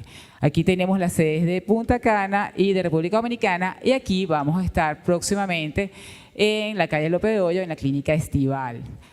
Aquí les pongo a la orden, a la disposición, todos mis contactos. Es importante, yo quería que oyeran los testimonios en mi canal de YouTube, Respira Libre. Hay más de 250 testimonios de pacientes donde ustedes pueden escuchar realmente qué dice la gente cuando hace esta solución que evita entrar a un quirófano, que lo mantiene directamente conectado en lo que es su actividad cotidiana.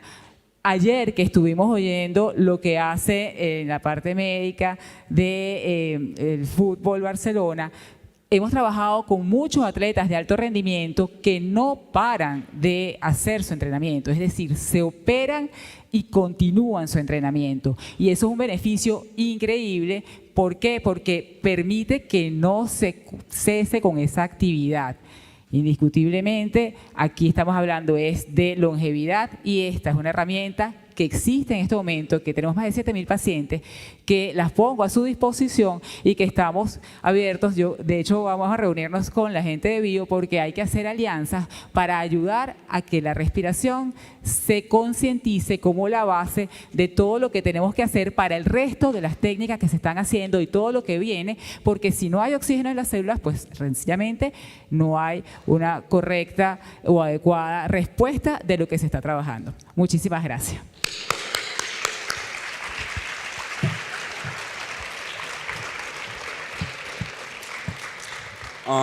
I'm so happy and so proud of you as a Venezuelan to be taking this to more countries and coming to Spain and then going to Dubai. So it's really beautiful. And talking about another person who is becoming even more global, I have a scientist from Argentina now also talking about what he has been developing first in Argentina. He's doing very well, his company, actually now 2 companies. He has just opened in Spain, here in Madrid. And also with his partners from Argentina. They are globalizing. They were just in China recently. So Roberto Grau told me he's not a scientist. He is, but he's my friend.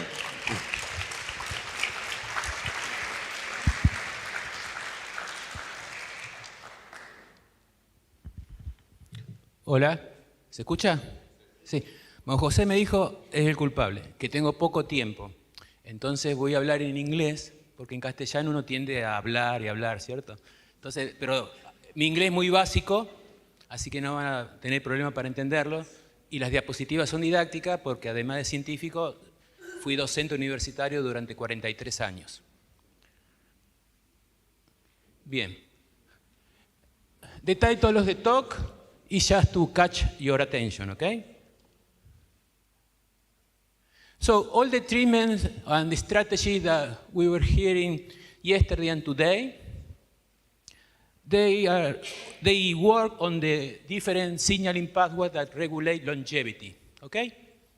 But all of them only operate on the 40% of our cells.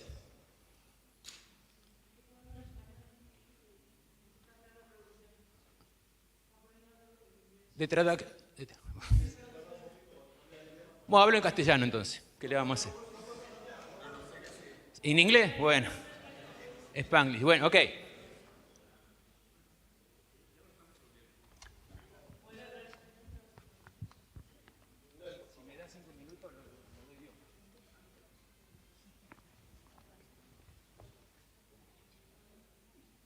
Todos estos tratamientos que estuvimos viendo, estrategias y moléculas, impactan solamente sobre el 40% de nuestras células.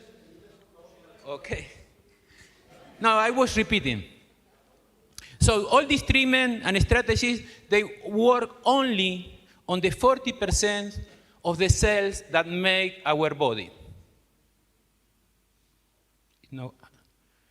Because the other 60% of our body is colonized by bacteria, okay?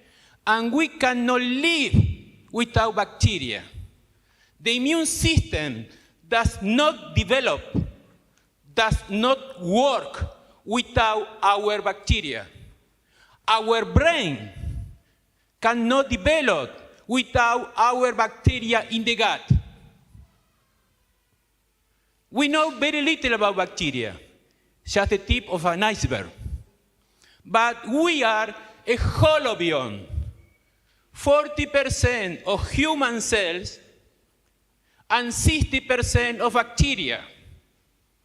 And we are together, a biological unit. In particular, in Argentina and now in Spain, we are interested on the gut bacteria, the one that in the gut microbiota. Because right now is the more important. I suppose in 2-3 years, the oral microbiota will become very, very important also. Why the gut? Because probably you all of you already hear about the gut-brain axis, okay? The communication between the gut microbiota and the brain. But actually, you see the title, the gut flora as a forgotten organ, a human organ. But the gut is not only communicating with the brain, it communicates, like during the Roman Empire, the gut is Rome. All the roads go to Rome. The gut microbiota communicates with all our organs and tissues. And 5 centuries before Jesus, Hippocrates postulated that all diseases start in the gut. And more recently, a century years ago, 120 years ago, Médicos, Nobel Prize of Medicine, because he discovered the role of phagocytes in macrophages, he also postulated that the cause of aging, getting sick, and die, it was because, he called in that time, the putrefaction of the gut. Now, the term that medical doctors use, they say dysbiosis, but he used the term putrefaction. And he recommended if you listen the talk yesterday, that lady that lives 117 years old, she take 4 yogurt per day. Médicos was the first one to recommend to consume yogurt, to consume probiotics. Right now we know that almost any disease, any kind of disease is related with gut dysbiosis. To the point that when the gut is empty of bacteria, when the gut is empty of bacteria, zero bacteria, the brain is off, no electrical activity. And the neuron, the gene expression in neuron is off also. When bacteria are in the gut, the brain is active on the left. And the neuron genes are active. And the more regulated neuron genes by bacteria are the ones that have to be with our behavior. We go back to Descartes, okay? Metaphysical meditation. So, which bacteria I'm working with? I'm married since 1985, during 40 years, with this bacterium, Bacillus subtilis. Bacillus subtilis with E. coli. E. coli and Bacillus subtilis are the 2 most studied bacteria in the world. We know all the genetics and all the omics of this bacterium. This bacterium, Bacillus subtilis, makes spores, the ones that look like oil drops. These spores are very resistant. Suppose people are studying the resistance of spores to extreme terrestrial and extraterrestrial environment. When the Russians send the Laika dog to the outer space during the 1960s something, the dog was sending with Bacillus subtilis. The dog died, but Bacillus subtilis survived. Right now, NASA has studies to send Bacillus subtilis spore to the moon and Mars to be used as biofactory. But that is just only to show you the importance of how robust is Bacillus subtilis. But Bacillus subtilis is also a human probiotic. I mean, a part of our microbiota that produce beneficial effects on our health. And one important thing for probiotic is that to be alive. Has to reach the gut alive. So what I did, I said, okay, lactic probiotics are very sensitive, spore probiotics should be better. So I analyzed from all around the world which fermented food containing Bacillus subtilis with putative anti-aging properties, okay? And I identified 12 different kinds of food, 12 different Bacillus subtilis fermented anti-aging food from Asia, Africa, Central America, but especially they are from Asia and Africa. And you know, I'm from Argentina, you have Real Madrid, Atlético Madrid, but this strain is like Maradona and Messi together, okay? We have Maradona and Messi together. This strain, that is Bacillus subtilis DG101, is just the ID, is isolated from a Japanese food called natto. Natto is a very healthy food. So in 2003, I isolated this strain, and after that, during 22 years, we were able to publish more than 20 papers, scientific papers, that validate all the things that are there. I use in vitro study, primary culture, animal study, mice, rat, chicken, worms, C. elegans, also in human beings, especially to help to fight type 2 diabetes in humans, okay, or recuperate the intestinal well-being in humans. But I'm in Madrid, one reason is because I want to continue with my research, especially number 12 and number 13. I will show you some in animal model results that are very promising. That I want to start studying here with human. I use this worm. I mean, the nervous system is conserved between the worm and the humans. And the first thing is the anti-aging effect. I published this study a couple of years ago in Nature Communication, and we showed, I like to walk. So, when this bacterium is in the gut, it produces a pro-longevity effect of almost 46%. Normal won't live no more than 20 days, the white cycle.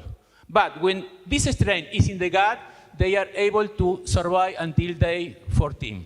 And this study, and I know because in science it's regulating the insulin growth factor receptor 1, that is, has to be with the insulin-like signaling system that is altered in human centenarians. And what is important is that we obtain a very similar result than the one obtained by 20 years ago by the group of Cynthia Kenyon that was mentioned yesterday with her group, especially Colin Murphy, when they inactivate the gene DAF2. DAF2 is the ortholog to the insulin growth factor receptor 1, and they obtain the same result, 50% increase, but that was gene inactivation. We are obtaining the same result just incorporating a probiotic bacterium without any kind of genetic intervention. More at all, if I introduce this DG101, the probiotic, in DAF2 mutant that live until 40 days, they live until day 60. That means that this probiotic is not only working on one longevity route, it's working at least in 2 or more of them. I will show another route in 2 minutes. So that is not working anymore. Next.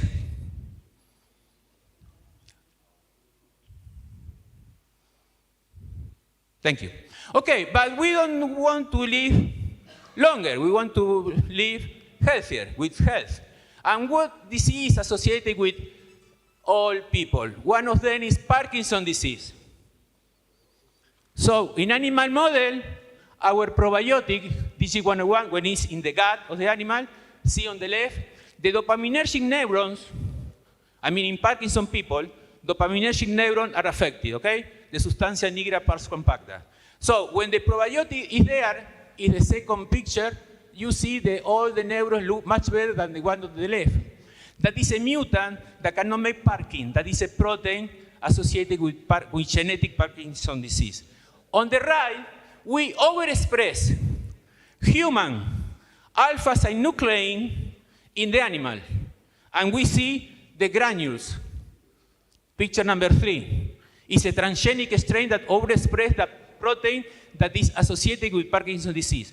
When the bacterium is in the gut, that protein does not aggregate at all. Okay, many behaviors are affected in people with Parkinson.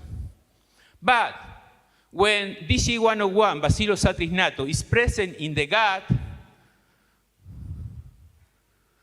all of these behaviors improve. So not only dopaminergic neurons are protected, they actually work well. And you know, in Parkinson, life expectancy is affected. Also in animals that overexpress alpha-synuclein on Parkin mutant. They live 30–40% less. But when the probiotic is present in the gut, they recover the same health span, not only the same lifespan. We have a current model. We know which signaling routes are influenced by Bacillus satric just to protect, at least in animal model, against Parkinson. And the first one, FOXO, has to do with, is one of the Yamanaka genes, okay? But it's regulating in reversible way. FOXO insulin-like signaling system. But the other one, NRF2, is regulated by P38 MAP kinases. And it's a road that only regulates longevity because protects mammals, animals, and humans from oxidative stress. And these two roads, FOXO and NRF2, are the two roads that are regulated by Bacillus subtilis natto to protect against Parkinson. This is a model, current model, okay? My intention is to translate this study to humans. We have very similar results with Alzheimer's. I'm not going to show you all the experiments. Look only on the left side, on bottom side, left side. The survival, the life expectancy is increased in animals overexpressing the beta amyloid 140 peptide. That is the more toxic version of the amyloid protein. And you know, Alzheimer's is very complicated. You have also phenomena of proteotoxicity. Somebody was talking today about chaperones. You see over there, Hitchcock factor 1 is influenced on chaperone, inflammation, but the results are very similar to the one that we obtained with Parkinson, but the mechanism is different, okay? The mechanism of action, because Bacillus subtilis and other probiotics is alive. It's not a molecule. It's a living being. It's alive. So, the current model, as Hippocrates said, all diseases start in the gut. The red balls could be any pro-aging factor that is impacting on our gut. And we get sick, and we get older, and actually we die. But the hypothesis is not only with Bacillus subtilis natto, DG101, but also with the cocktail of the other 11 Bacillus subtilis strains isolated from other human pro-longevity food, we will protect it. You see all the red balls go through. So the hypothesis is that in that way, we will protect it from the gut, from inside our body, from any pro-aging factor. Anyway, it was the last one. That's not me. The probiotic is not changing your sex. Thank you very much.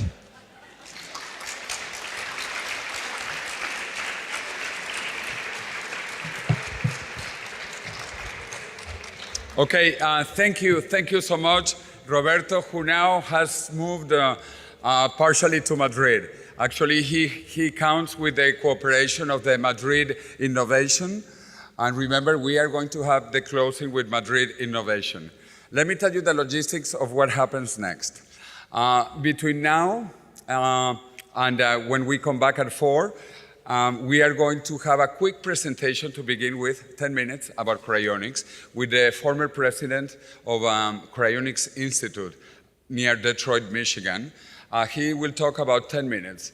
Then we are going to show a very short video of longevity hackers, which is a fantastic video, and I repeat, we recorded here in Madrid.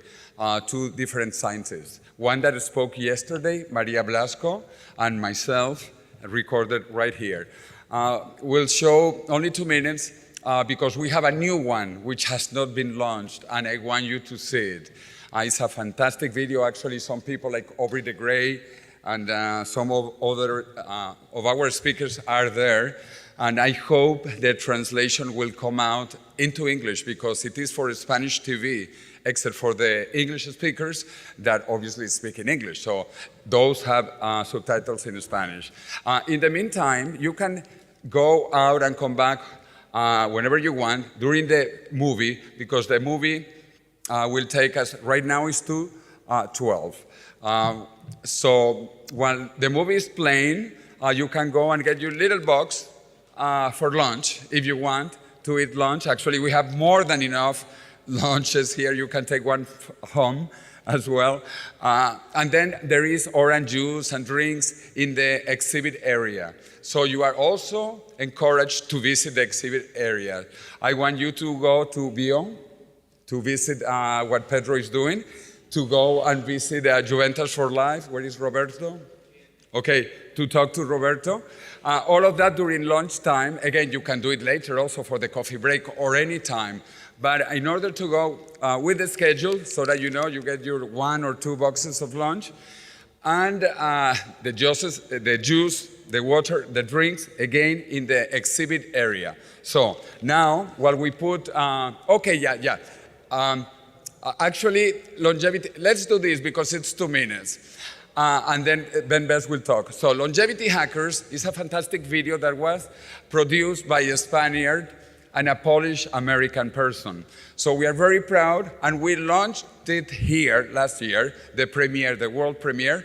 It went live on Amazon Prime, Google Pay, and all of that, those distribution channels in the USA. And in Europe, it is being translated in all languages, major languages, by Gaia TV. Gaia TV, again, it's in France, in Spain, in Germany, in Italy. It's coming out in those languages. So let's play the 2-minute trailer. You should see me twice.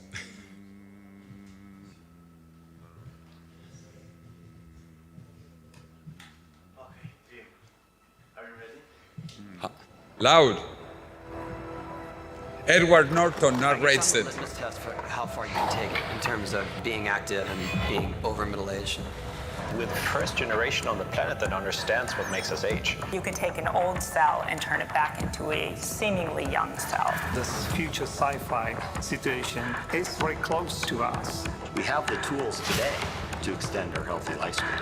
We just need to apply it. I mean, here I am in my 60s feeling better than ever. The majority of diseases are just due to the underlying aging process. It's an incredibly difficult, complex field. Increasing the healthy lifespan of people around the world is the greatest benefit we can give to humanity. I'm actually doing better today than I was 20 years ago. Things are going to be exponential. The more you dig into it, the more you see how real it actually is. And hopefully one of these things clicks. If FDA will recognize aging as disease, it's going to be a massive inflection point for all of us. I'm very excited. I think that aging can be cured a lot faster than most people are projecting. I slowed my speed of aging by the equivalent of 31 years. The prospect of living up to 200 years is really nothing. So don't do anything stupid to die today so you can take advantage of the technologies that are coming up in the future. And what we're seeing there is that people's dogs are going from old dogs to puppies again. Longevity is learning how to take away biochemical stress. What gives you a feeling of peace and what gives you a feeling of centered? To me, aging is just being who you are, regardless of what the number is. A good diet and exercise will help you avoid a lot of disease, but it's truly not enough. Aging is a disease that we must treat like a disease, and there's many things that we can do now to slow that process down. Then you not only live longer, but you live stronger. I wouldn't be surprised if we saw reversal of aging in every way imaginable. I want to live fast, die never. It's wild. If we can imagine it, we can make it happen. This shit works.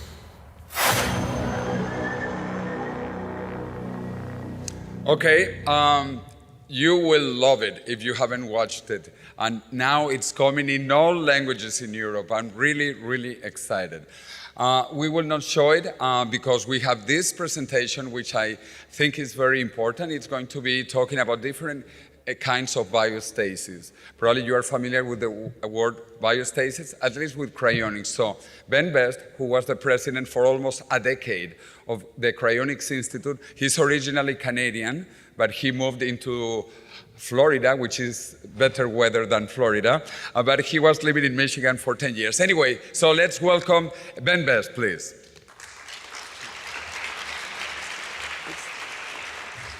Okay, yeah.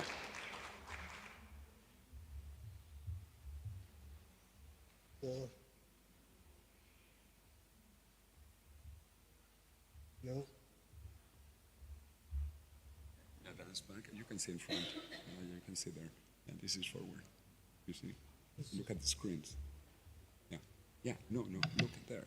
Oh, okay. Oh, that's the first one. 10 minutes. All right. Okay.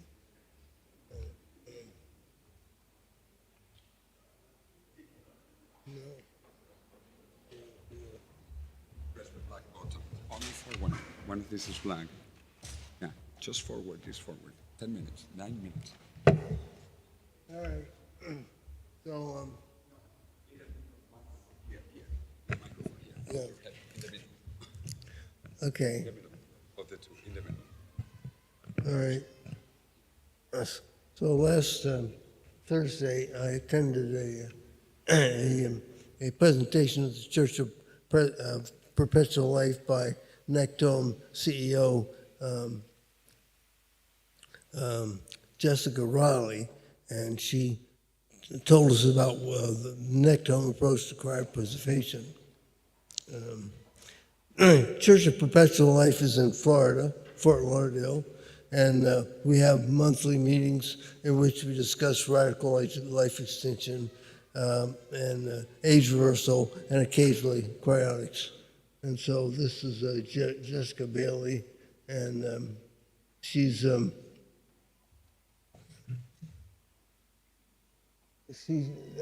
uses aldehyde stabilized cryopreservation as an alternative method to to preserve people for future reanimation. So Robert McIntyre is the founder of Nectome, which Jessica Raleigh is the president, CEO of, and oops. So, yeah, okay, Robert McIntyre, he's now calling himself he. I can't see that far.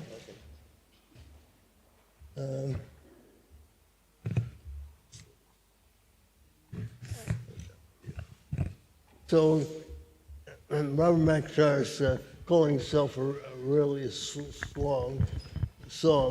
I mean, Yo le conozco. 5 minutes.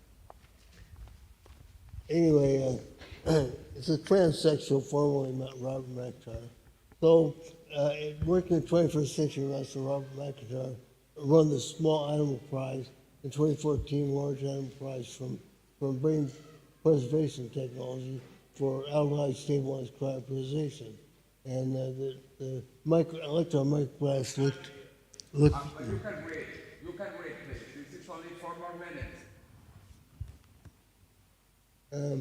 Anyway, Nectome is currently offering ACS services in Oregon only to humans who have been declared terminally ill with less than 6 months to live, taking advantage of Oregon's death with dignity and medical aid in dying.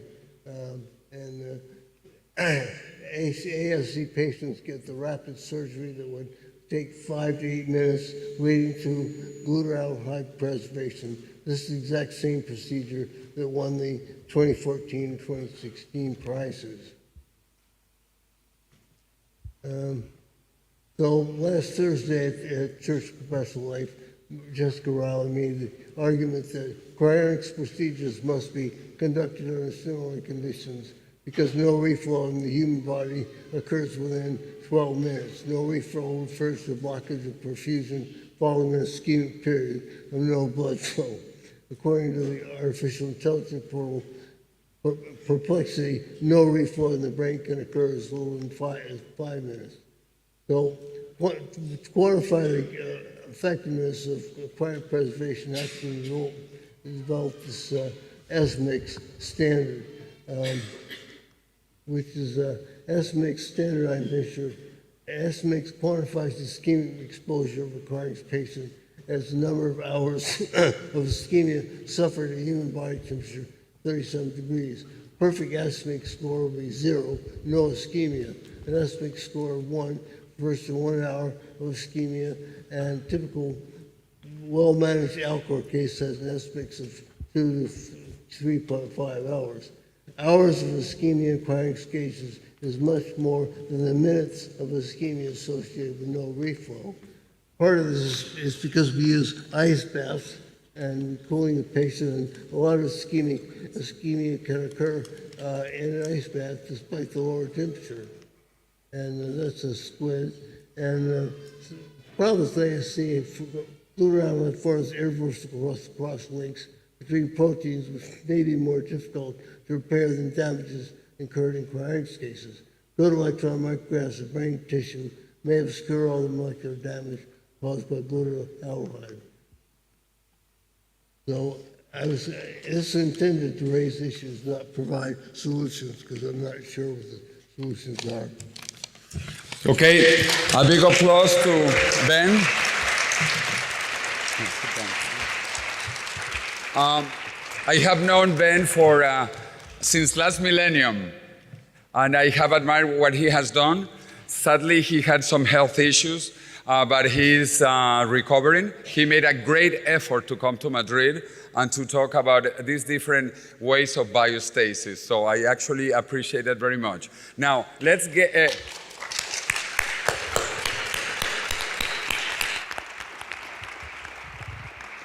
And you can ask him questions now that you have seen him. He's sitting in the back, or during the lunch time, or the coffee break time, or the party time. He will also come to the party time for healthy drinks.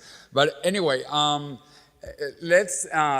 the lunch boxes are waiting for you. But before, I just want to let the movie running. So let's put El Último Hombre Viejo, The Last Old Man.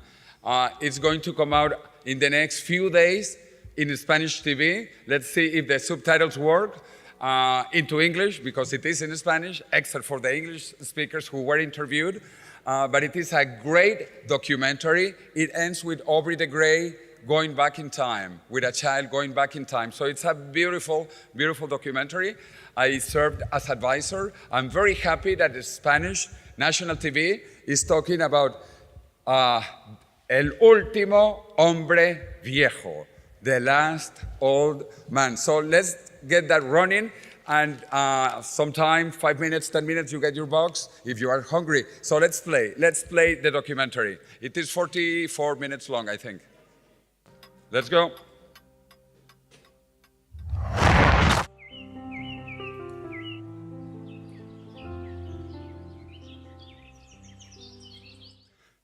Okay, we are very lucky in Spain because we have had a previous week of another fantastic activity called Longevity Biotech Fellowship.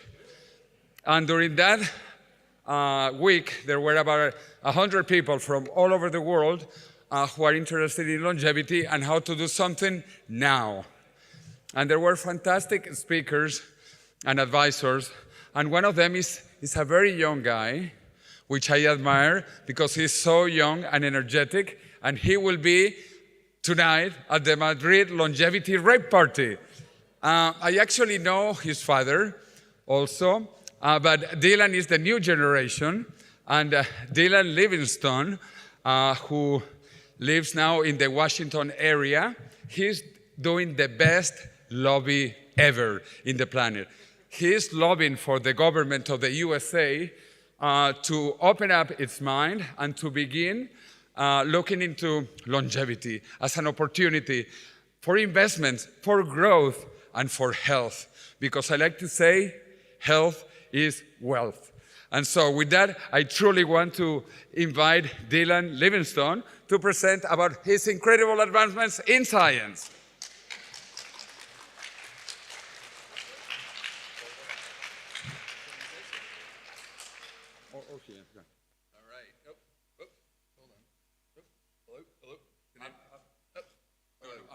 To turn it on. Yeah, it's on. Can anybody? Oh, there you go. Perfect. Hello, everyone. Well, first, I'd like to say thank you to José and the TransVision Madrid community for allowing me to speak and for putting on such a wonderful conference in such a beautiful hall. This is, we don't get this in DC. We get a lot of corporate buildings, so this is a breath of fresh air. So I will tell you a little bit about my personal journey into longevity. I'll tell you a little bit about the work that the Alliance for Longevity Initiatives does, and then kind of go into the economics of longevity and why this really is the opportunity of a lifetime for investors, for governments, for the general population, because as José said, health equals wealth, right? So A little bit about me. So who are we as A4LI? We are a 501c4 nonprofit organization based in the United States, focused on representing the longevity, biotech, and overall longevity community's interests with legislators, with government officials, agencies, etc. We were established in 2022. I can't believe it's already been 3 years. Time is flying. We got to work on this longevity stuff because it's going too fast.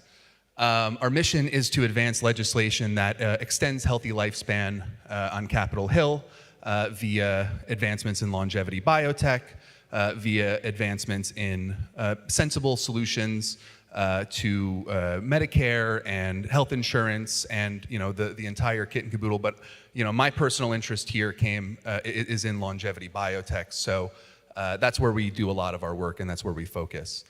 I want to give you my story of how I got into this field because, as Jose said, I'm a pretty young guy. I'm 27.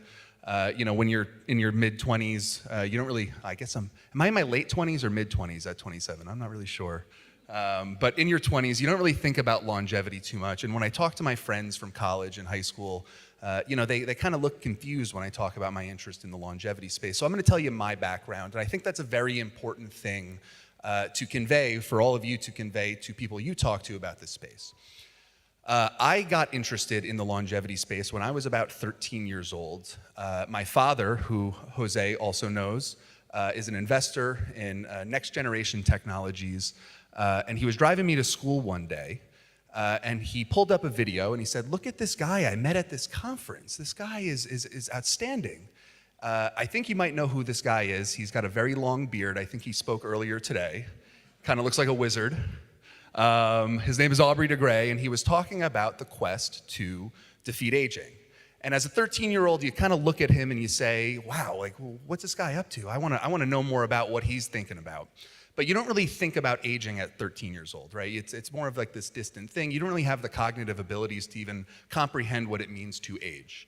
Fast forward a couple years, I kind of buried that whole world in my mind, and then COVID hit, and I think the ravages of aging were very apparent to all of us.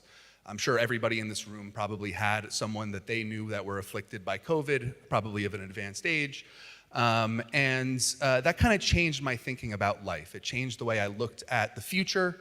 It changed the way I looked at politics and health and life in general. And I remember being locked in my parents' basement and really kind of depressed about the prospects of getting older. And I realized that I knew about this guy who my father showed me when I was 13 doing something about it. He was trying to advance the cause to slow, stop, and eventually cure aging. And that really inspired me to take action. At the same time, I was working in politics. I was working for the Democratic National Committee, and I eventually went on to work for Joe Biden's campaign in Pennsylvania. And what I realized after listening to a number of the influential speakers in the space talk and reading books and et cetera, was that there was no voice for this community on Capitol Hill. And there were a number of things that needed to change if we wanted to see real progress in this space. And so I don't know if this was bravery or complete delusion, but at the ripe age of 23 years old, I decided to take on this mission myself and create the voice for the longevity industry in DC. So that's my backstory, and I encourage all of you, when you talk to people that are not, fully, us Gen Zers say longevity pilled, when you haven't who's seen The Matrix? I'm sure some of you have seen The Matrix. For people that haven't taken the longevity pill, I think it's important to lead with your backstory, because this is a very personal issue for all of us. And at the end of the day, we're doing this not only for ourselves, but for the people that we love. And we want to convey that to as many people as possible, because this is the greatest humanitarian mission of all time. The Alliance for so that's my backstory. After I made this realization, I went on to create the Alliance for Longevity Initiatives. We've been around, as you can see, for about 3 years now. I have another slide about this, but I'll kind of go into it now and kind of talk about some of the things that we've done over the last 3 years. The first thing we did as an organization is we established a congressional caucus in the House of Representatives, so a special interest group in the House of Representatives, to advocate on behalf of the longevity industry. And so I'm very proud to say, I like to pat myself on the back for this. It's a bipartisan group of lawmakers. You go to Washington, you tell me what other things are bipartisan, nothing, right? But the quest to live healthier and longer is one that brings people together, and that's very touching and encouraging to see. We also passed a series of laws in Montana. So I don't know how many of you are familiar with that small state in the middle of the country in the US, but Montana, that expands eligibility under the Right to Try Act. So Right to Try was a law that was passed in 2017 by the Trump administration that allows patients with terminal illnesses to try therapeutics that haven't been fully approved by FDA. That is a great law. It's a no-brainer, right? If you are on your deathbed, you obviously should be able to try and exhaust every option and avenue to make yourself healthy again. But that doesn't fully jive, in my mind, with the longevity industry's and community's mission here, right? We want to be preventative and proactive with our health. And so what the laws that we passed do are open up eligibility under this Right to Try law to healthy patients as well. And so now if you're a healthy patient and you want to go try the latest senolytic or mitochondrial dysfunction drug, et cetera, you can go to Montana and you actually have access now. And that's very exciting. I came at this, from looking at people traveling abroad to places in Central America and Eastern Europe. And I saw that people were going abroad to get these experimental treatments. And I figured, why not do this in America? We're losing out on economic opportunity, data collection, et cetera. And so I think kind of centralizing that in the US is a very beneficial thing for the field, and we can accelerate the developments of longevity medicine in a major way by having Montana as this state. So now I'm actually gonna get into my talk. That was all like the intro stuff. Now let me get into the talk. So the economics of longevity. Why is this the greatest opportunity, the greatest problem and the greatest opportunity in the history of humanity? So the first thing is, there you go. The world is getting older and sicker. I think all of you probably know this. You look around. I've been in Madrid for a couple days now. I've seen far more people above the age of 65 than I've seen under the age of 18, I would say. It's very obvious just by looking around, but the statistics show that our world is getting older and sicker as well, right? You're not supposed to be able to read all of this, by the way, don't even try. But what I want to really convey to you on this chart is even in the healthiest countries, so we all think of Japan and Switzerland and Australia as being very healthy countries. Even in these places, people live about 12% of their lives in really poor, debilitating health.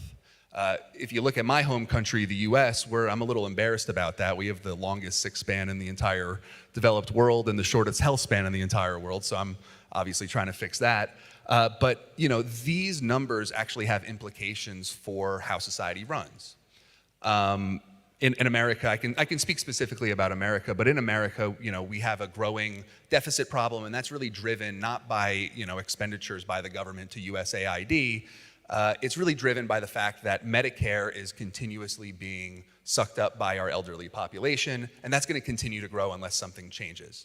The thing that can change this Medicare projection right here is the advent of longevity medicine. And so that's why I'm so passionate about developing and putting money towards developing these therapeutics and these drugs for our older population and our younger population. If we nip this in the bud now, then these numbers, the $1.8 trillion, will be curbed, and Elon Musk won't have to take a chainsaw to all the government programs. The issue, though, in the United States, and the United States is actually sort of leading the way, but not leading the way enough in the development of longevity biotech. The issue is America doesn't really spend enough money on the biology of aging. So we have a budget in the NIH, with the NIH, of about $40 billion a year. The Division of Aging Biology gets less than $400 million a year. So less than 1% of its budget goes towards this issue that drives 90% of disease and death in America. It's a complete misallocation of funding, and that's part of the work that A4LI does, is explaining this to appropriations committees, to energy and commerce committees, et cetera, that this is a problem that needs to be focused on and fixed. So opportunities. So how many of you here have heard about the longevity dividend? Raise your hand. Not that many. Are you just being shy, or? Okay, I don't know. But the longevity dividend, if you're in the longevity field, this is something that you should be very aware of, because this is, in my opinion, the most compelling economic argument for the longevity industry.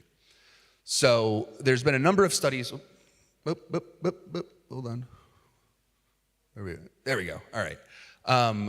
There have been a number of studies over the past couple of years showing what the implications would be if we extended healthy lifespan in our population, and what would that mean for our economic value. Like I said, there's a number of them. They don't show exactly what I'm showing you here, but this is my favorite economic analysis of the longevity dividend. This was done by Andrew Scott and David Sinclair, who I'm sure all of you know. And it showed that even 1 year of healthy life extension in a population would equal $37 trillion of GDP gains. $37 trillion is about 110% of what the US economy is right now. And, you know, that's just for 1 year, right? So if you kind of scale it up, they show that if we can increase the average healthy life expectancy by 10 years, then we gain potentially several hundreds of trillions of dollars in GDP gains. And where does that come from? Obviously, it comes from, people being more productive, right? If you are not sick, then you can contribute to society in a more meaningful way. You can work, you're economically productive, but then you're also contributing to society by going out and spending money and increasing GDP gains that way. On the flip side, I was talking before about Medicare, we're not spending as much if people are healthy on keeping people alive in a sick state, right? So this is where the economic analysis comes from, and it's very compelling, especially when I go talk to politicians. This is the thing that they care about the most. They like the moral aspect of it. I like the moral aspect. We all want to live healthier longer, but they care about getting reelected. They care about showing that their specific constituent district is doing a good job and job opportunities, et cetera. And so this is the thing that really resonates the most with politicians. And if you ever speak to a politician, I highly recommend bringing up the longevity dividend. And so this is another slide here. But I basically just said all this, so I guess I can skip. Our solution to getting the longevity dividend implemented in America and the world is by lobbying, right? The government has a lot of levers at its disposal that it can pull to ultimately yield the longevity dividend for its population. So right here, you'll see, I gave some back of the napkin math here on what other industries spend on their lobbying efforts and the returns that they get. So the Alzheimer's Association, which is the major Alzheimer's industry association in DC, they put about $4 million into lobbying back in 2024. 2024, mind you, was a continuing resolution year, which means that there was really no changes in the budget bill. But they still ended up getting a $100 million increase in Alzheimer's research. That's a 25x ROI, right? If you put money into the stock market and you got a 25x ROI, you'd be pretty happy. Military contractors are even greater than that. They spend about $145 million on lobbying, and each year the Pentagon shells out $431 billion in contracts for the military industry, right? And so you see, obviously in yellow, I wanted to highlight this point, the more we put in, the more we are going to get out of the government. But we need support, we need engagement from all of you in America and beyond to really get the most out of our governments for this issue. I mentioned it, we did a bill in Montana earlier this year, SB 535, and I kind of wanted to give that as a guide. So we spent about $60,000 on getting this bill passed through lobbyists, through advocacy materials, et cetera.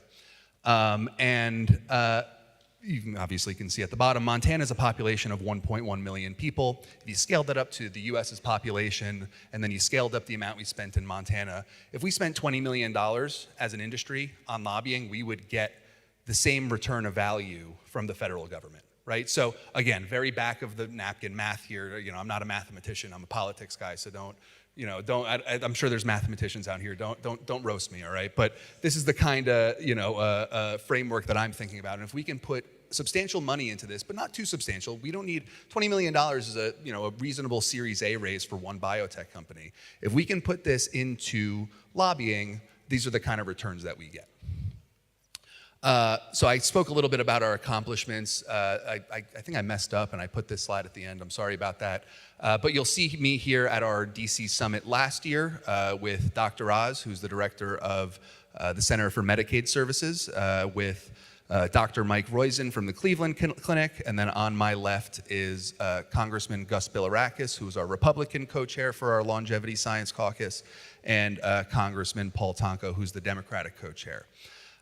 So my ask to all of you is two things. One, get involved, right? Your voice matters when you're talking to politicians. This is the ultimate issue. This is the ultimate humanitarian issue that the entire world needs to take focus on. Otherwise, we're screwed. We're just genuinely screwed. Our social systems, our economic productivity is going to collapse because we're going to have too many old people that are reliant on the system, right? So this is the ultimate humanitarian issue from a moral standpoint, but also the ultimate economic issue that we need to be driving as a group. The longevity industry is, still very new. But we're growing, right? I think there's a good amount of people here, and every time I go to a conference, there's more and more people. And so, talk to your friends, talk to your politicians, talk to people with power, because this really matters. And then the second thing, my second ask for you is get involved with us at A4LI. We are the only organization in the United States, and I would venture maybe even the world, that is doing this specific political advocacy work on behalf of the industry. We need your support. Like I said, I don't know if we'll be able to raise $20 million here, but if we want to get, a reasonable return from the government, we need to raise money, spend it on lobbyists, spend it on policy development, and actually, come together as a community to push this forward. So I guess that's it. That's all. Is that good, Jose? All right, perfect. Thank you. Thank you, everybody. Thank you. Thank you so much, Dylan.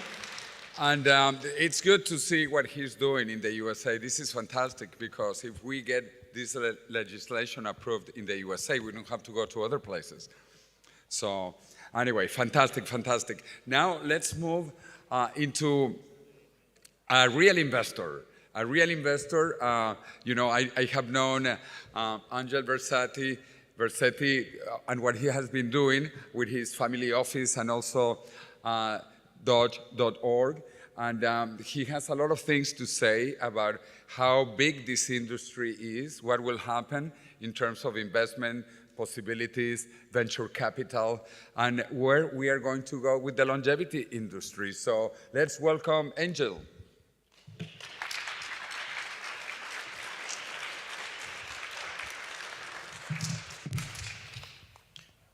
Thank you, everyone.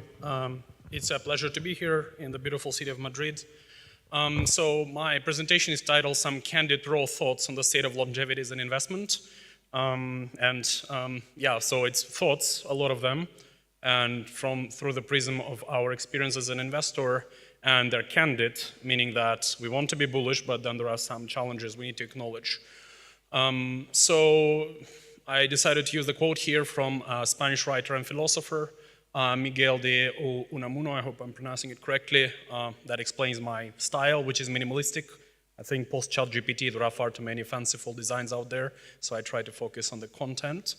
And briefly about my journey, I'm a serial entrepreneur, having exited 4 different companies. 2 of them became unicorns in Web3 and AI domains. I also own Doge.org, which became the first online community for Dogecoin, which became one of the most famous cryptocurrencies in the world. So I host the forum where the first pictures of the dog were shared. And that would have been a joke, but that joke turned out to be a nearly $100 billion market cap thing. So that was a nice joke. And as of this year, we've decided to focus entirely on longevity in terms of our new ventures, although I have been in the community in various forms as an investor, grant-making organization, and an entrepreneur for about 5.5 years since the early days of COVID. So just a few clarifications. It's difficult for us to define what exactly we are because we're not really a VC. Here you have some, what's scratched is what a typical VC is like, and what's written is what we have. So a venture capital fund will typically have money from limited partners as people who give money to the VC to invest. Therefore, their mandate tends to be fixed because when you promise someone to invest their money in a certain way, you kind of have to stick to your promise. A lot of VC funds have a particular timeline through which they have to return their money to the investors. That makes a lot of them short to medium term. And that is not a problem in many industries like software, but that is a problem for the space like longevity, which requires much longer time frames of investment. A lot of the funds that I have met, it's my opinion, I'm sure they will disagree, but I felt that they spray and pray, meaning that they invest into a bit of everything, but they don't have a particular like conviction bets. And they tend to source a lot of deals externally. In our case, the capital is our own, therefore the mandate is flexible, we can afford to be long-term, and we are happy to support radical moonshots that move the needle, and we also have the venture builder approach, of which I will talk about later. I think it's skipping some of the slides actually. So we're also not a typical family office, because family offices tend to be conservative and defensive. Their goal is to preserve their wealth rather than grow it. As a result, they tend to be diversified and passive allocators. In our case, we're entrepreneurial, we're happy to take risks, sometimes not too happy when the results are not that great, but that's what we're in for, I guess. We are focused on wealth growth for ourselves and for the industry generally. Therefore, we make concentrated bets whereby we have a lot of skin in the game, and we push the companies to really focus on being, operationally viable and commercially viable. And we are a hands-on operator, meaning that we like to be very actively involved with our investments. I would say around 90–95% of family offices do not operate this way. Therefore, I'm not even sure if the, name family office is correct for us. And when I started just researching longevity, I read a bunch of books by some of the most famous people in longevity. And if I were to summarize them in 5 small bullet points, most of them just said, eat well, exercise, good sleep, no stress, no bad habits. And well, I'm like, okay, why do I need all these Harvard PhDs and Stanford professors and whatnot to really tell me what I knew since I was a kid, what my parents told me to do? Moreover, when I researched a bit deeper into the history of longevity, there was an ancient Chinese philosopher and physician, Gi Hong, who said, even if one performs breathing exercises and strength training, as well as ingests herbal medicines, this can only extend the years of your lifespan, but it will not save you from death. So that guy knew about it 2,000 years ago, and we're still kind of like just repeating the same stuff, and we're still struggling in the same way. Although, of course, my personal, response to that is that thankfully today we have so many technological advancements that hopefully we can move beyond just like pure wishful thinking. So general, my thesis is that longevity is hard. There are a number of reasons that we've identified through our research. Again, these are mostly opinions. I mean, there are many kind of anecdotal stories or specific backing them, but these are mostly my thoughts, so don't take them as facts. But it feels that the market is still immature and fragmented. People are still fighting about like what the definition of longevity should be. I know it was a big subject of discussion at this year's ARDD in Copenhagen. And therefore, if you don't have even the universally accepted definition, of course, it's difficult for regulatory frameworks and standards to be developed. So they're either poorly developed or non-existent. The field is multidimensional and highly complex.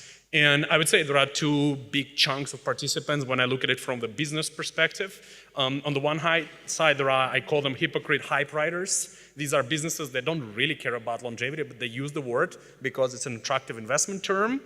And on the other side, I call them like fanatic dreamers. They religiously believe in longevity. They believe in the necessity to radically increase lifespan and so on, but they are just like, they're focused on it like a religion.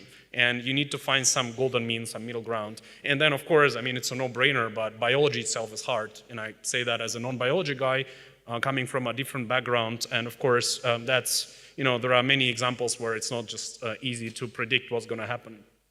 And well, I think it just actually skips slides in the wrong way. So longevity startups are also hard. So when we extrapolate from that to startups in particular, that's what we're focused on. So a lot of them have, again, that's what our assessment is from our scientific and due diligence teams, but they frequently lack clinical depth. Clinical guidelines diverge from country to country, so that's difficult for them to be comparable to each other. Of course, a lot of them have unsustainable margins in economics. We have observed a number of high-profile failures where when we try to analyze what exactly did the team go wrong when the company went bankrupt, there was not like particular reason. It was not like an obvious failure or a mistake, just the economics didn't work. There are cases of high-profile longevity clinics that failed. There are cases of companies that are biotech that failed, and a number of others. So the graveyard of startups in longevity is huge. A lot of startups engage in misleading marketing, which leads to low consumer trust when they make some huge statements and they overpromise. That leads to the negative perception of the industry by the media and by some of the consumers. it's oftentimes hard to measure impact and outcomes, especially when you deal with human lifespan, which is obviously multi-decade long. So how can you meaningfully prove to people that it can work? Amongst a lot of users, there is poor retention and follow-through. So a lot of people, they typically are excited to start it out, to try it out, to do the procedures or take whatever supplements or some other, more advanced interventions.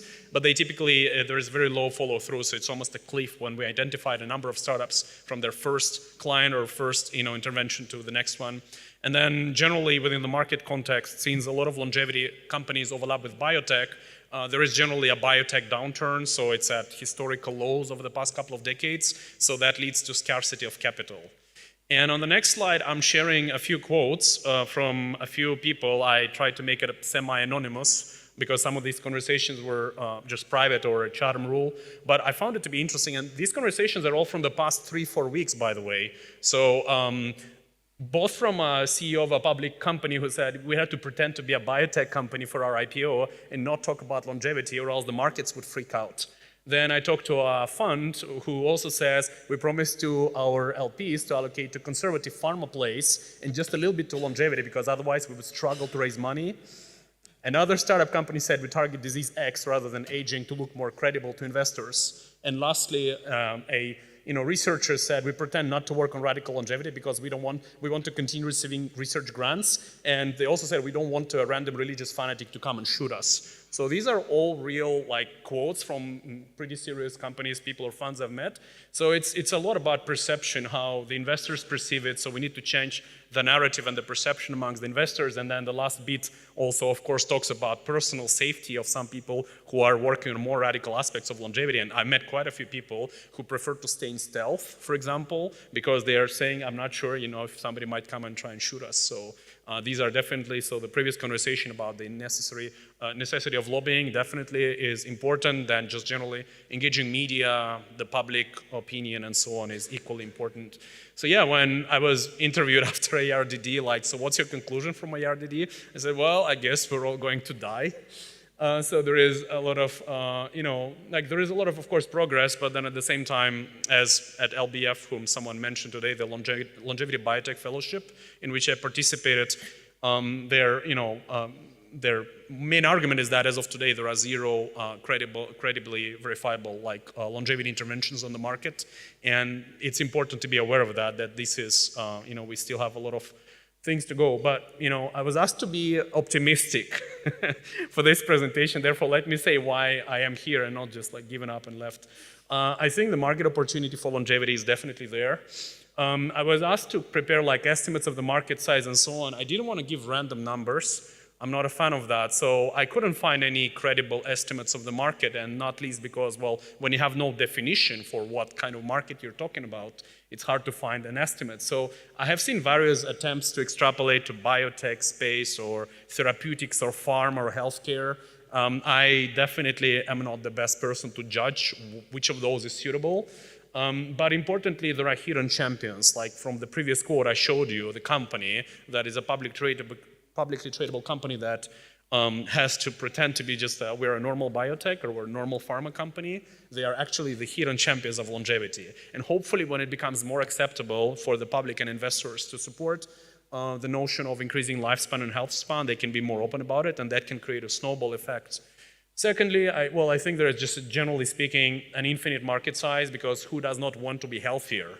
If lifespan extension is, maybe there are more people who could argue about that. I don't think there's barely anyone in the world who would not want to be healthier generally. So the health span part of it is a no-brainer. The whole planet is your market.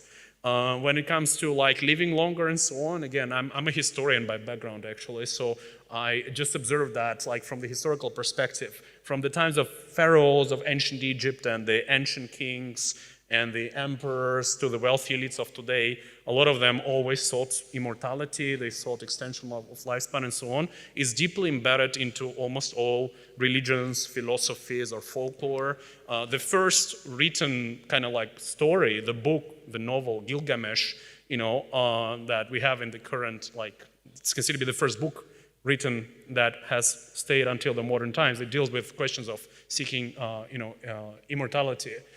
So therefore, that leads to a lot of, I want to believe investors, though the optimist investors Some of them come from fields such as crypto or AI, and there have been discussions that there are dreamers in a way, but it's important to have investors who are dreamers, who are not just like conservative, careful people looking for basic things.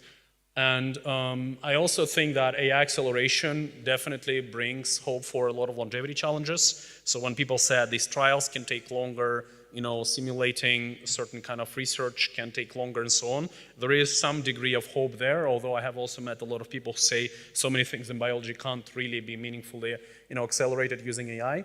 And generally, I'm also, you know, generally looking at cycles in the markets. So when something is at the bottom, and biotech is said by everyone to be at the bottom, then that tends to rise. And investors are always looking for a good bubble. Like it's just like people always want something that the narrative is there and then it creates a snowball effect. And we are currently in the AI bubble, obviously, but maybe the next one will be a longevity bubble.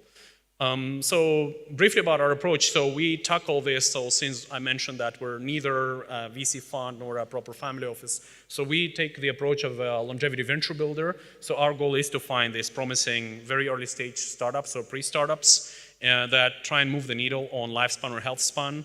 We want them to be R&D and science driven, not marketing things. So it's, you know, there are plenty of others who can support marketing plays, but we look for the, you know, evidence-backed scientific projects and that are grounded in commercial reality. And therefore, we're looking for such collaborations. We're actively exploring them now with universities and with entrepreneurship groups. As mentioned, we are investorpreneurs, so we are both investors and entrepreneurs. We try and be the founding partner and help startups to really focus on their operations, scaling and business growth. That's something that most VCs that I talked with, given that they have 40, 50 companies in their portfolio, you can't meaningfully grow 40, 50 companies in parallel. Even doing 4 or 5 companies in parallel is extremely hard. And therefore, we want to focus on like a small group of superheroes. And yeah, we commit our own capital. And then I am working with a number of other family offices where I know that the principals or the family members themselves have a personal interest in this space.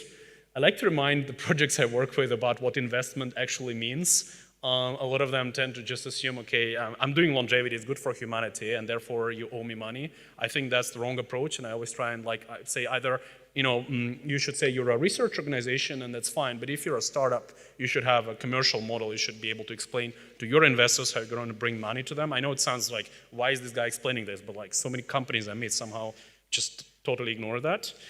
And yeah, the questions that we ponder upon very often. So what niches of longevity are worth investing in?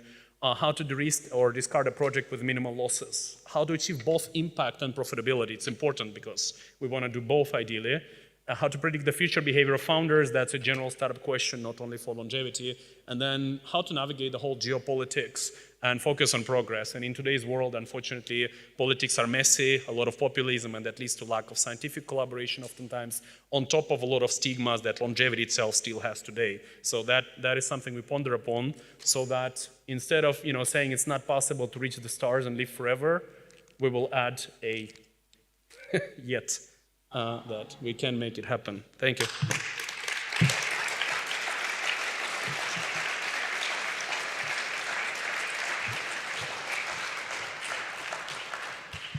Wow, Angel, that was a powerful presentation.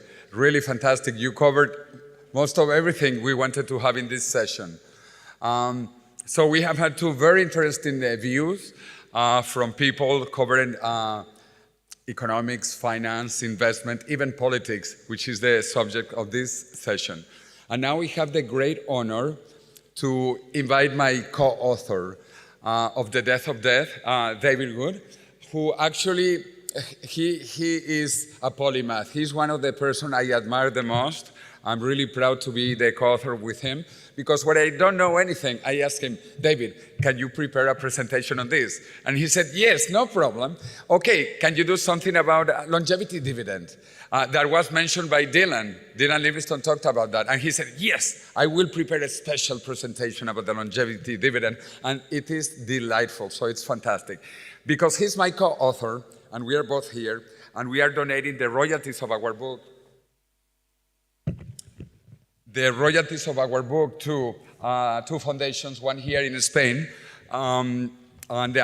The president of that foundation, Apadrina La Ciencia, is here. So I want to give the check this year, we do this every year since we published the book, to Carmen Simón Mateo. She will actually speak in the following panel, okay? So she will be speaking in the following panel. So how about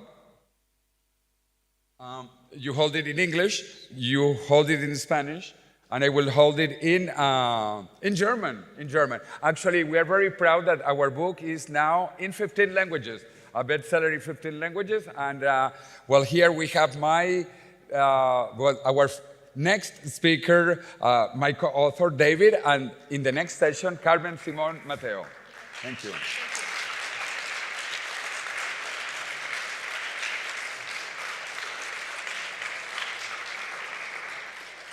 And after that introduction, and I will give her the check. You see, it's a small check. Actually, it's thousands of euros that we donate annually. So I'm very proud of that because I put my mouth my money where I put my mouth. Anyway, so now is the time for my co-author to give a fantastic presentation. Okay, if there is another picture like this. A fantastic presentation about the longevity dividend. So, welcome, David. Thank you so much.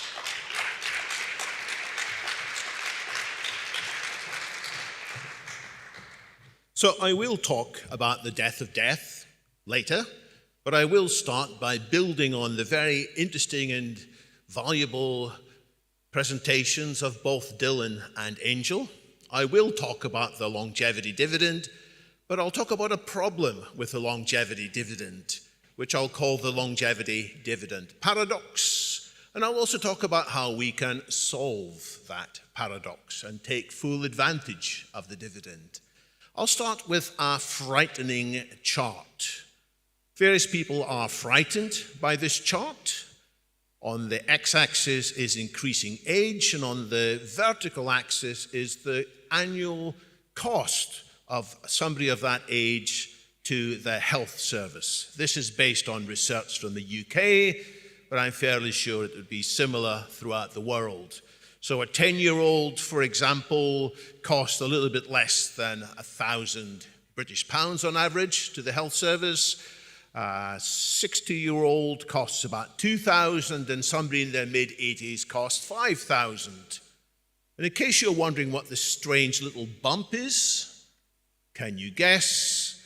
That's for women of a childbearing age that need services in connection with their pregnancy and childbirth.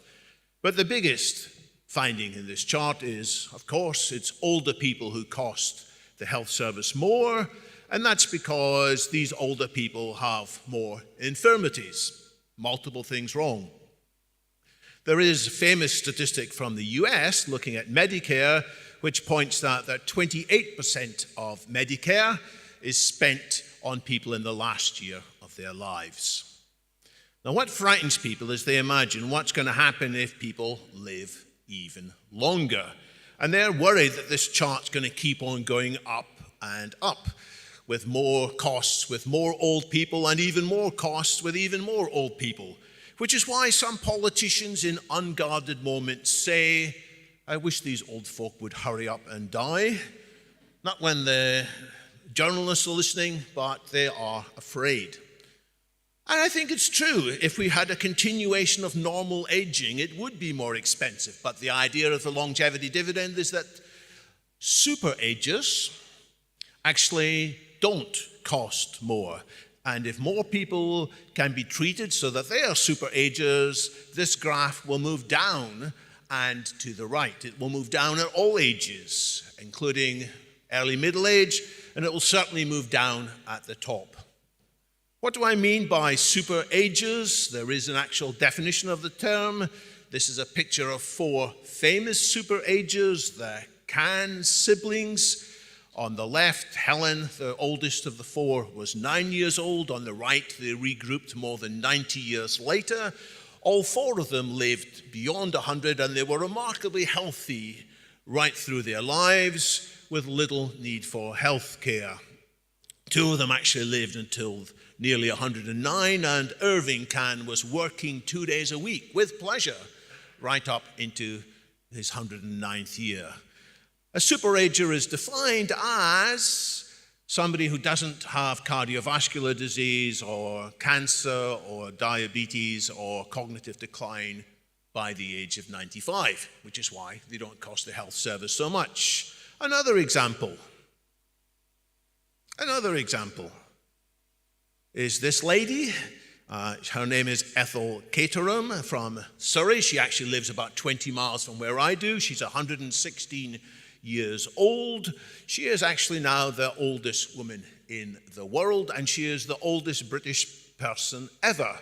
And she might look a little bit stiff here, but if you look at the Sky News video of her talking with King Charles, she's full of life and vitality, and she's cheekily talking about, well, 50 years ago, all the pretty women in Europe wanted to marry you, didn't they? And he laughed at that, and he needed some light relief because the 2 previous days, King Charles had to babysit Donald Trump, which is a real ordeal for him. Now, this woman, Edith Caterham, she has no public record of any major disease. She was a COVID survivor, but despite her great age, she has not cost the health service extra money. Another super ager that I like a lot is this gentleman. His name is Leonard Barden. He was the UK chess champion in 1954. He is also the chess correspondent for The Guardian newspaper. He has been writing columns every week since September 1955. He has never missed a deadline. He is now 96 years old and no break. And his articles are still in high demand by top-class chess players because they are full of insight and intelligence. 96 years old. Now, you may think these are just individual statistical anomalies, but there thankfully is some statistics. If you go back to the UK and look at how much does somebody cost the NHS in the last year of their life, if you go beyond 80, actually it comes down. So somebody who lives to more than 100 doesn't cost so much in the last year of their life. And the figures in Japan are even more striking. Now, sometimes when you see a graph like this, you might wonder, has the zero been missed out? But no, this is an accurate graph. The people who die over the age of 105 costs only 70%, they cost 70% less in that final year of their life than people dying between 75 and 79. I've only managed to find figures for 2 countries, and there's a bit of difference there. So if anybody's looking for a project for their university studies or as a citizen scientist, I invite you to dig out more such data and explore it. But this is the longevity dividend. This is the principle that if you remain healthy for longer, like these super agers do, it has major economic benefits. What kinds of benefits? Of course, there are less cost for the health service. There are less costs for your family members. They don't have to take time off work and cut into their career to look after you when you get old and frail. Even more than that, they are contributing to the economy as producers, like Irvin Kahn, doing his investment trading on behalf of his clients right up until nearly 109 years old, and as consumers as well. So people talk about the silver economy or even the silver tsunami. What happened there? Silver tsunami? Oh. This isn't the final version of my slides for some reason, sorry. Now, can we quantify this in terms of how much money could be saved? And this is the basic calculation behind the longevity dividend. It was first done by these 2 economists from the University of Chicago. They calculated that between 1970 and 2000, the increased longevity, the fact that people remained active and contributing to the economy at older age, contributed $95 trillion over that period. Now, it did cost some more money because people who previously would have died in middle age, they cost some money in health services to keep them alive, and these economists estimated that that cost $34 trillion, in which case there was a massive $61 trillion saving. And other economists, such as William Nordhaus, has done his own calculations. He says that maybe 40% of the growth in general national product is due to people living longer and being active in the economy longer. So that all happened without anybody sitting down and saying, let's make it happen. That all happened without people sitting down and said, hey, this is a good thing, let's try and have more of it. And the first people to say, let's have more of it, they wrote this article in The Scientist in 2006 for distinguished gerontologists, J.L. Shansky and others, and they basically argued it is economically sensible, that is financially wise, for society to prioritize research, not just into diseases of aging, not just into individual aspects of aging, but aging as a common root cause, which can be addressed. They didn't use the word then, but geroscience was invented shortly afterwards to capture this notion. And they wrote it up in more detail. They said, here's how much money is being spent already. It's pitifully small.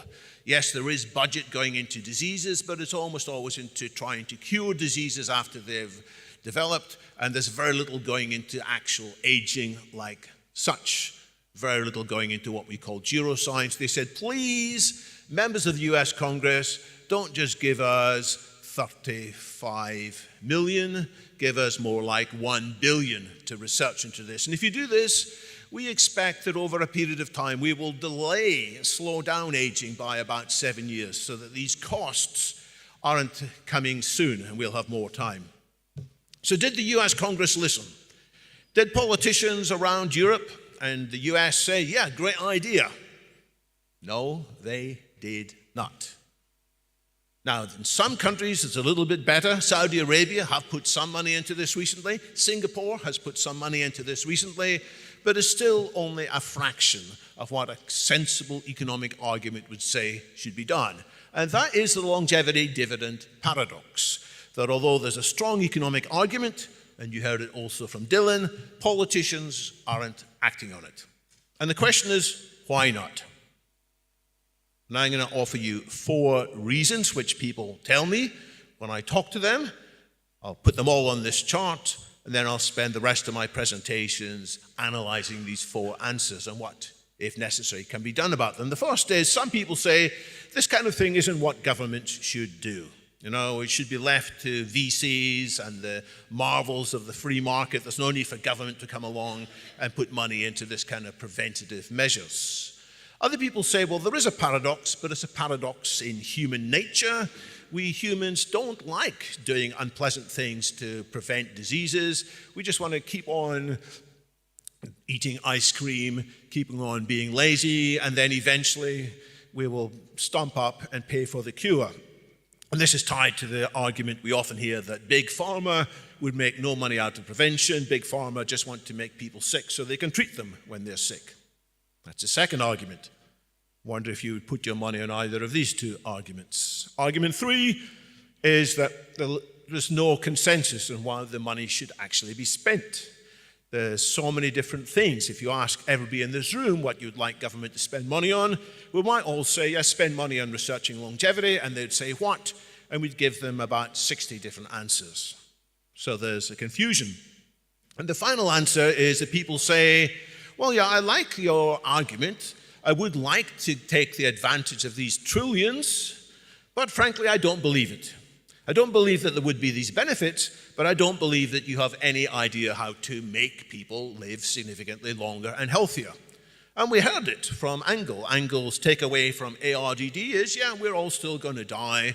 We heard it from the Longevity Biotech Fellowship that was meeting recently in Valencia. There is no proven solution. So people say, yeah, it doesn't matter how many zeros go in front of the decimal point, whether it's hundreds of millions, or hundreds of billions, or trillions, or tens of trillions. It doesn't matter because you don't know how to achieve it. So which of these 4 arguments would you think is the most significant? Let's look at argument 1. This is complete nonsense. Governments do get involved in actions to prevent ill health, to prevent accidents. For example, they got involved and they told the car industry in the middle of the last century, you should take safety more seriously. And the car industry executive said, we don't like to talk about safety because people want to buy into the fantasy of speed. And eventually the government put through enough laws to mandate safety seat belts and crumple zones in cars, and to mean that when they did have accidents, there were much less casualties. Far too many people still die from that, but it's much less than used to be. And there are plenty other examples. Governments got involved in banning lead in petrol, which had a big impact on criminality and also on IQ, reducing criminality, boosting IQ. There was the anti-smoking campaign. Why do people live longer now in 2025 than in 1965? A lot of it's due to the campaign against smoking. A lot of it earlier in the last century was due to sanitizing drinking water, insisting that all drinking water needed to be properly cleaned before being sent back into the system. Promoting vaccinations. Many people said, ooh, it's so unnatural. Ooh, it's against God's law. And then they accepted the vaccinations and it cut, again, the illness. And earlier there was the ensuring that milk was pasteurized rather than coming straight from the cow and causing lots of childhood diseases. And yes, governments also get involved in funding research into individual diseases. Research which no private corporation is going to do because it's too far away from any commercial returns. This is called a public good in the language of economics. So governments do all that, but they don't fund neuroscience except at a pittance. So that's not the answer. So let's come to the second possible solution, that we humans and industry isn't interested in prevention. That's bollocks as well. Prevention is big business, and it's a common lifestyle choice. Think about Lipitor. I have some in my traveling bag with me. It's a statin which lowers cholesterol. Why? To prevent heart disease and strokes. It's been incredibly successful in boosting longevity. It's also been commercially successful for Pfizer. Pfizer's lifetime revenue for this is in the hundreds of billions. They would certainly like more preventative drugs like this. We could talk about Fosamax, which is a preventative drug to help people who might otherwise have brittle bones. And that one's for migraine. And there's one to prevent people having brittle bones. And we do spend money on prevention. We spend money to go to suffer the indignity of having our teeth hygienically cleaned and all being told off that we're not cleaning them properly. But we endure that because it does help prevent gum disease and brain disease. So that's not the answer either. So to come up to date, I say people would choose health span extension treatments once they're available rather than just being a nice point on a PowerPoint slide, and once their positive results are evident. So, where have we reached? I've ruled out these first two solutions, but I do think 3 and 4 are completely true and completely relevant. There is a huge confusion in the longevity community about what we would like governments to prioritize. And I'm going to borrow here from an analysis by Phil Newman of longevity technology, who says there are 10 levels in which people talk about longevity. I added an 11th at the bottom. So sometimes when people say we should support longevity, they're talking about changing our attitudes towards the elderly, providing mobility scooters and so on. Sometimes it's what we heard in the last talk from Angel, the kind of wisdom of the ancients, the wisdom of our grandmothers. More recently, there are consumer diagnostics, wearable devices that give us more insight, and that can be very useful. There are also all kinds of longevity supplements, which there's more all the time. And then further up the stack, this is increasingly important and increasingly big business, there is a professionalization of longevity clinical services. And then higher up the stack again, you get to what people like Peter Attia in his book Outlive and Eric Topol in his recent book Super Ages both talk about, which is treating individual diseases of aging, early detection and prevention of individual diseases of aging, and stopping or reversing aging in specific organs or tissues. That's interesting, absolutely. Then you get to level 8, which is the systematic reversal of aging throughout the whole body, in which people become younger again. And I'm not going to talk much here about level 9 or level 10. That's something for another day. And the reason I stop there is I'm now going to be more controversial. It's the most controversial thing I'm going to say. We should all be concentrating on level 8. Why?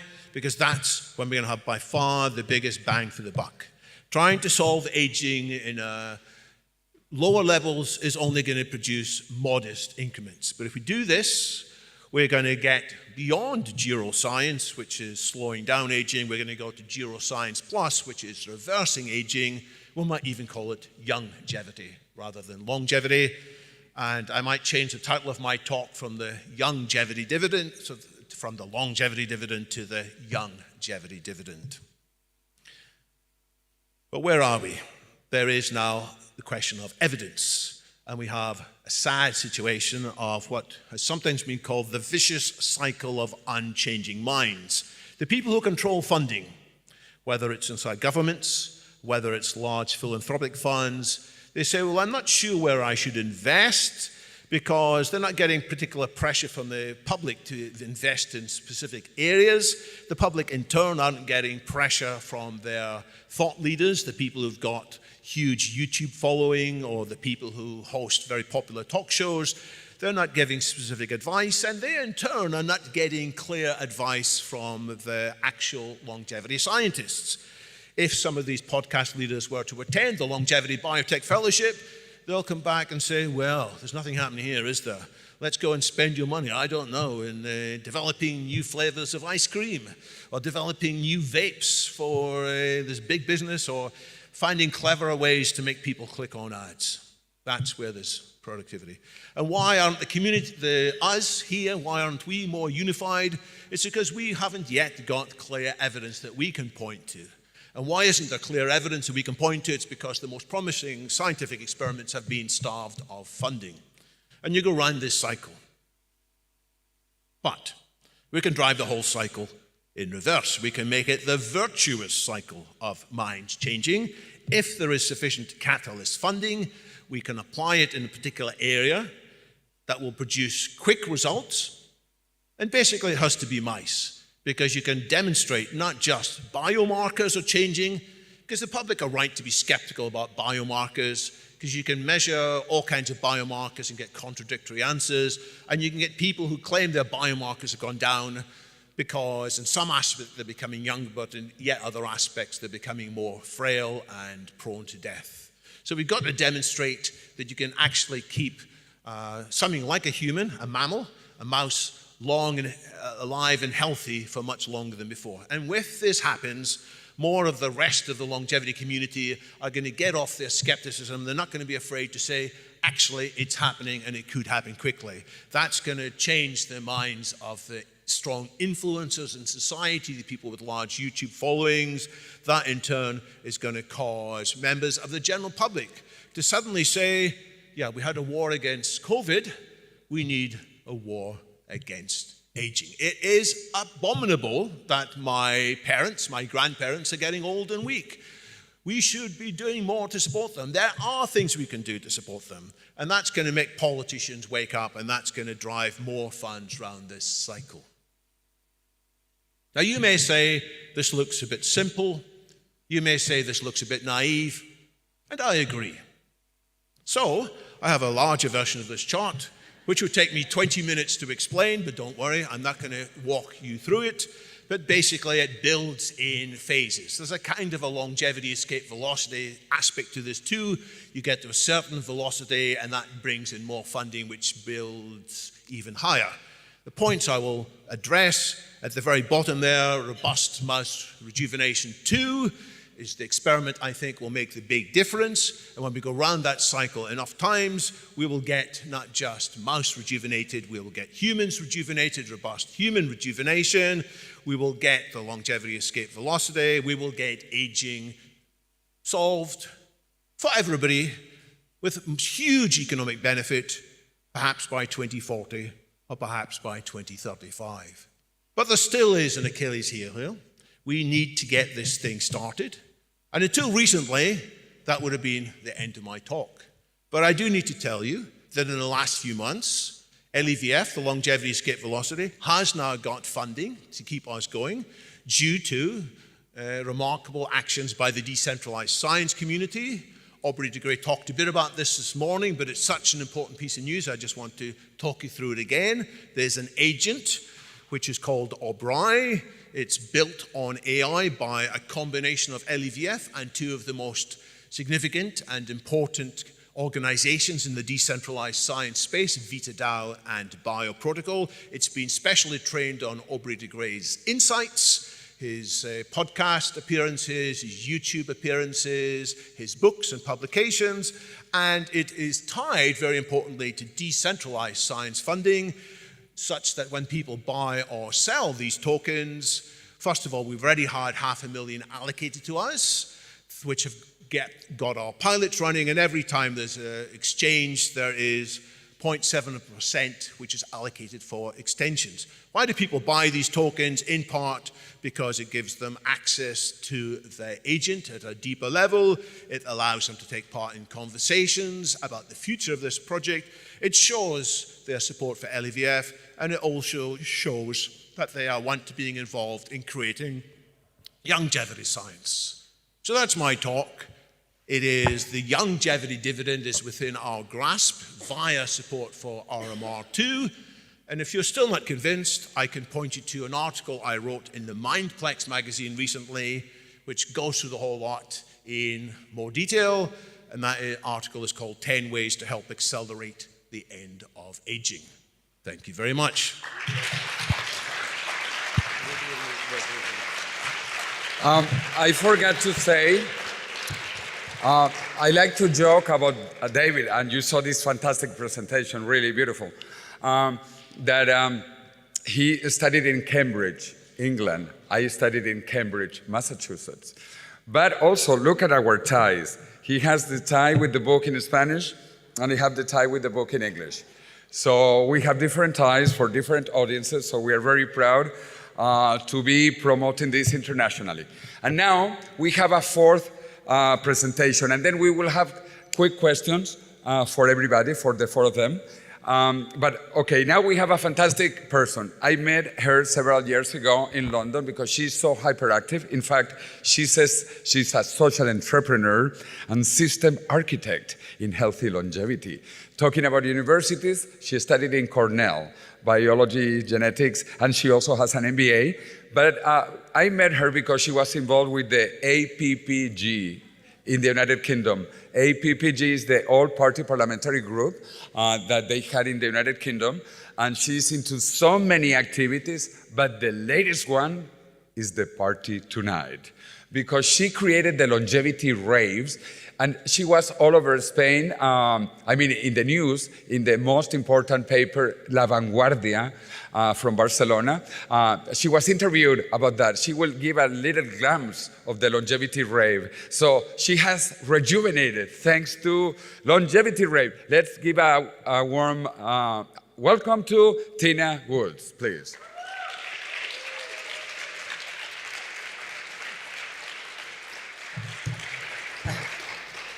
Wow, yeah, thank you, Jose. And actually, I interviewed you for my book. I also wrote a book. I don't know if you remember that. It was published 5 years ago, but not in so many languages as yours. But, well, listen, it is so good to be here today. I'm really, really delighted to be here at the TransVision event. And of course, we'll come on to Longevity Rave in a minute. So I wear actually quite a few hats, and you'll see various logos on these slides, because I do wear a lot of hats. CEO of Collider Health, Business for Health, which actually emerged from the APPG for the All-Party Parliamentary Group for Longevity. I'm also just more recently have become the Executive Director of the International Institute of Longevity, and I also sit as a steering committee member and global partnerships lead with the Human Exposome Project.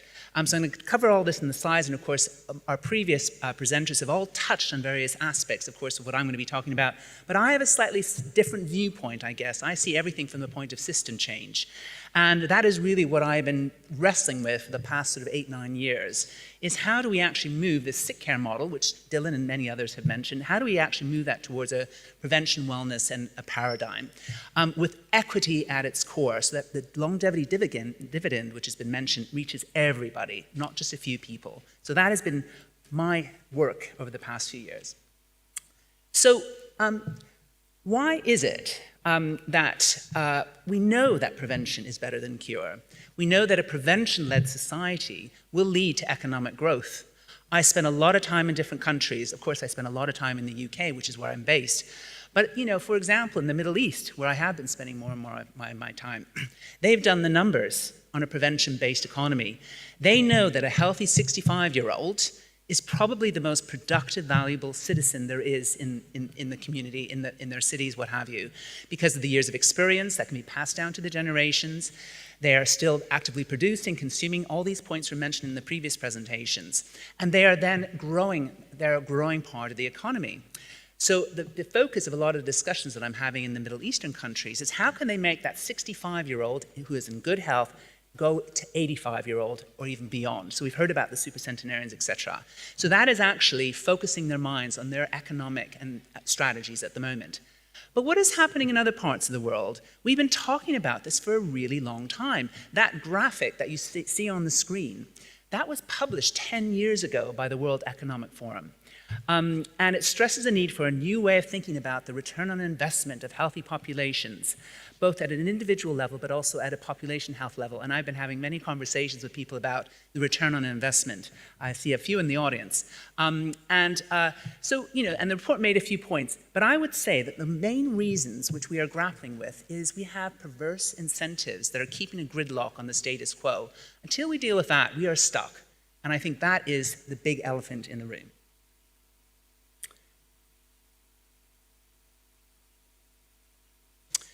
The burning platform has arrived so many times over so many years. We need to focus on health as an asset to invest in. At the moment, we constantly see it as a cost. And we have an increasingly unsustainable healthcare system, certainly in the westernized world. And we'll come on to, and I know David mentioned a few facts and figures about the UK system. But I think we have, and a lot of that is down to our growing health inequalities, as well as the aging populations that we are seeing.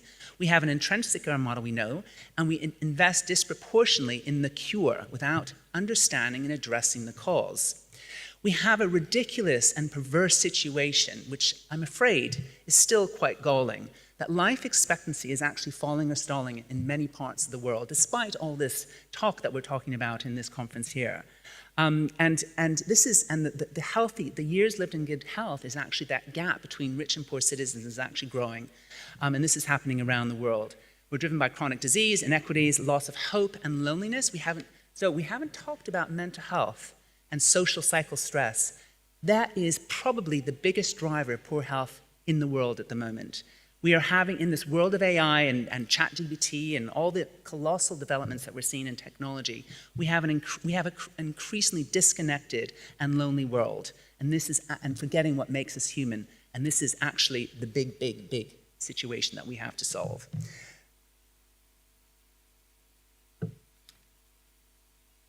So going back, why longevity, and why is that going to be the framework that we can look at? And we talked about the longevity dividend. So what is the socioeconomic case to look at longevity? So healthy life expectancy, the years we live free of chronic illness and disability, is now stagnating or declining in many regions. In the UK, for example, it is about the years lived in good health, it's about 61.5 years for men and 61.9 for women. And the gap is widening. Most worryingly, it is actually dragging our economic prosperity down. Our economy is actually being dragged down by this problem of this chronically ill population. And the economic cost is absolutely staggering. So we've got various stats that have been bandied around, but McKinsey, for example, they estimate that the poor health costs the US economy $2.3 trillion each year. And that an improving health span could add 12 trillion to global GDP by 2040. We've seen lots of stats and figures so far, so I'm not going to go through them in a huge amount of detail. But we have a huge socioeconomic argument.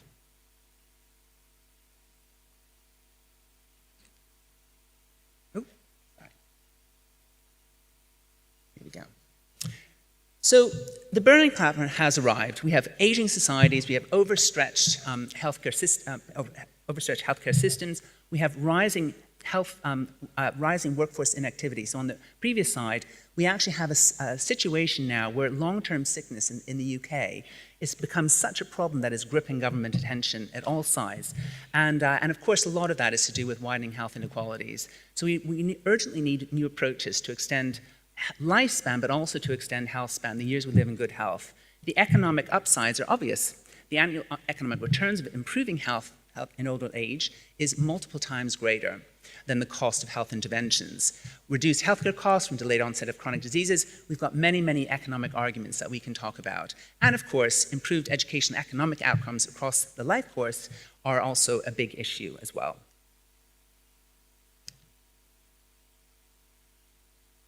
So one of the hats that I wear is the founder and CEO of a social enterprise called Business for Health.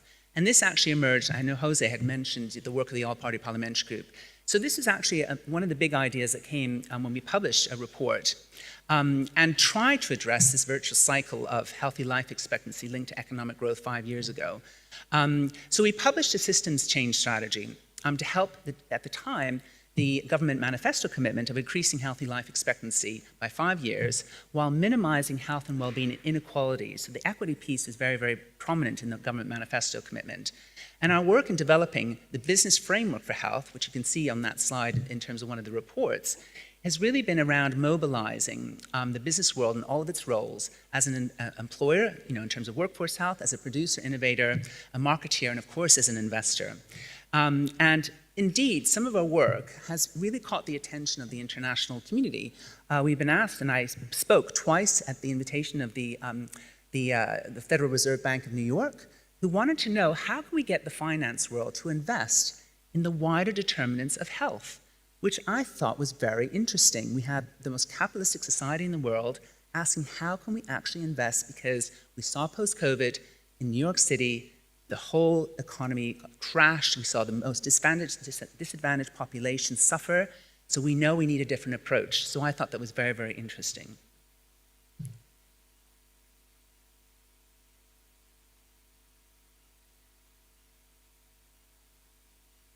Oops, sorry.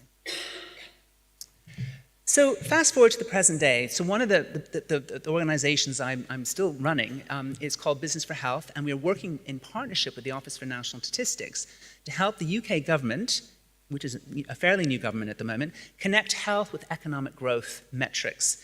And we're using the Office for National Statistics Health Index tool, which is a composite measure of the nation's health, tracked over 56 indicators, including across various domains, including people, places, and healthy lives. And its core strengths include, it provides a clear unit of currency for health, kind of like GDP is for the economy, but we need to factor in well-being in that. It can compare health performance across time over different places. It can actually identify the key drivers behind health inequalities. And it actually is a good way of actually looking to start to quantify the return on investment on health and actually start to influence Treasury decision-making. Where do we invest, across our government departments to get the biggest bang for our buck in a prevention-led approach?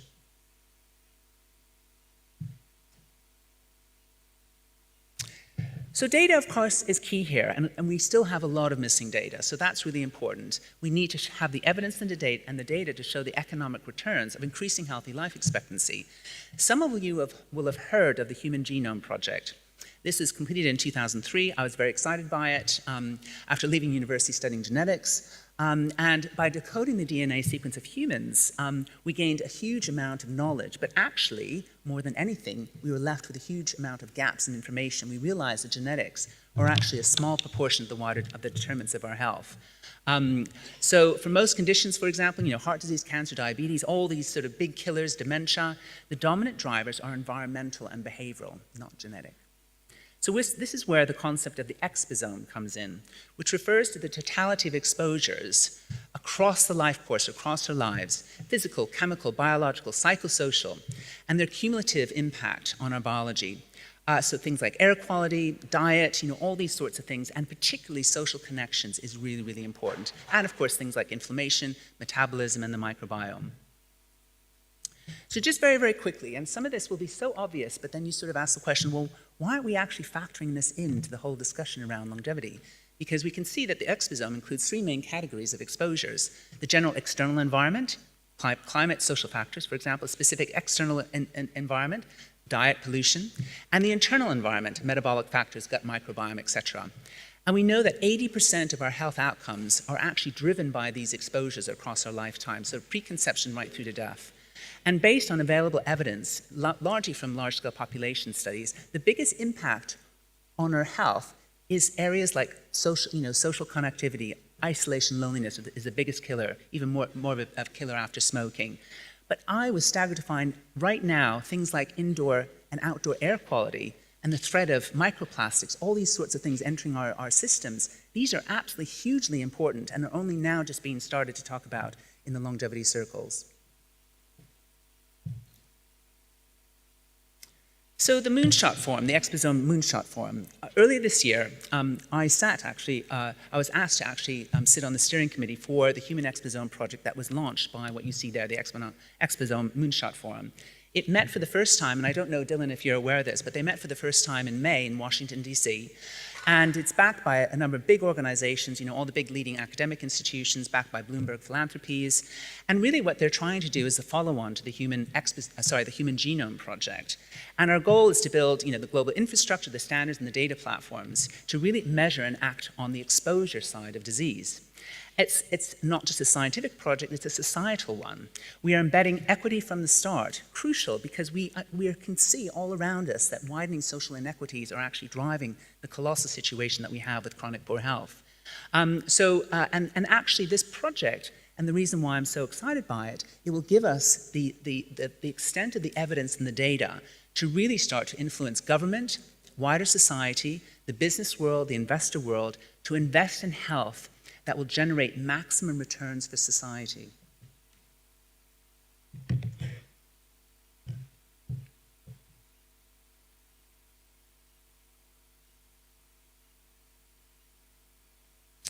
Sorry, just one second, my slide is just stopping here. So what are we learning about the exposome? So earlier this year, I was invited to go to a conference in Thessaloniki, and we know that Greece is really hit by climate change. They're really worried about it.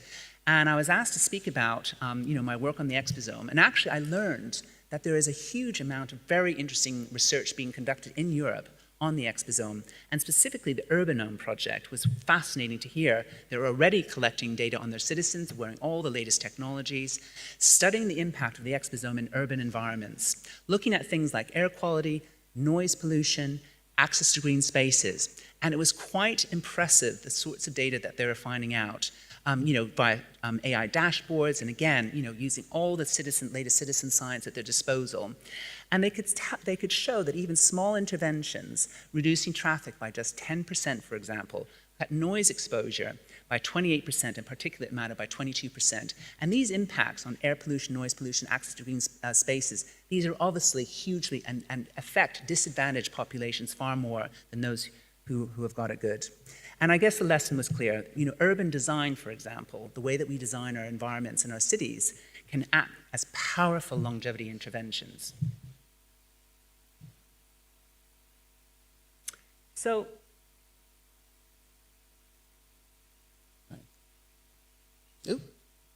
my clicker's, sorry about that. Hold on.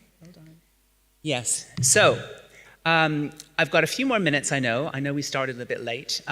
So really what I'm trying to say is that these sorts of interventions that improve our environments in which we live, because let's face it, our behavior and our choices are hugely impacted by the environments in which we live, are crucial to enhance human health at scale. It also shows how the exposome needs to reframe longevity science and how we need to conduct research to translate into meaningful impact on humans. So I argue, and this was written about in a recent Nature Medicine article, cities, communities, and clinics can become very powerful test beds to understand the exposome and, of course, how that relates to longevity. So we're now working on proposals in Costa Rica, the island of Jersey, the UAE, and these are real-life sandboxes to understand people in their real worlds, their real environments, and we're going to measure, analyze, and intervene across all the different parameters, reflected in the major drivers of health, which are around air, food, movement, stress, all these sorts of things. So a little bit of a nod to some of the work that I'm doing at the International Institute of Longevity. And it's very, very linked to this idea of the exposome. And of course, a lot of the work that we're doing in this, at the Institute is working with clinics around the world. And our mission actually is to drive that global excellence in the way that we apply longevity through responsible medicine, you know, the translation of research into real human potential, and promotion of best practice. And this is coming at a time when we know that there's a huge and growing consumer appetite for health and wellness. And of course, correspondingly with the investor appetite in longevity biotech, for example, that we were just hearing earlier. And this is in an environment and at a time when we are really, really facing a huge amount of danger by rogue practice and sort of bad actors coming into this space. I would argue that longevity has kind of reached this hype cycle. And of course, we have very, very confused consumers, not helped by the media attention that this is getting and clickbait, that is actually starting to potentially harm people. And I think our investor Versetti even mentioned this issue of this low consumer trust in some of the stuff that is actually happening right now. So in the work of the Institute, what we're doing is actually saying we urgently need guardrails and industry standards, you know, for safe, ethical, and responsible practice in the longevity industry, especially at this time. So I would argue, going to that pyramid, so we're working with leading edge clinics around the world to develop these industry standards, to protect the consumer, to safeguard and deliver real outcomes. But you can see the environments in which we design, you know, our communities, our cities, are really, really important too. And you know, we're already starting to talk, you know, with a whole range of different industry verticals. You know, housing, you know, and that includes social housing, for example, resorts, spas, hospitality, retail. How do we build these environments for human health? And so the way that we, perhaps our best way of articulating it is via this longevity pyramid, where we can use it as a framework. So the base and the middle layers are environmental and lifestyle factors. We know that there are a lot of things that people are doing already that can actually drive, you know, better health. And at the top are sort of more the advanced therapies. So that's the domain of clinics, etc. But, you know, but we need a way in which we can actually start to create partnerships across the human journey of their health. You know, the whole consumer, the kind of customer journeys, as it were, throughout a person's sort of approach to their health, to really understand how the different actors can actually go and help a person's health trajectory. So I would say, where will this all lead? And I'll come on to longevity on the next slide, so don't worry, I'm almost finished. I have a vision because I think we need to create a longevity society and a longevity dividend as part of that, where it's not only available to the privileged few who can live to 120 or beyond, you know, with all the sort of fancy technology and all the latest developments in science and technology. I think we need to make sure that we have the guardrails, we have the ethical principles guiding us, you know, to have the chance for everyone to have that chance to live, you know, in good health to a ripe old age. So the exposome, and this is why I'm so excited by the Human Exposome Project, it gives us the map. It's, you know, cities, communities, clinics, they can create these test beds, you know, to really understand real human beings in their daily lives, kind of acting like laboratories. Equity and ethics must be the guiding compass for everything that we do, especially at a time that we are faced with you know, ChatGPT and AI and this sort of the worries that everyone is expressing about, you know, that computers will start becoming, you know, AI will become cleverer than humans. We have to make sure we are addressing the questions, what kind of world do we really want to live in? And we need to get out all the people at the table. So this is where I think some of the other discussions that we need to be having are around, for example, a very, very important round, and I was in Gstaad last year at the Longevity Investors Conference, not last year, last week at the Longevity Investors Conference, and it was really, really interesting for a conference that is very, very specifically, you know, very much in the biotech sort of domain. For the first time, a big discussion was had on joy and living well and actually happiness in our lives, and this concept of joy span came through. And as an emerging investable opportunity, which I thought was really interesting, because of course a lot of what I do, and of course with Longevity Rave, it really is all about this very, very important thing that we must bring human beings back together again, connect people in their real worlds, address this problem of social isolation and loneliness, which is absolutely rampant. Mental health absolutely has to be factored into the conversations that we're having in longevity. The younger populations, and I have 3 sons in their 20s, they are all suffering from a lot of very serious mental health anguish about where the world is going. So I would say Longevity Rave is an opportunity to say joy span needs to be on the map of how we think about longevity moving forward. And just very, very quickly, I'll just show, oops, sorry. Oops, hold on. One thing very quickly. Oh, goodness sake. A campaign has gone viral on Instagram for all you Instagram followers that raving can slow down aging. Now, I'm not convinced by the science yet, so I'm going to do the science study to actually show that raving, A, can be good for your health and well-being and longevity, and potentially could slow down aging. So that is a scientific study I'm basically developing right now, and we'll kind of have a bit of a, proof of concept sort of go tonight at Longevity Rave. So I hope you all come. It is at Okio from 10 o'clock, and you'll see it for yourself, what it can bring you and your health and longevity. So I'll finish there. Thank you.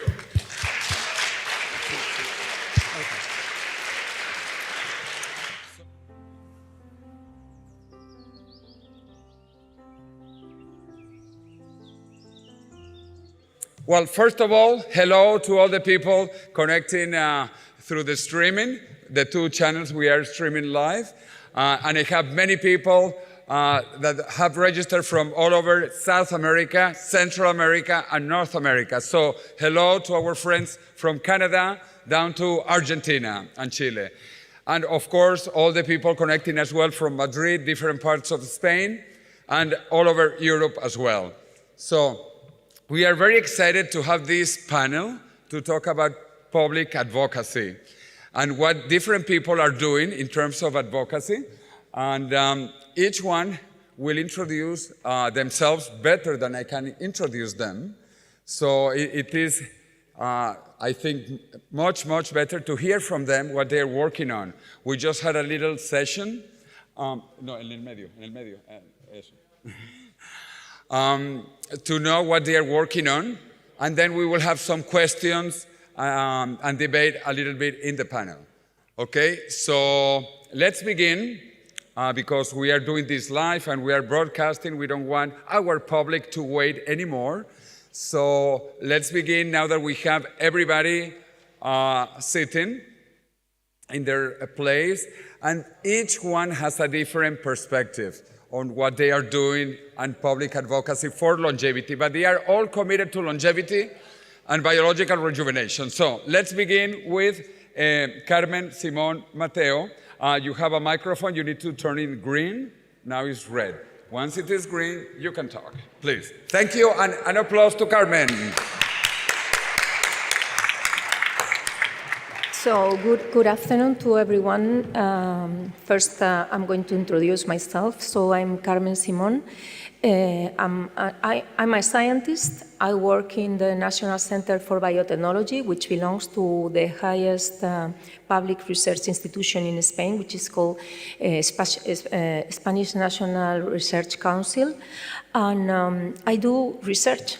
I'm a virologist, I work in plant virus, but I'm here because, as you have seen before, I found more than 10 years ago, I founded an association which is called Apadrina la Ciencia. Only with the name you already know something about it.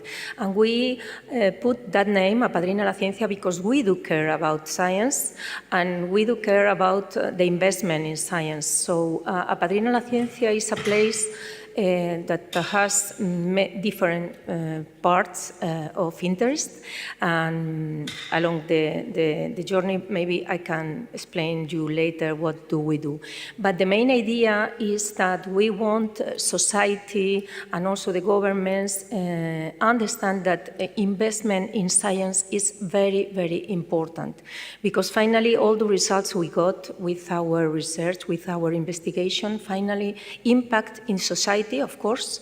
We are here in this meeting about longevity, so only we can increase longevity and also the well-being of people by doing research. So the investment has to be there. But also, we want to really diffuse in the society the results we got in our investigation.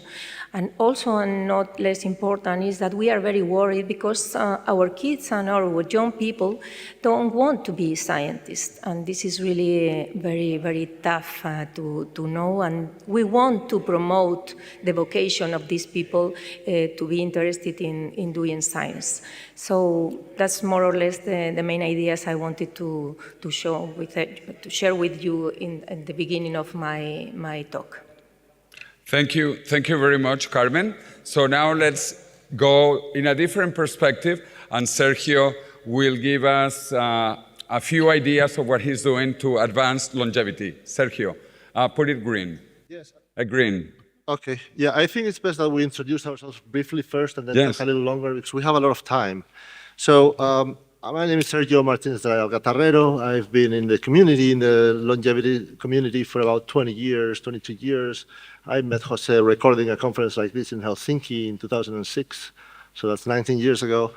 And I've covered many conferences. I really like documenting these events. I think they're historical and worth preserving.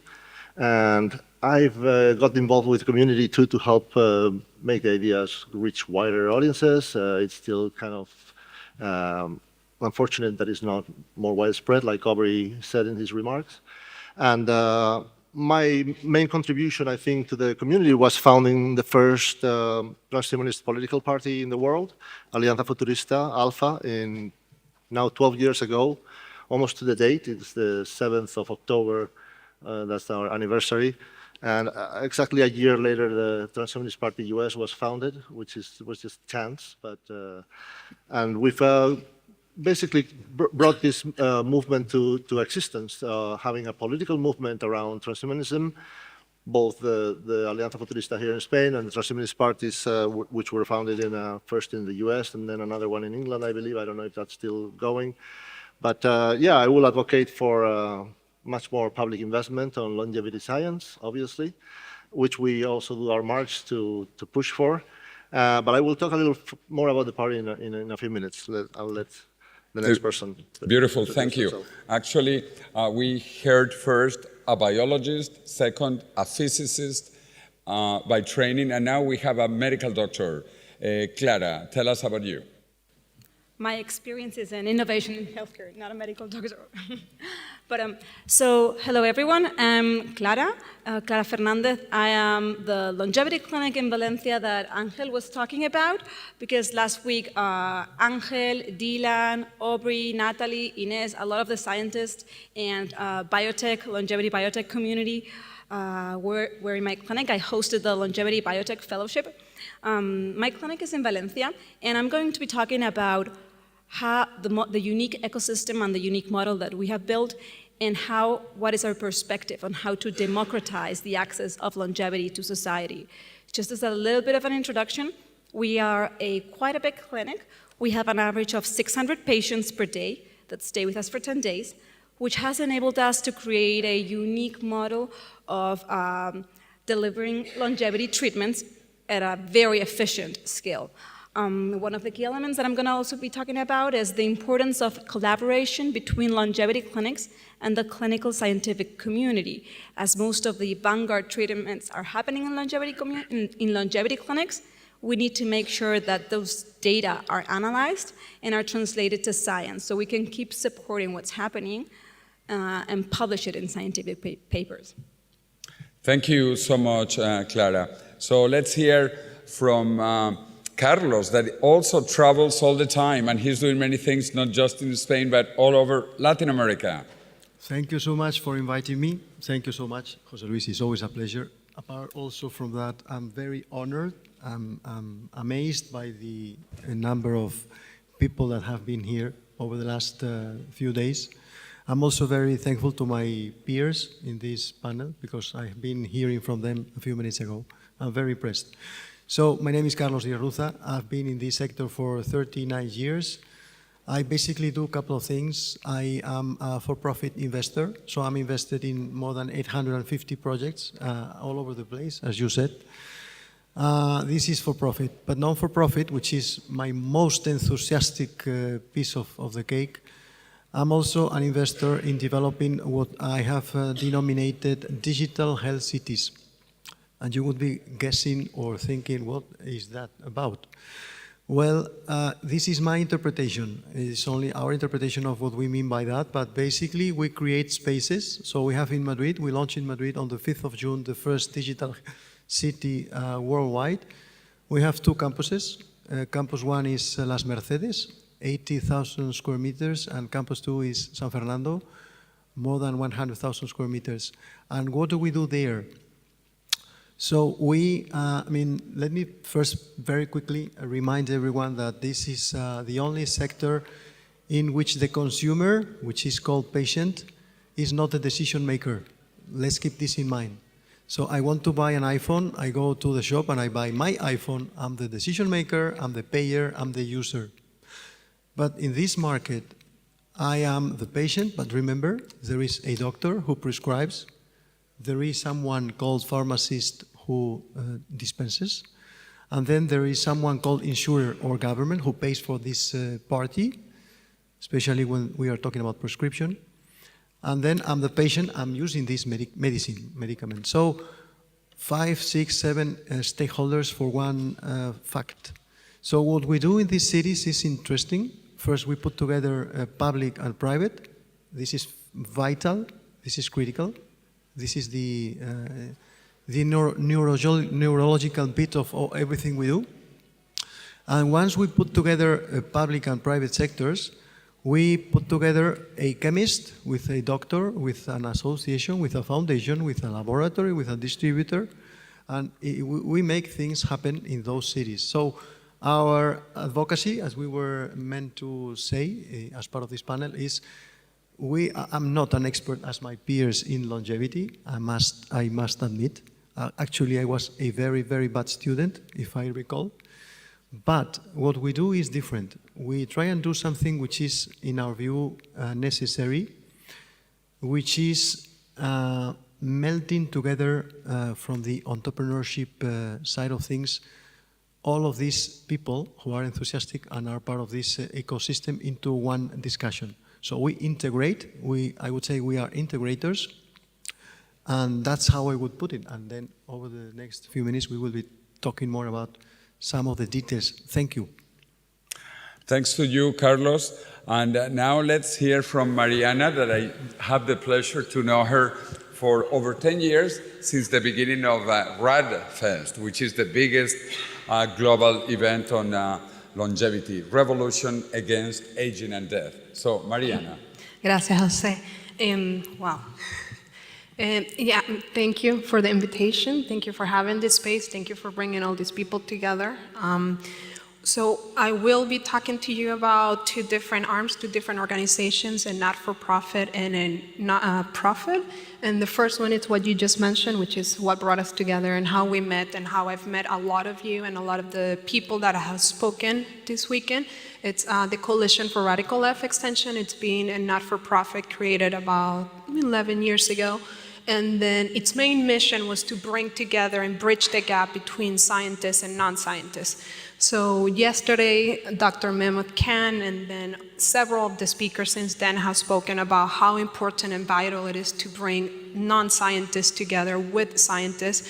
And that's what RADFest has been very successful at. We've created and launched and helped and aid a lot of collaboration between scientists and also bring their science into the forefront for the people that are actually the consumers, the people like us, the people that are sitting here who want these technologies, that they need to know that these are happening, and also people doing the public advocacy, like I have some people here, and Dylan also as well. And then the People Unlimited is it's a profit organization, and that is been the longest standing, most active and most successful community for individuals who are interested in super longevity. And what they do and what we've done, and I've been a member for 18 years, it's to bring people that are mostly non-scientists, but bring them together and to create spaces of education and inspiration. And really, it's been transforming for all of its members and all of the speakers. Actually, Liz Parrish gave her first presentation right after she got her gene therapy done, first at People Unlimited, because she was recommended to it. She knew, and they knew, that it was going to be the best and most supportive platform for her to get started on this path. So again, I'll just be talking about how important it is to bring us all together. I do really feel that community and people are the scaffolding of longevity and super longevity medicine, and the reason why we're doing this. And so what is it that brought us all together? There's a little spark that sparked in all of us that got us interested enough in longevity beyond the health system that we know of.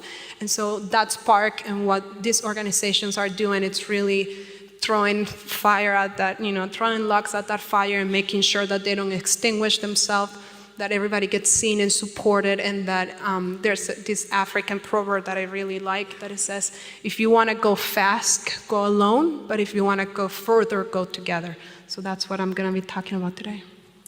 Fantastic. And I forgot to say that Mariana was also born in my native country, in Venezuela, and she's doing incredible work. And next year, we are going to have the Walk for Longevity, the March for Longevity in Washington, D.C. Yes. Just like we had yesterday in Madrid, but big. Very big, because numbers matter and visibility matters, and having, what you had yesterday, a full room of people here, makes such a big difference rather than just having a few people. So imagine having hundreds of people marching in DC, advocating for longevity rights, and like how we've heard from different people, the option to be able to opt into some of these treatments and protocols we've been talking about and learning about. So that is something that we're working on, and we'll know in a couple of months if it's a go, but we'll make sure that everybody knows, but we're very excited about it. So now you all have to come and join us in Washington, D.C. for the March for Longevity in the capital of the USA, and some people say the capital of the world. Anyway, let's finish with my dear friend Cody Dean, who is the global ambassador of a new fantastic initiative called Immortalis, and he's from Florida, which is a beautiful state, sunny Florida. Cody. Yes. Thank you, Jose. Yes, Florida is very beautiful, and I look forward to being at that march in Washington, D.C. next year. Hope to see many of you there. So I work with Immortalis, which is a global initiative. We're very focused right now in the United States and a South American country, both of which we're calling it a Neovia to be a little bit more agreeable to a more conservative crowd. But what we're trying to do is advocate for many of you who does have more of that scientific background, because me, I don't have a scientific background, but what I do have is a drive to live healthy much, much longer than is currently possible. So I have been at events like RadFest supporting you for a long, long time. And when I finally connected with the founder of Immortalis, Mark Hamilton, who's over here, I knew I had to jump on board with that, because what we are doing to help you, help us live it's incredible. What we're trying to do is unlock the funding that so many of you desperately need. And part of the way we're doing that is by accelerating some of the regulatory pathways that are slowing things down. So when that happens, investors will begin to see a better return on their investment, both in profit margin and in timeline. And so you'll see an influx of investment opportunity into you and into what you're doing when we successfully unlock a zone. And you'd be surprised how close we are, even within the United States, which has been historically tough to get into. So, stay tuned for what's happening there. Could potentially be, the end of the year, early into next year. Politics is a very interesting landscape, so we'll see. But once that is unlocked and you're able to come in and do what you do much, much faster, and with more funding behind you, and still cheaper, you're going to be able to save our lives faster, which is selfishly what I want. So that's us. Fantastic, Cody. And now I want to go into a second round to see what they are doing, and their background is related to public advocacy, because part of the International Longevity Summit is to have an impact on people. And you have seen we have had 2 documentaries. We have been in all the media in Spain, in all the media, some attacking us, by the way. They cannot understand that we believe that this is science and technology, that we are going to be able to live longer, healthier, better. So I don't understand how some people can attack this beautiful idea. But anyway, we are in all media, so this is fantastic. All TVs, radios, newspapers. We had the mayor of Madrid. I mean, we cannot go much higher, who is a very important person. And we had the March for Longevity. We had a lot of things going on, and we have fantastic speakers in all sessions, including this beautiful panel. So how can we move the movement forward? Yeah, okay, so how can we impact? So this is the main idea that appears when Apadrina la Ciencia was born. So Inés Antón, which is the vice president, myself and some other scientists, we wanted really to have an impact, not only with our research, but also to tell the society how important is science. So if you pay attention to the richest countries and the best countries in the world, are those which have invested a lot of money in science. And because of these results that appear, finally they have an impact. And finally the society can really feel the impact of this research. Something important that I would like to mention is the importance of do research, do investigation in every areas of knowledge. So the challenges we have in front of us in this century and in the next centuries are really important and they're very big. And only through the collaboration and the interdisciplinarity of all areas of knowledge, we can give an answer to this, to solve these problems. So this is also something that we really focus on when we are working in Apadrina la Ciencia. And this makes also very singular our association. So you maybe see another different foundations, many different associations that pay attention to one specific subject. In Apadrina la Ciencia, we pay attention to all areas of knowledge, and this is something singular and also a strength. Another singular part of Apadrina la Ciencia and one of our strengths is that it is led and directed by scientists. So we are used to manage our group, research groups, and also we manage the we get funding from many different funding agencies, not only national but also international, and we know really which are the problems, and we know very well how with very little amount of money to have an impact in our research. That's why all the funding we got, we made open calls, and they have all the projects we receive, all the proposals are evaluated by scientists. That's why the impact is much higher. So this is something that I will want to share you, because if you put money in if you make a donation to Apadrina la Ciencia, you can be sure that all this money are going to be optimized. The waste is not a waste of money, but an investment in science, an investment to get results, and finally an investment to get an impact in the society. Thank you. So, Sergio, how can you... Do you mind if I stand? No, please.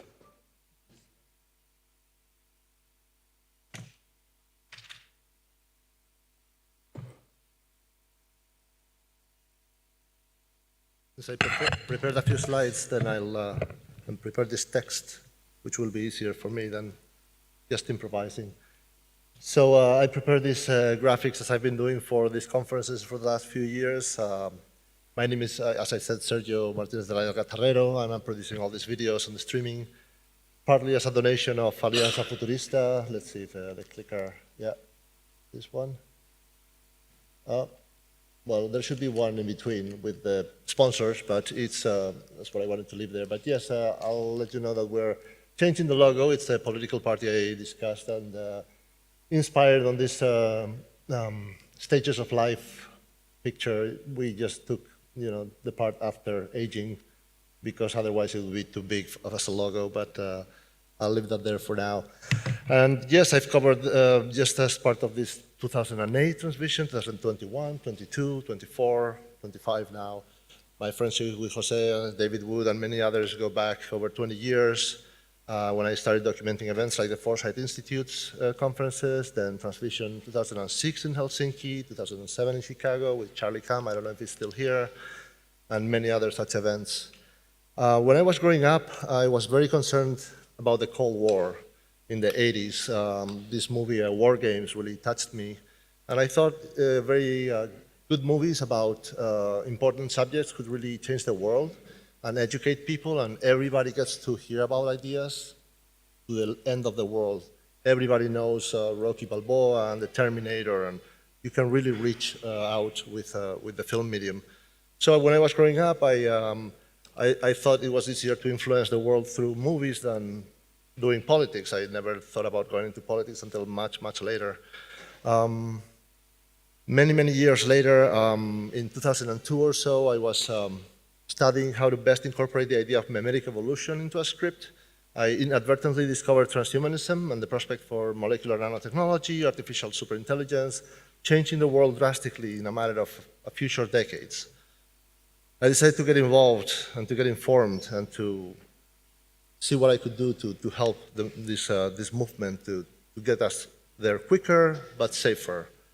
I realized that the issues regarding these ultra technologies like molecular nanotechnology and superintelligence were so grave and so urgent, while at the same time so promising and liberating, that I should focus more on how I could influence their positive development while avoiding the worst risks.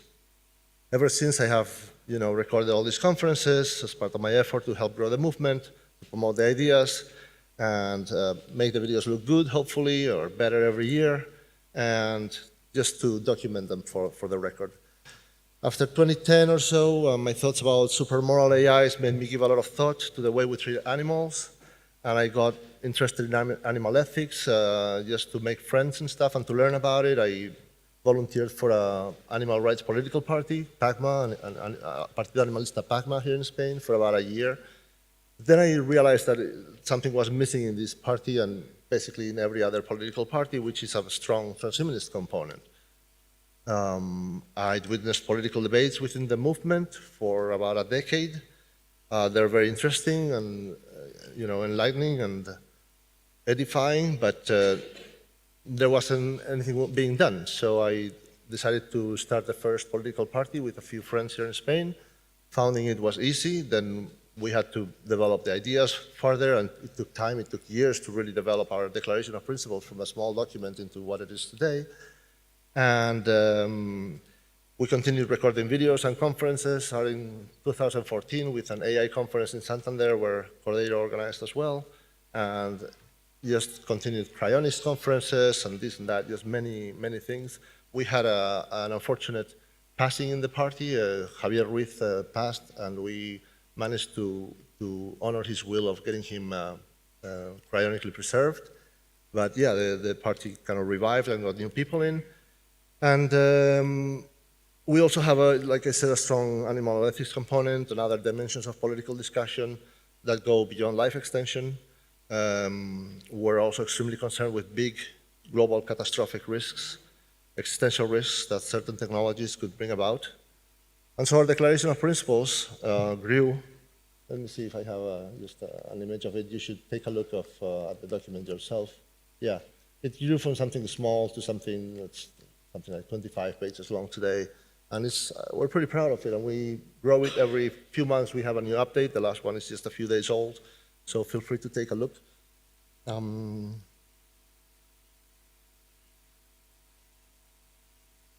Yeah, and I would like to read briefly Gennady Storyarov's remarks in a recent email from the Transhumanist Party in the US.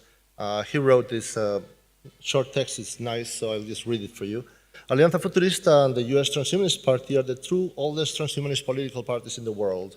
We have endured because we are guided by long-term goals and enduring vision of how transhumanist pursuits can transform the human condition for the better, rather than focusing narrowly on winning elections or beating other political parties. Ultimately, transhumanism is a global movement that needs to unite humans in our shared aspiration to overcome old age limits of mortality, disease, material scarcity, and irrationality. Therefore, political success of transhumanists anywhere in the world is a success for transhumanists everywhere in the world. Any jurisdiction where transhumanism succeeds in influencing government policy in a direction that is more open to technological advancement will be a jurisdiction where research breakthroughs could occur to benefit humanity. The USTP considers Alianza Futurista to be its key ally in Spain, and we are eager to see what its efforts can accomplish to enable Spain to become one of the foremost pro-longevity countries of our time. Alianza Futurista is welcome. This has to do with our suggestion that we would sign their values document. And in our declarations, they have the Transhumanist Party values and the Transhumanist Bill of Rights. And so we already passed it in our party. We're going to sign this declaration, and we'll add it to this part of the website in the next few days. It's an announcement I'm making as more of an interconnection between our two parties, because we should really strongly support each other. And yeah, if you now just briefly, I would like you all and everyone you know to help these parties, to help Alianza Futurista if you can, to get involved, to get to know us. And there's memberships, you can make donations, there's a pretty high limit in Spain for donations, so if anyone has money, it can help us grow much faster. And especially human members, especially within Spain. So I know some of you are Spanish, or people in Spain are watching through the subtitles, etc. So we need people to head the different areas of the party. If you're especially an expert on any of the fields we talk about, come to us so you can head one of the departments or something like that. And just, yeah, that's basically it. I don't know if I have any more slides.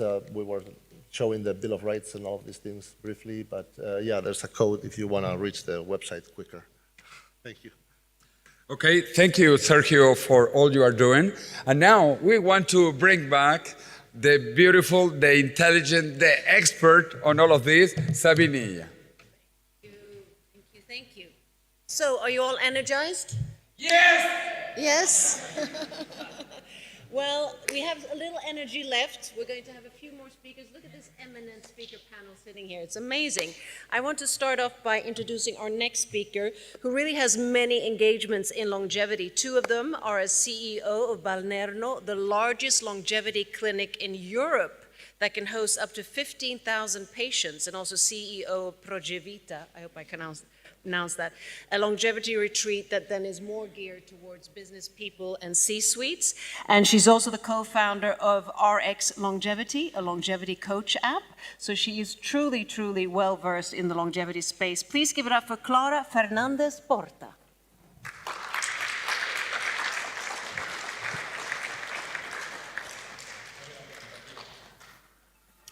Hi, everyone. So when José asked me to talk about public advocacy and how our clinic or our model was working to help push the longevity science, I was very happy to be here and be able to share you how our model has been, how I have actually designed the clinic to make sure that we could become a tool for society, for both patients and scientists, to push up longevity as much as possible.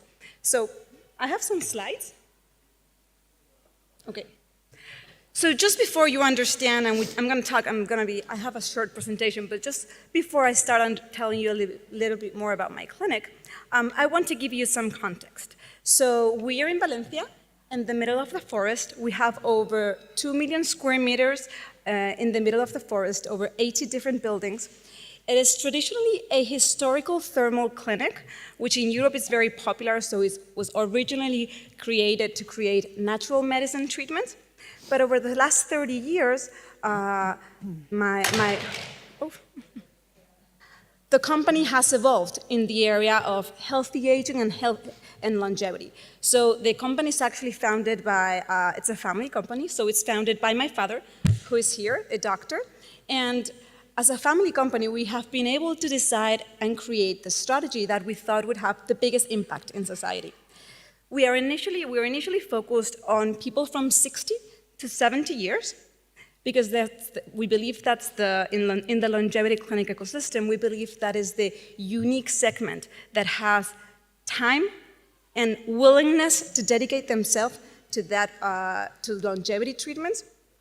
And so that has enabled us to create a model where patients come every day. We have an average of 60 patients coming every day for 10 days, staying with us, with 600 patients, as I mentioned, staying with us together. And we have been able to create a framework of treatments that have been able to democratize longevity treatments.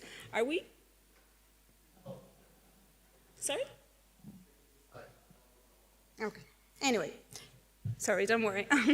So anyway, what I was going to tell you is how we actually have created this ecosystem, because I think it's very unique and very different to most of the other longevity clinics, and that has been the core element that has given us the unique advantage to both scale.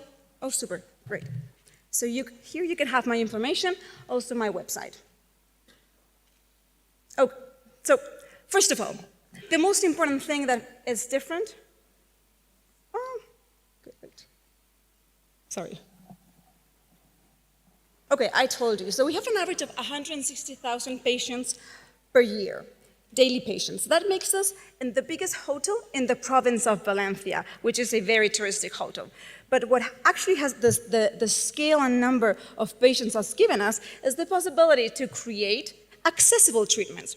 And why is this? Most of the traditional longevity clinics that you know have a smaller scale, and that makes that most of the cost of the treatments are not necessarily uniquely the cost of medicine per se, but the cost of the setup. So being big is for us a fundamental part of being able to have a big medical team, a big scientific team, and make sure that we can deliver treatments at the unique marginal cost. In terms of treatments, so just so that you know, we're strong on regenerative medicine and anti-inflammation protocols, and patients can either come to one of our set protocols that is a combination of stem cell treatments, orthomolecular medicines, plasmapheresis, ozone therapy, or they can come to one of our personalized protocols. All of our treatments do a combination of diagnostics, treatments, and education. And this is also a very important part that I want to make point of, especially as we're speaking about public advocacy. Every patient that comes to our clinic has an average of 20 hours of longevity master classes. We are making sure that everyone that comes to our space understands the biology of aging. Not only what's available today, we don't do this education or scientific master classes to get them more treatments. For us, it is fundamental that people understand the biology of their aging process and what is to come in the next years, because we believe that is the unique way that they're gonna spread the word and that they are going to have an interest in taking care of their health. Yesterday with Ray Kurzweil, he told us in the presentation that he believes that in just 7 years, we might reach the longevity velocity of escape.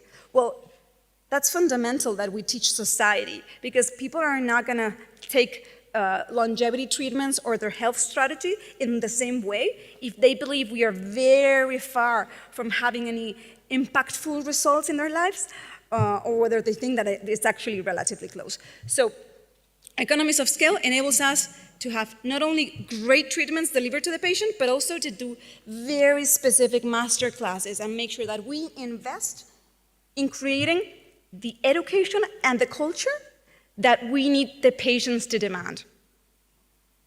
Finally, because we have a lot of patients, we have a lot of data. So it's been almost, I think, 8 years that we decided that one of the biggest roles that we could have in the longevity ecosystem was to become a platform for scientists, for universities, and for companies, so that they could actually research with our patient data, iterate their protocols with our patients, and finally be able to test the final results. The Human Lab is a space where we do clinical trials. Where we do clinical trials, but it's also a place where we gather data for patients that we open for the science community. Just so you get a little bit of a scale this year, we have had 2.5 million euros in grants from government, from Spain, and from Europe in protocols that we have designed ourselves. We expect next year to have more than 3 million and to double the number of PhD students that are using our data to publish scientific research. Also, we have created a model that it's a digital biobank by which patients can actually leave their data accessible for science. The data is going to be sold to different startups or companies, and that money is going to be used as a unique wallet for the patient that they can reinvest in their longevity treatments for next year. I didn't mention this, but most of our patients come every year. The protocols that we design are designed to be a pit stop, an annual pit stop. So they come every year, get checked up again, get boosted with their motivation, their classes, what's happening in the biology of aging, make sure that they're on the right track, redesign their plan, and go back home. So, and finally, a human lab is not just great because we can push science, but because having access to clinical trials enables us to deliver unique treatments under the umbrella of clinical trials. So being in contact with the scientific community is not just great to push the science, but it also is the unique way to help us be on the vanguard of what's happening in longevity. So this is an ecosystem because it actually feeds itself. Being able to have more clinical trials and unique clients, it's actually what gives us the more patient base and more people that are willing to come year after year, which gives us more economies of scale and more data.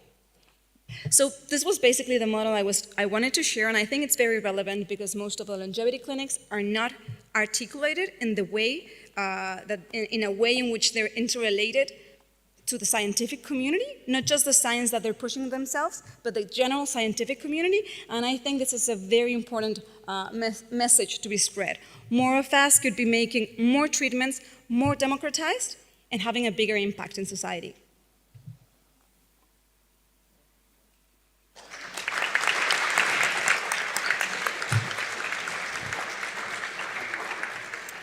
Thank you, Clara. Really interesting to see as an ecosystem thinker. I mean, I find it very interesting. And you should also maybe come to Dubai because they're opening the largest thermo group there as well.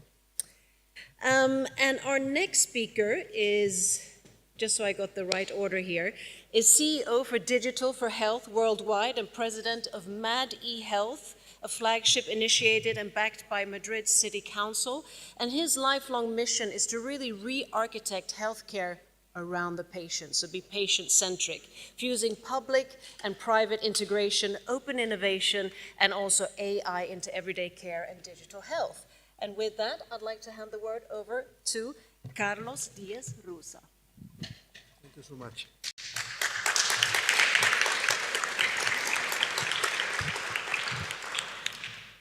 I have shared something very important with you guys a few minutes ago. You remember when I told you I was a very bad student? Rings a bell? I was a horrible student, actually. I lied to you. I was horrible, not bad.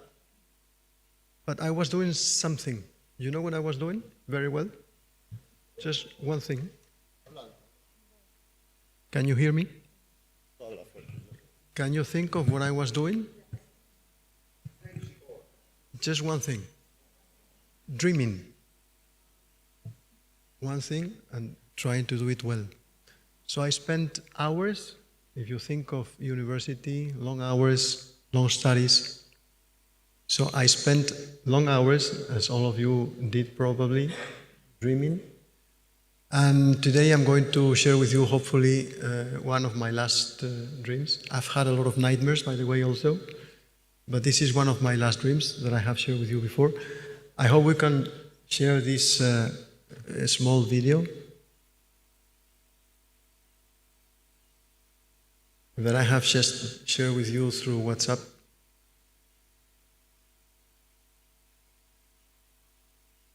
Let's hope we can do it. Otherwise, I will share with you my dream in a different way. Let's see. So this video is a very simple example of what I dreamed 8 years ago when as I said before, we were trying to put together public and private sectors, because we all think that healthcare doesn't have to be public or private, it has to be good. And as far as I know, the only possible way for us to deliver a very good healthcare system is by unifying, putting together both sectors, public and private.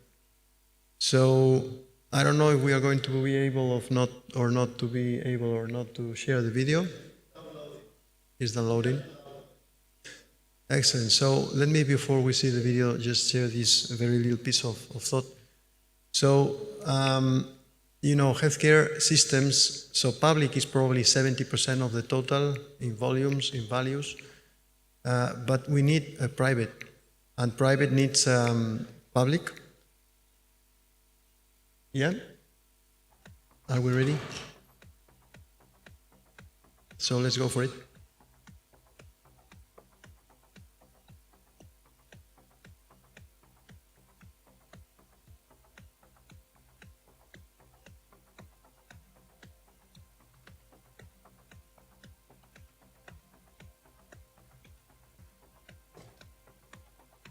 Well, there is no noise. Yes, there is.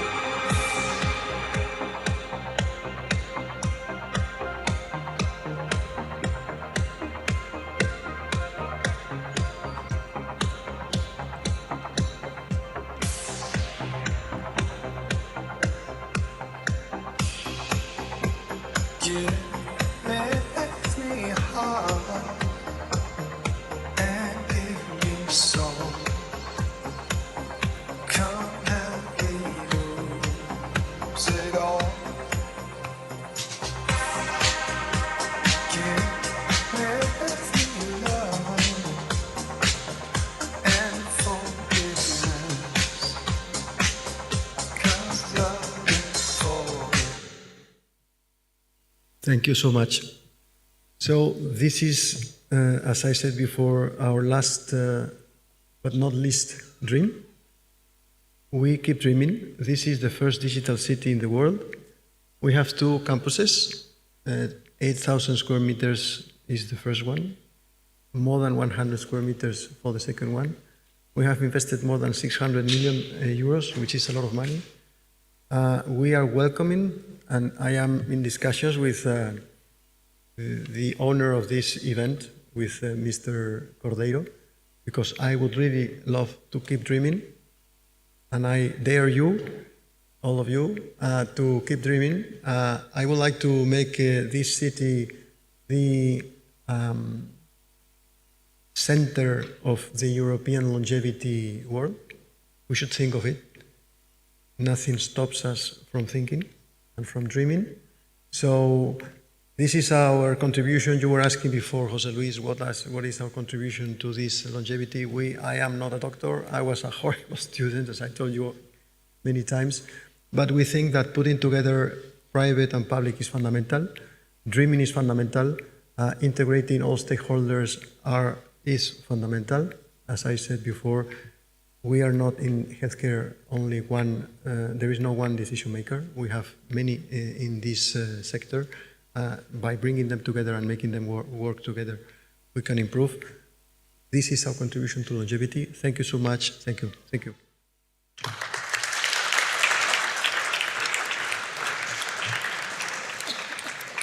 Thank you so much. And next up, we have Head of Outreach and Marketing at the Coalition for Radical Life Extension, a non-for-profit providing education and resources and community for longevity. So please give it up for Mariana De Chelis.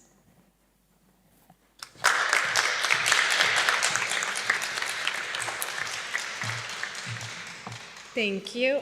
I don't have slides, but I do want to address your question, José, after we introduce ourselves, what can we do to advocate for ourselves, or what can we do? Do you want to set that question, José?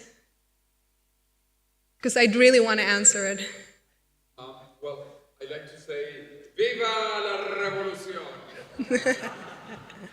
Okay, so I do want to answer that question that you gave us because, I told you about the Coalition for Radical Life Extension. We spoke about RADFest, the Rally for Longevity Rights. The coalition has launched this year its global initiative. And this global initiative, it wants to take RADFest and beyond and really create a platform for and just bring advocacy and bridge the gap between policy and people and bring in the funding for actually age reversal, not just extending human lifespan. And then let's keep it personal here because we're all people who here, whether you feel longevity or immortality for yourself, you feel something more. And so I want to ask you, which one of you feels like you have an advocate or are advocating for yourself on a daily basis? Anybody? Nobody? Okay. So doesn't that make you feel a little like, I don't have anybody advocating for me today? Am I advocating for myself today? And so what we're doing, what I'm doing with the coalition and with People Unlimited, which I feel so proud of, is that we've really brought together people. Like José has done that here. We've done that in this panel, how you've done that, Clara, with the clinic, and Sergio, and how you've done it also, and Cody as well, and all of our panel here. It's really bring people together to remind ourselves and support each other in really our pursuit for this more health. And so what is its longevity if you're not going there with anybody, right? And what do we do when we don't feel as supportive, we feel sad, or we get bad biomarkers? Who do you tell? And what do you do after the event over here tonight? And so, because you feel this boost, you feel excited, you feel seen. I've seen from 10 years of working with RADFest and almost 20 with People Unlimited, I've seen researchers and scientists come into that room feeling sad because they've been unfunded. They don't feel seen because the research feels too out there. And then they come into rooms like this and meet people like you, and then they feel seen. they find somebody that will find them because maybe I know somebody else, but that only happens when we get together. And so really we've heard about all of the tools that we talked about, how Aubrey said, let's throw all the tools together, and I really quite agree with that.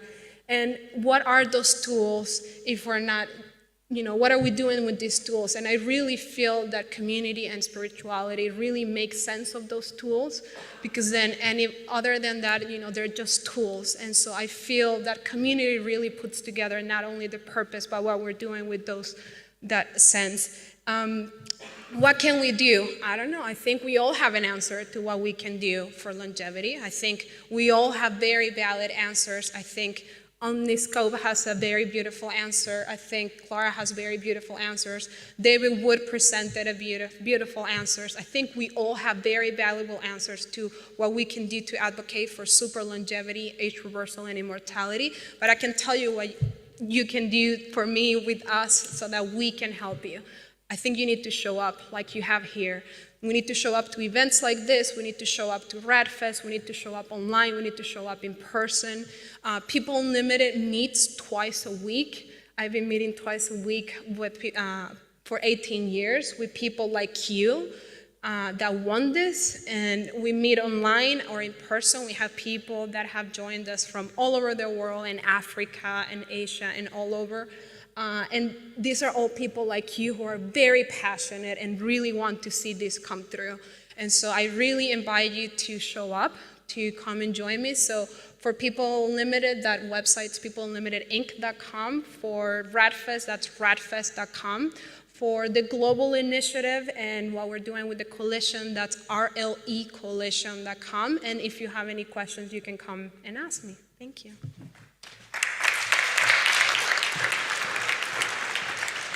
Thank you, Mariana. I think that was a perfect way to sort of show that we need a humane aspect when we also talk about longevity, and especially when we talk about advocacy, because each and one of us are an advocate for our own health. There is a sense of sovereignty needed, and this can then have ripple effects. And I think community and role models are key, because we're talking about health. I mean, we've been talking about that since the Stone Age, because we all want to live healthy. But I think we need to have a common vision. Why do we want to live a long, healthy life? Well, presumably not in the way the world looks today. So there's so many factors, and I think community is a really important one. Infrastructure is another one. But let's hear more from our last speaker, Cody Dean, who is an entrepreneur and public voice in immortality and longevity culture, especially as content creator for the Immortalists. So please give it up for Cody.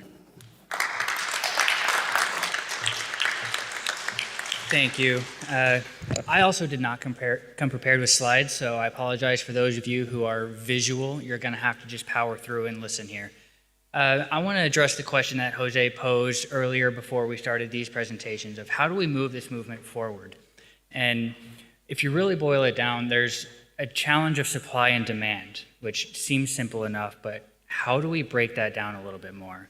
There's a few aspects to this. There's the problem of science, which many of you are working on. So, there's that, but why has it not achieved a cure to aging in most of these age-related diseases yet? Is it just because the science isn't there? That's a questionable thing, but if we look a little bit further back, there's a challenge of funding, which many of you have addressed and asked about and talked about. And there's also a challenge of potentially outdated policy and politics at play here. But if you take another step back, you can see there's an element of, and this is where the demand comes in. It's people who want it. We see this crowd here, and there's a decent number of people watching live and virtually around the world, and up to hundreds of people who show up to RadFest and Aubrey's event in Dublin. There is a community for this, but the demand is not to a level where the voice is heard loud enough to affect change on a political and policy level. And if that were to happen, if enough people were to advocate, and this is where the public advocacy comes in, we all need to be louder, we all need to talk to more people. And in doing so, that voice becomes more unified. I've given an analogy before of a symphony. How many people have seen a symphony before, or at least know what that is? Ooh, not a very engaging crowd here. Okay, I can work with that. So you probably at least know what a symphony is. When you go to a concert, and if you haven't been, just imagine, you walk into the auditorium similar to this, and down in this area is a large orchestra with lots of different instruments. And when you get there early enough, you see them all warming up. The conductor is off the stage, and everyone's warming up their instruments, getting tuned. And if you look down and you pay attention to the flutes, you can kind of hear what the flutes are doing. Their scales, it's very high-pitched, very airy. And then there's also a cacophony of sound that's secondary behind that because you're focused on the flute section. But then you shift your attention over to the French horns or the trumpets or whichever other instrument, and now that's what you hear. You hear them doing their scales, and you hear the tone and the timbre of that instrument. And then again, just a cacophony of sound that the flutes have now blended into. And when you don't focus on any instrument, it's just a cacophony of sound. You don't really hear any particular thing. But when the director comes back out and stands at the front and brings his hands up, the entire orchestra comes to attention. And when the director moves his hands and the song starts, now all of a sudden you hear a unified piece of music, and it's beautiful. And that's how we need to imagine this community and this movement. We need to come together and unify that voice so that way it is heard as one song, and that will be beautiful. And it will be heard by the audience, the policymakers, the regulators, the governments around the world. And when it's heard, they understand that we as a community, as a people, not just a longevity community, but a human community, we are the voter base. So they're going to listen to us if they want to keep their jobs.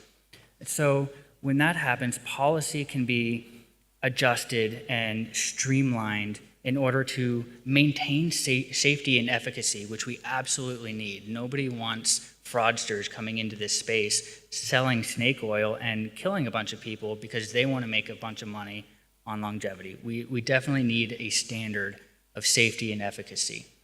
But we can streamline regulation so that way we're not holding back beneficial therapies for 10 to 15 years that could be saving lives much sooner because they can prove themselves much faster.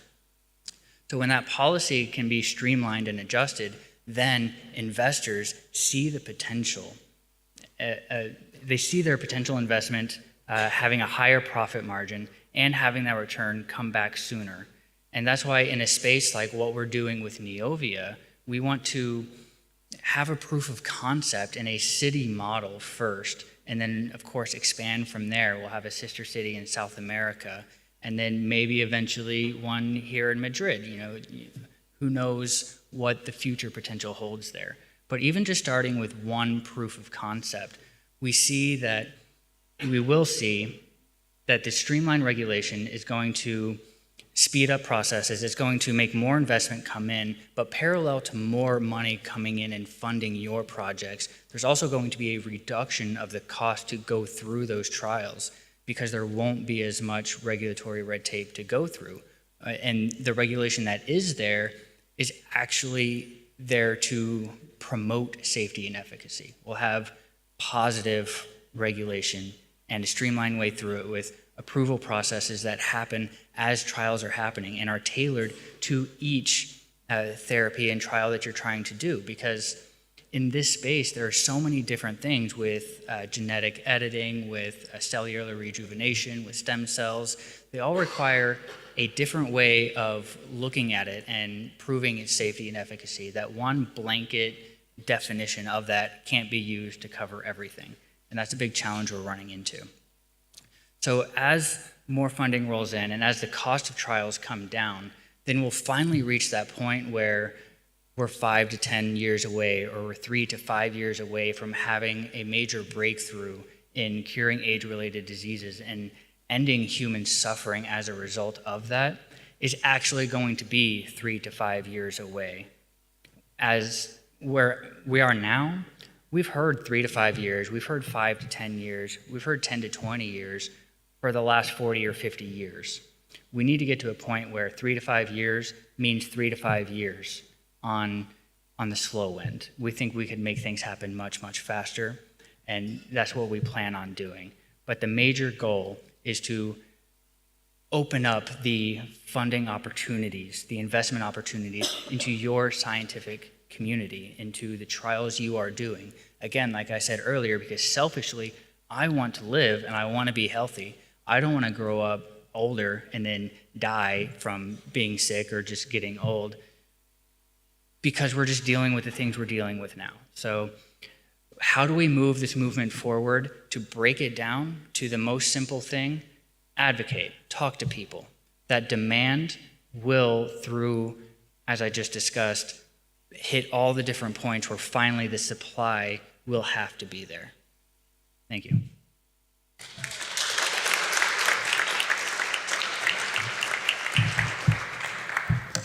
Thank you to all of you. Great advocates. Does anyone have any questions when it comes to advocacy? Because this is actually a topic that relates to each and every one of us. So, you know, no questions are too small. Oh, yeah, otherwise I'll ask one. On the fourth, yeah. En primer lugar, darle las gracias a los organizadores de este evento, tanto a los que han participado, como a los que están de audiencia, como a los que lo han organizado. La pregunta es, ¿qué se puede hacer? Es una vieja pregunta que se han hecho en la historia muchísimos pueblos, muchísimas personas, desde Lenin, desde los griegos en las guerras contra los persas, hasta la actualidad. Pero me voy a quedar con un caso clarito de la actualidad. ¿Qué se puede hacer? La lección de Samuelson, de primero de economía, dice, ¿se puede uno gastar el dinero en armamento o en otras cosas? Digamos, en mantequilla, decía el libro. Básicamente nos encontramos en una situación donde ¿qué se puede hacer con el reparto del dinero entre el armamento y otras cosas? ¿Quién reparte el dinero para armamento? Una alianza que hay detrás de los países. ¿De quiénes? De las industrias de armamento. Esa es la realidad. Son las que controlan el mundo. Y por tanto, la ciencia, la longevidad, si nuestra vida va a ser mejor o peor, depende mucho de lo que luchemos para que el dinero no se vaya en armamento. Yo creo que lo que se puede hacer es empezar a plantearse para esa reunión de Washington del año que viene, qué alianzas van a hacer todos los que están en este otro campo, que solamente estamos hablando de un campo muy pequeño, que es la investigación en longevidad. Pero el gran tema sería educación, armamento, sanidad, armamento, justicia, armamento. Lo dejo aquí porque José Luis quiere decir algo más. No. Who wants to answer? Could we just have a short resume what the question was in English? So maybe the audience, not everyone is Spanish. Mariana. I think you were asking about that old tale question on whether, you know, what happens, you know, do you distribute money first to guns or do they go to feeding? And how do we, and what kind of alliances are we going to make sure to make so that we know that that money's been distributed right? If I can take that question first, I would say until we solve aging, there's always going to be wars. I mean, I think there's always going to be death, but once we cure aging, there's going to be a huge cultural shift. I mean, we're looking at the biggest paradigm shift we've ever seen as humanity. And unfortunately, people see death like part of a circle. That's not how I feel. That's not what I see. I feel differently, but once we cure death and the diseases of aging, the whole paradigm that we've known so far as humans and culture are completely going to change. So the question we've posed so far and the way we've treated each other so far are going to change. Because if you're not just getting rid of 10 years worth of living of a human, you're getting rid of 500 years. So.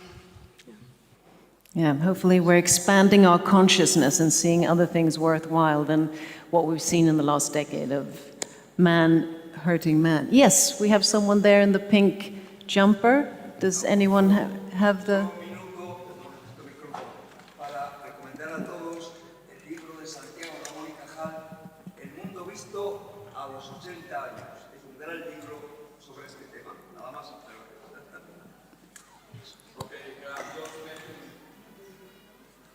Just making a reference by famous, actually Spanish scientist who got the Nobel Prize, Santiago Ramón y Cajal. So where he gave classes here, by the way. Santiago Ramón y Cajal lectured here.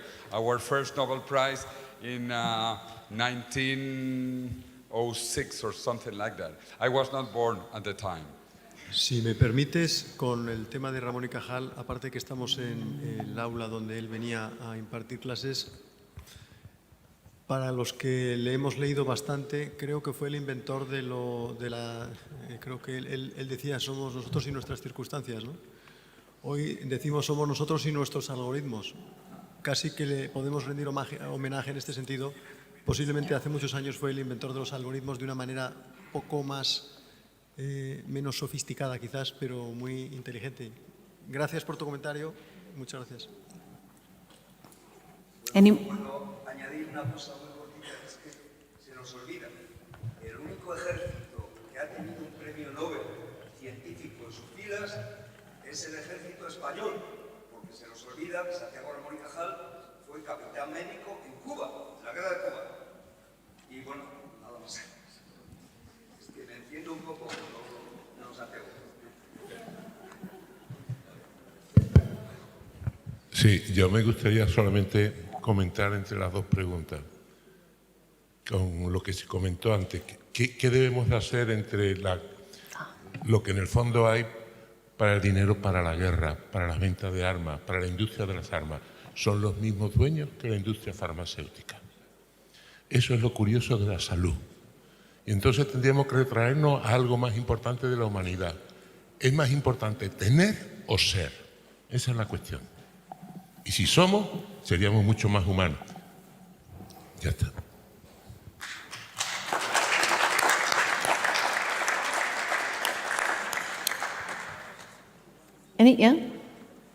Okay. Any other question? People have a question? Just thinking if there's anyone who hasn't posed a question yet. Okay. Oh, there we have one after you, and then. I think you have to make a ratio between how much money is spent in health and in weapons per year for Washington, D.C. And the ratio probably is going to be 2 minutes of defense expenditure in 1 year is less than what we're spending here. Yeah, we need the politicians at the table so we can ask that question. Mariana, since you are organizing the march, the rally in Washington, D.C., what are you going to tell President Trump? I'm not going to answer that. But I will answer is that the march is focusing on longevity rights. Because we don't want this to be something that can be used against us. We spoke about safety and security before. So one of the biggest focus of the coalition and the march is going to be to really make this about everybody and not just about longevity and immortality, but really about all of us being able to get access to all of this medicine. And we feel that it will be the first door to open, and then all of this will be, because I also have the same concerns as you do. So I'm glad you're putting that out there. Any more questions?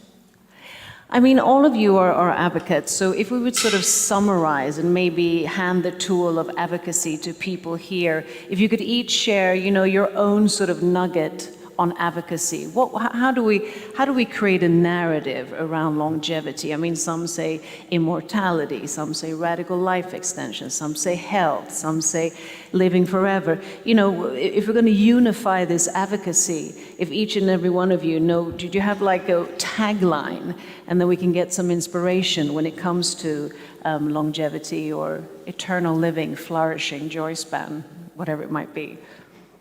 Yeah, well, to finish, I'm going to be a little bit more general. So my main advice, I cannot avoid to give advices because I'm mother of 2 daughters and 1 son, and I used to do advices.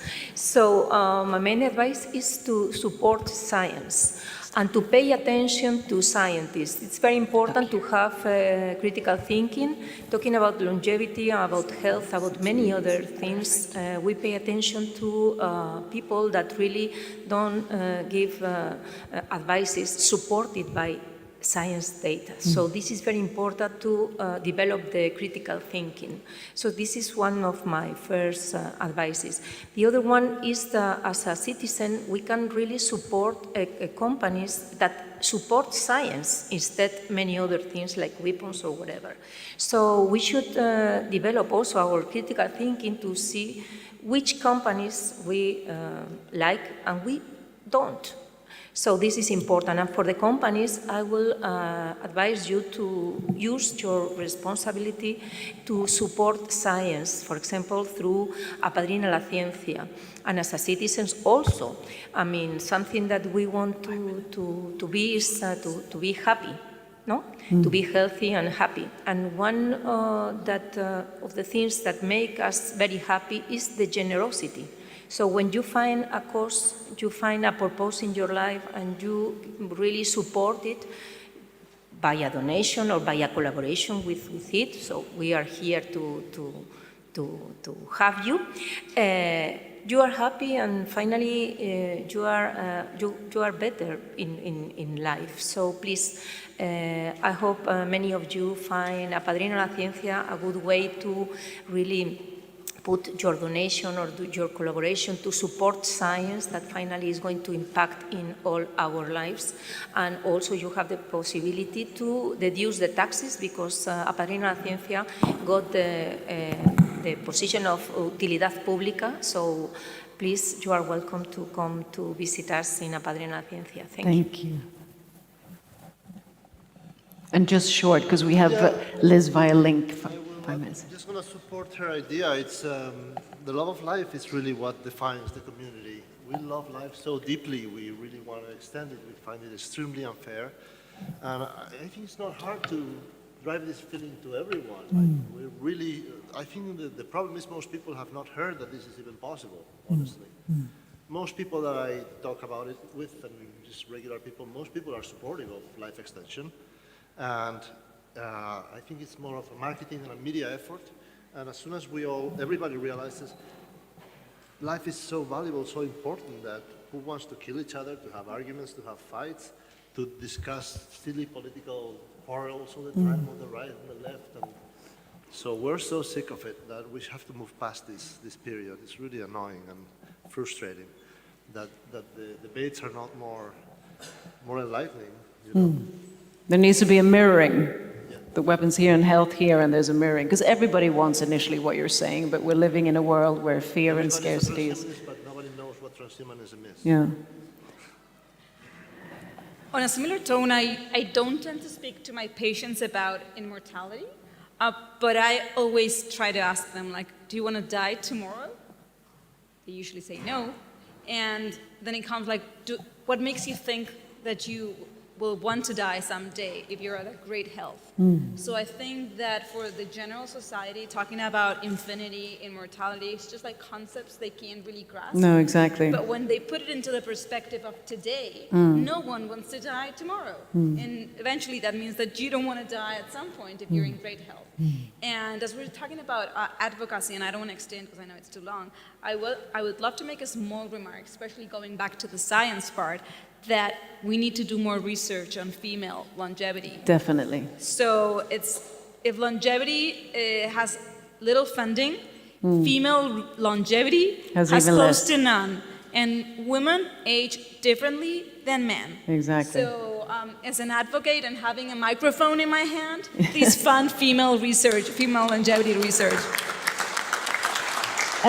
And to add to that, there is something in the making, the launch of Superwoman, which is going to be dedicated just to that. So I'm really getting all the women I can find to get together and make that happen. And we only have 3 minutes, then we have Liz, so short and Very sweet. quickly, as I said before, we need to keep boosting, developing, and fostering public and private collaboration, because we need a better system that prevents, not just cares, but prevents. Thank you. I think we cannot be afraid of spirituality and the divinity of the body, and we need to remind each other of that. I think that when people think of curing aging, they think you're trying to play God, and I don't see anything wrong with that statement. I think we are, and I think we all here have something in common, and it's that we do all feel the value of human life, of our bodies and some other people's bodies that we've lost. And so for all of us to not forget why we're doing this, and it really is the celebration of the divinity of the body. Thank you. To go back to the original question of immortality versus radical life extension versus longevity, and how do we combine all of that? To me, the common denominator is, do you want to live healthier, longer? Period. If the answer is yes, you're a part of this community.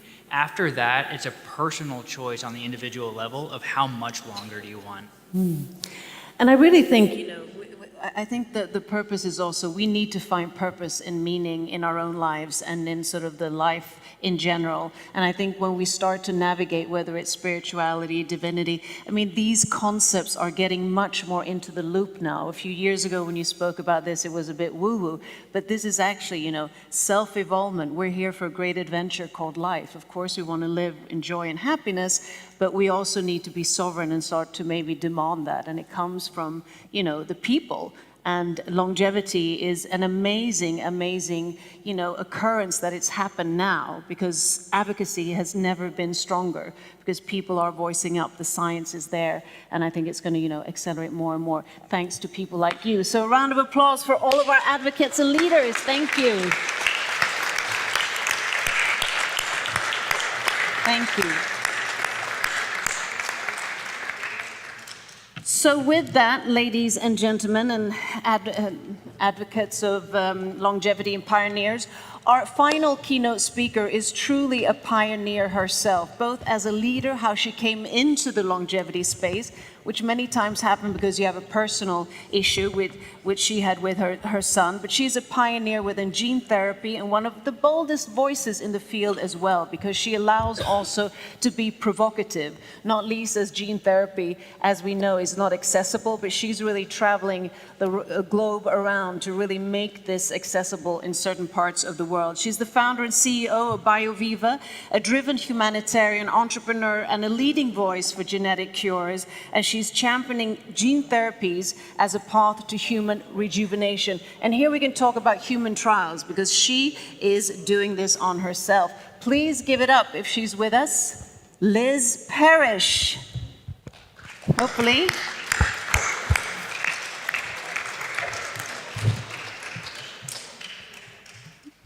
Is it on here? Okay, they are connecting, but okay. We had a couple of comments, actually, while they connect. So I have a friend here who just came to me now 5 minutes ago, and I told him, no, you cannot talk because we have to go live. But because we do have 2 minutes, so Pedro, what were you going to tell us? And I feel bad because I know what you're going to say, and I feel embarrassed.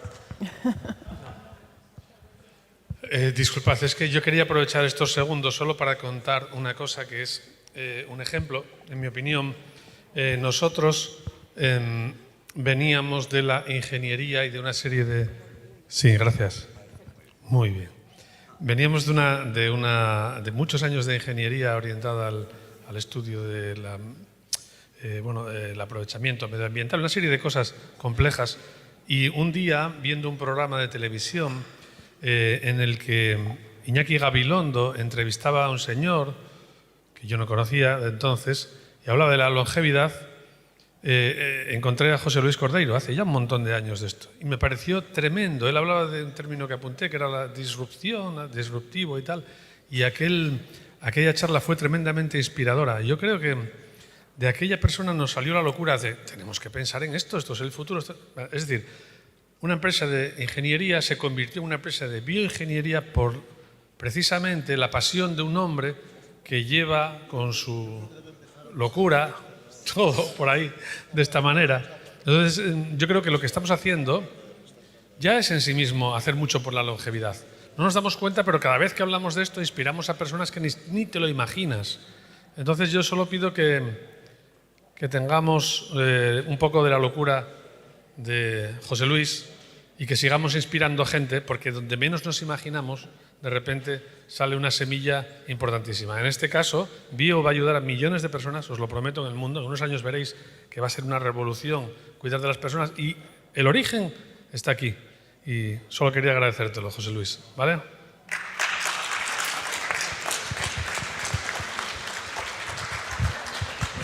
Muchas gracias, Pedro. La verdad que me llena de orgullo y de honor lo que dices. Y gracias. Pero vamos a continuar, porque tenemos a Liz Parrish online.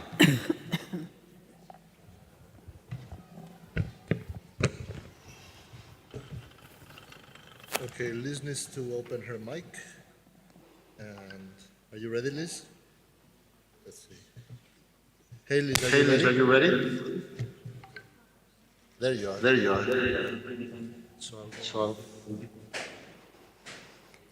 Liz, my friend, the stage is yours. We've just presented you, so thrilling to see your face.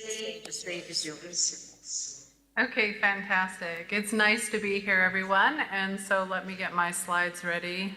Hi, Jose. How are you? Awesome. Okay, great. I can share my slides, it looks like, and so we'll get on that. I hope everyone's enjoying the conference. It looks like you guys had a terrific march for the death of death. So fantastic, and congratulations on that. Let's see if I can get into a slideshow mode and go into presenters mode. Okay, fantastic. So we're going to talk about the evolution of gene therapy, where we've been and where we are going. As you know, BioViva has had a little bit of a rocky road this year because of what's called hands-off research. Hi! I can see everyone in the audience. Hey everyone! Woo! Shake it up. Get your body moving. I know it's evening for you, but it's early in the morning for me. You guys all look fantastic. So let me proceed. In hands-off research, what we do is we pay a university to do research, and then sometimes there are things called detractors, and sometimes there are things called missteps in science. And right now we have a paper that's under review for just that. And I imagine the infernos of hell are going to be burning bright in the near future for one side or the other. So we can't talk too much about that today because that's under investigation. But I'll let you know that our company is dedicated to science and science working for humans. We are a translational engine, and that's what we're going to get into today. If science can't translate to humans, then we are all going to die. And I'm going to show you how we have proven that science has already translated and that we can build upon it. But if we are detracted from and science is blocked, that would be the responsibility of the murder of millions of people. And so we also have to watch that side of the aisle. So let's get into an exciting presentation in which I think you can all agree we need to cure aging. So we're going to go back really quick historically into the death records of humans. And this is because I want to show you that science is already working. We have basically elucidated many different scientific advances to extend human lifespan. And these records are evidence of that. So in 1665, we vastly died of infectious disease. And because we took it so seriously, by the year of 2000, or 1900, sorry, we're way back still, 1900, we got that infectious disease rate down to almost 50% of the population. And that was because we used science, a technology that's rigorous, that tests whether or not something will work to circumvent, maybe in this case, a death outcome. And this is fantastic because this made it so that we could live longer and healthier. But if you notice this graph, we start to see the expansion of diseases that we didn't have on the original graph, and that is because we started to name aging-associated diseases. So by the year 2010, only 3% of the population is dying of infectious disease. And this is science. This is science showing that already it's working on life extension. So longevity science started way back, probably around the 1800s, and has advanced beautifully since then. So if people say that it is science fiction to extend a lifespan, actually most of the population has already benefited from that. So when we look at old medicine, we looked at symptom management, and we still have a lot of this, mostly in the healthcare system, not so much in medical tourism, but we do what's called symptom management, and we use tools, and we look at herbal remedies and natural things that we can do. And this is really still where diet and exercise lies. It's a powerful technology, and you can see that it got us a long ways. Then as we advanced, we worked into diagnostics. How did we actually diagnose something before it happened instead of waiting for it to happen? And this really opened the realm of regenerative medicine to step in, and that is really the third stage, which is using regenerative medicine to create a cell that stays in homeostasis, that ages as slowly as possible, or maybe even reverses aging. So I'm going to talk about our modalities of how we work, and we work at BioViva in genetics and in gene therapy. So our mission is to find gene therapies that will modulate the aging process and keep the body in homeostasis. How I became a GMO, and why I think you will too, was a long journey that I've had over 12 years in regenerative medicine and 10 years with the company BioViva. And the evidence that we've shown that probably actually working with genetic therapeutics is the best way to move forward for most of the population, because then you can set a lot of your biological aging therapies and forget them. At least for 10 to 15 years. And that's an unimaginably powerful tool. We will probably need other tools alongside this technology, and we'll talk about those as we go. So why I became a GMO is I was working in regenerative medicine for 2 years, and my son was diagnosed with type 1 diabetes in 2013. So after working in the regenerative medicine space, I thought that once I ended up in the hospital, or a loved one did, that this regenerative medicine technology would be available for us, that we would not be fighting diseases with palliative care. But in fact, I was wrong. This type of technology was not translating quickly, not quickly enough for most patients. On the heels of going to a SENS conference later that year to meet the professor of genetics at Harvard, George Church, which eventually joined the company as a founder, I found out that by treating biological aging and treating the genetic basis of biological aging, we could actually expedite cures for these kids. And so my company, BioViva, every gene we have chosen since then will actually treat both ends of the spectrum, so the aging population and the young population, basically taking care of the critical care for the most vulnerable populations on the planet. And why do we need to do that? Because both vulnerable ends of the population drain a lot in resources. So when you're young, you don't have a job, makes sense. Society pays for you to grow up, then you're in your earning stages in which you are profitable in the sense that you're above what it costs to live. And then as you age, unfortunately, you fall back below this line. And this is really critical because many people who are in this age group of around 55 still have dreams. There are still things they want to do, but these estimates in earning versus eating would tell us that your dreams are over and you better brace for the future of really high costs in healthcare. We want to change that. So what does that look like? Let's go back to 1665. Infectious disease, you're going along, you get an infectious disease, you die fast. The middle graph is what happens today. That is the death curve, the slow death curve and decline into end-stage diseases. And what happens is you get a symptom, and then we try to recover you with today's medicine. But generally, we put you back on the death curve, and your health continues to decline, but you continue to consume these drugs that at least keep you alive. The graph on the right we call tomorrow's medicine, but it's already started about 10 years ago when we started.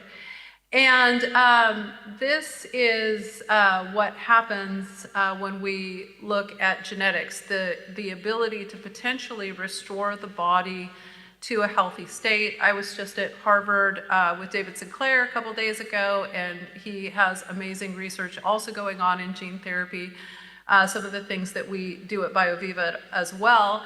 And incorporating all of these things looks incredibly promising to maybe deliver on this graph that I'm showing you. Well, let's get to the next slide here.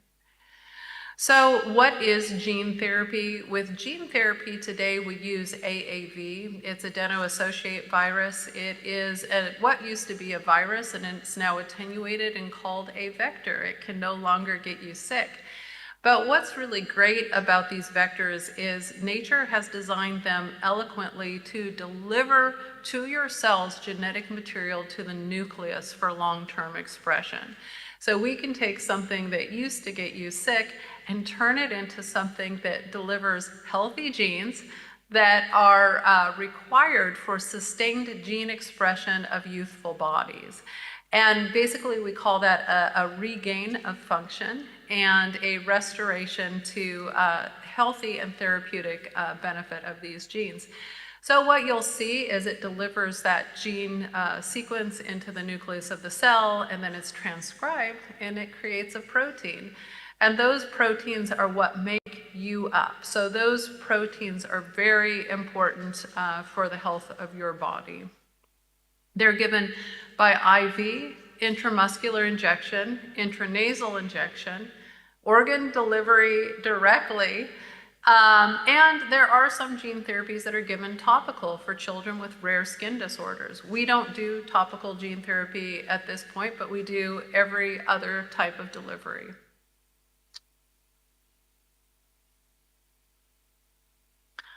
And actually, this is an image that was just pulled because it was a beautiful image. But actually, that's a lot what gene therapy looks like. It's a clear liquid.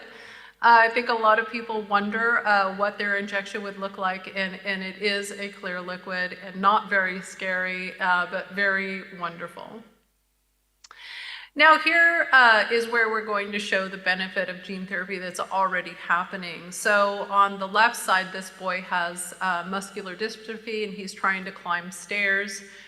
And the first place that follistatin, the gene follistatin that's now often used in medical tourism for an aging population, was in Duchenne's and Becker's muscular dystrophy, and this was one of the patients.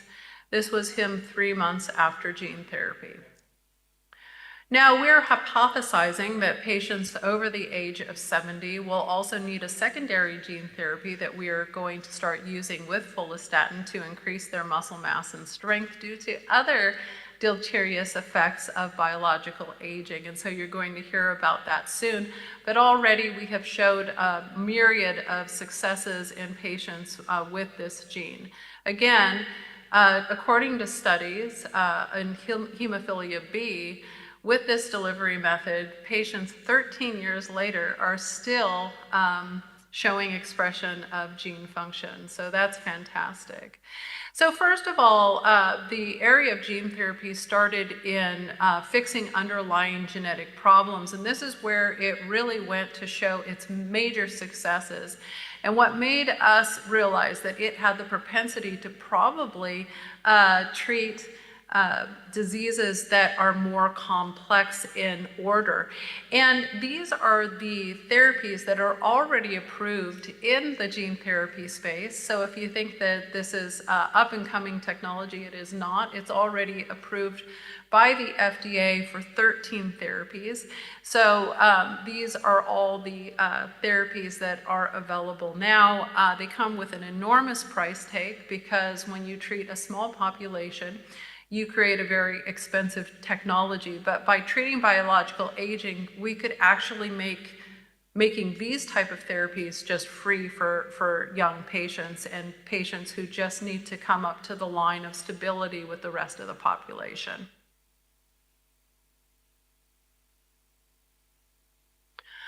Preventative medicine is probably the best place for gene therapy. In those conditions that I just showed you, you could consider the gene therapy itself a preventative medicine that keeps those children from having the outcome of those diseases. If we catch patients earlier, we will probably have much more benefit with gene therapy. And so I believe that as this technology is shown safe, it will be used with younger and younger patients. On the longevity side, what we can do today is we can lengthen your telomeres. We have so many patients' data now that shows that we can do that, and that's wonderful. And that includes the shortest telomeres, which are very important to target. We can increase muscle mass, definitely. I did not work out today, so I'm probably not all pumped up, but that is something we can do, and that is a beautiful consequence of follistatin gene therapy. Now, in aging patients who are over a certain age who don't have precursor stem cells, we are still waiting to see how well we can do. Cognitive enhancement, we can accomplish this. I don't want to make any claims here, but when we do alpha-klotho gene therapy, we have seen an average increase in a standard deviation of IQ tests, and that's pretty powerful because that could take people who are really low on the spectrum and make them more functioning, and people who are really high, well, it can make them even more awesome, okay? So we need more of those people. So kidney protection, that is something that we can do with 2 gene therapies that we have. Mitochondrial therapy, we have a therapy that is specifically for that. We are working into 5 new candidates that we will be launching in actually the next 6 months and getting the first human data on. And they all benefit mitochondria as well. Cardiovascular protection is something we can do with one of our gene therapies. Metabolic health, several of our gene therapies target metabolic health. Nerve regeneration is something in the process, and there's a wonderful gene that is associated with rescaffolding. Also, there is evidence that the OSK factors benefit nerve regeneration as well. And then, of course, epigenetic reprogramming, that's been all over the news, and we have our own proprietary form of doing that. Okay, all right. It's fun to be home because I can kind of play around here, so sorry if I've got too much energy for you. So in an ever-changing world, we need to genetically modify to basically survive the future, survive dying of death and disease. And Jose is definitely behind the crusade to make sure that you are aware of our enemies. The environment is also an enemy. Living in extreme conditions is also an enemy. And so we need to work towards that. Enhancing and continual repair is critical for us to get the most out of life. We definitely want to stick with being able to get out and do the things that we love, and I am a huge proponent of gene therapy for that. Integrating technology, Sam Altman was talking about how they're looking for genes now to basically help integrate technology into you. making it so you don't have to maybe lose your devices. Your devices might become part of your body. This is fantastic and exciting. And then, of course, exploration of different environments. We know that going to space causes accelerated aging. We know that the detriments of deep atmospheres also cause damage to our body. And so we want to make sure that we're on top of that and that we don't limit where we can go and who we can go with. So now I'm going to talk about some human data, and all of this will be my data because right now I don't have permission from patients to release their data, but I want to show you what we can do now and what we have seen, not just in my body, but in other people's bodies as well. So years ago, we released a paper on my data.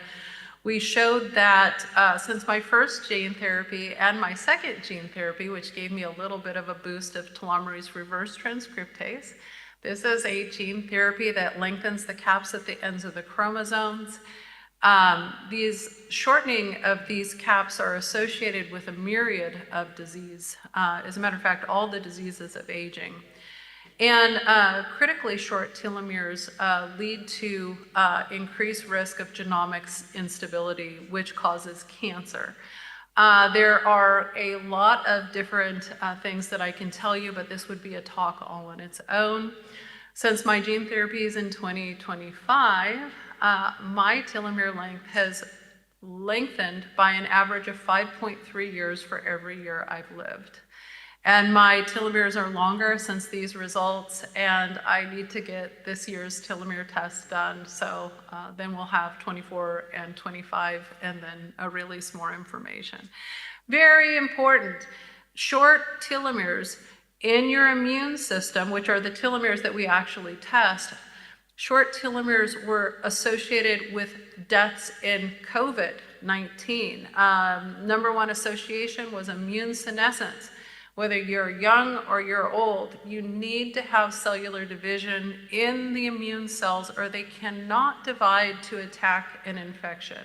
So it goes beyond just chromosomal stability and living longer and certain benefits of that. Also, things like lobsters and certain clams, they may be living as long as they do, which is an extremely long time, hundreds of years, due to having telomerase turned on in every cell. So I am a proponent of this. We have not seen drawbacks or adverse drug events, and we've watched patients for over 5 years. Follistatin, we can increase your muscle mass as long as you have precursor stem cells, and we'll be able to increase your strength even if you don't, and we'll talk about a company that is going to help replace those stem cells anyway. This is my results that were put out. This is my MRI image, and my muscle mass increased and my intramuscular fat went down. Follistatin comes with a bunch of benefits. If you look at the literature review around it, it's kind of crazy. It helps with tissue repair regeneration. It turns down inflammatory markers. We believe that reestablishing the immune system is dependent on turning down these markers, that the things that we used to think actually made your immune system really strong, which was stressors and inflammation, actually keep it from rebuilding your body. And I'm working with a new company that's going to be showing that in human data over the coming year and a half. So this is really important.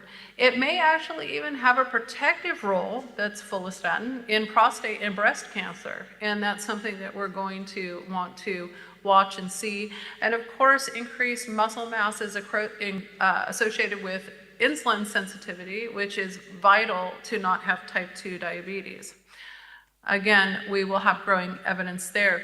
When we talk about brain health, we often talk about alpha-klotho. And one of the things that my company wanted to do, starting in maybe 2016 or 17, after I was treated, is learn how to redose AAV. We're the only company in the world that can do it, that we know of. And we wanted to prove that we were having a therapeutic effect, even with redosing events. So on the left side, you see my alpha-klotho levels. This was after I had already been treated in 2020. But what it shows is that I'm in the 90th percentile for alpha klotho for my age, and that's fantastic. That means the first gene therapy probably worked. Then we did a redosing protocol, and on the right side, that is an increase to the 95th percentile for alpha klotho. And since then, I think my score, because we did it again, I just keep doing it. And now it's 1,300 and I think 28. So now I'm, basically hovering in the top area.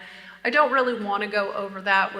We want to get the alpha klotho in the maximum area. We don't want to take it over what would be natural for a human homeostasis at this point. So I will be working on some other data. Years ago, let's see, this was in 2021, we launched a paper of a safety study with H-TERT and alpha klotho in patients with dementia. And we saw a benefit. And I actually took this to the US FDA and did a pre-IND on it. And they asked for $8 million worth of animal studies, even though we had human data.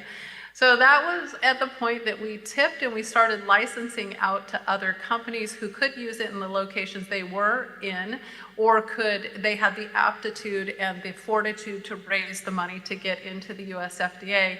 And I'm happy to tell you we've got two new groups coming on to use this therapy in patients with dementia, one in the US and one in the Bahamas, but we'll talk about some more coming up here. But what happened? Cognitive scores went up and biological age went down. It was not a cure, but it did offer hope for some of these patients. And one patient went from living in assisted living to living on their own. We really want to work this towards a medical cure. These were incredibly low doses. We're hoping with higher doses and the insertion of a third gene that we want to use, we're going to get better results. So what happens if we keep curing mice, but we can't get things to humans? As you know, all of you probably know, I did not get into this industry to do research and development. I got into this industry to help patients, and that's why scientific accuracy is so important for me. We're a different beast. We believe that if you've got good medicine, you'd be using it, and if you're not, we're going to put you to the challenge of getting it up there.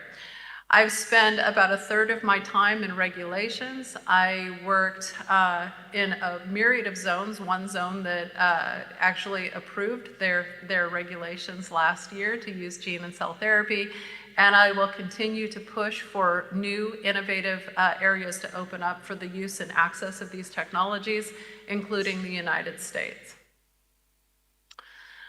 We work with several concierge medicine companies, and these are healthcare companies that basically you're given a special person who handles your dossier, and they help you get access to technology all over the world. This is a Swiss group. They have clinics in Switzerland, and we also work with clinics all over the world with gene and cell technology, and almost anything that is very high value that would be hard to get through a normal system. We also have these 4 licensing partners on top of a couple of other ones we've just added. Future Health is in China.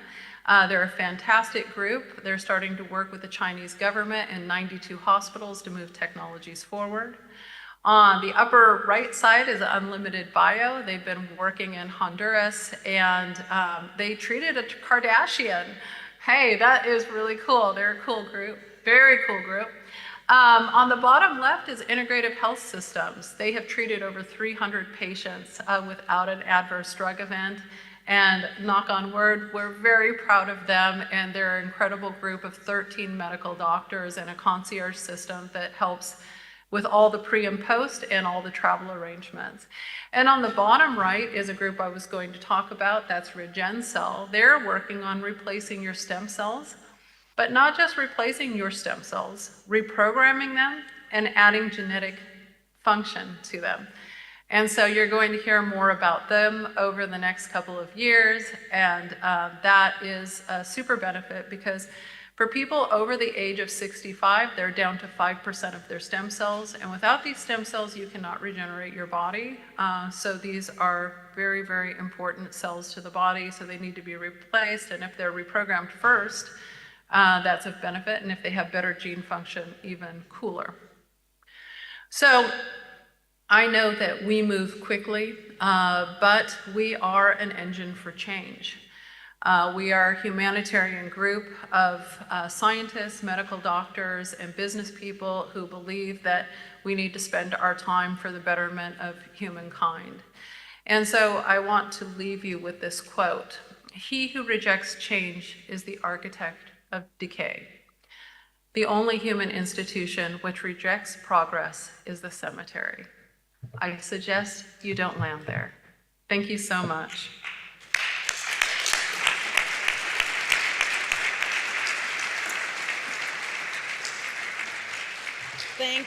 Thank you very much, Liz, and thank you for always keeping us. Hi, Sabine. I cannot hear you, unfortunately, hear but me. thank you so much. Ponerlo con un pie de micro. Let's see if there's. Can you hear me now? Everyone's on mute, it looks like. Reactivate. Oh, there you are. Well, great to have you with us as always. We're going to see if we have any questions. Okay.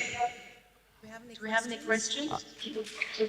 Liz, do you hear me? Liz? Yes. No. Are you there, Liz? I think. Can you hear me? Yeah. I could not hear the question. Yeah. Liz, it seems the sound is down. ¿Y qué hago? ¿Me cambio para la vida loca? Liz, Con el mismo, vale. We are late. We love your presentation, but we have to say goodbye. Goodbye. Thank you.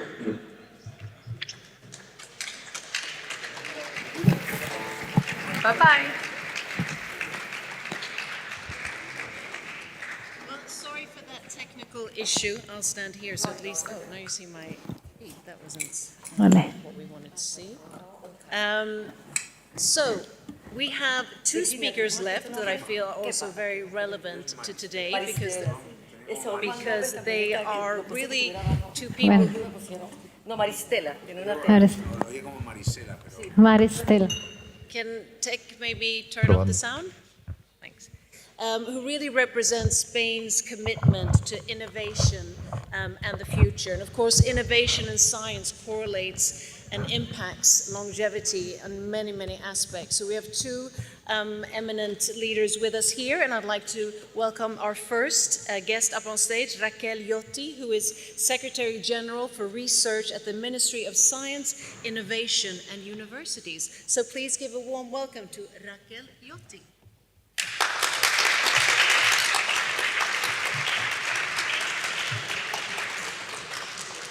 Good evening, ladies and gentlemen, speakers, organizers, participants. It's a great honor to be here today in this closing session, sharing some reflections on behalf of the Spanish Ministry of Science, Innovation and Universities. First, I want to congratulate the organizers of this event because it was shaping a forum that has placed Madrid at the very heart of the global debate on longevity. And this is very important for us, for Spain. And as we conclude this event, I'd like to touch on three key ideas: the promise of longevity science, the role of public policy and investment, and also the importance of turning knowledge into real benefit for people.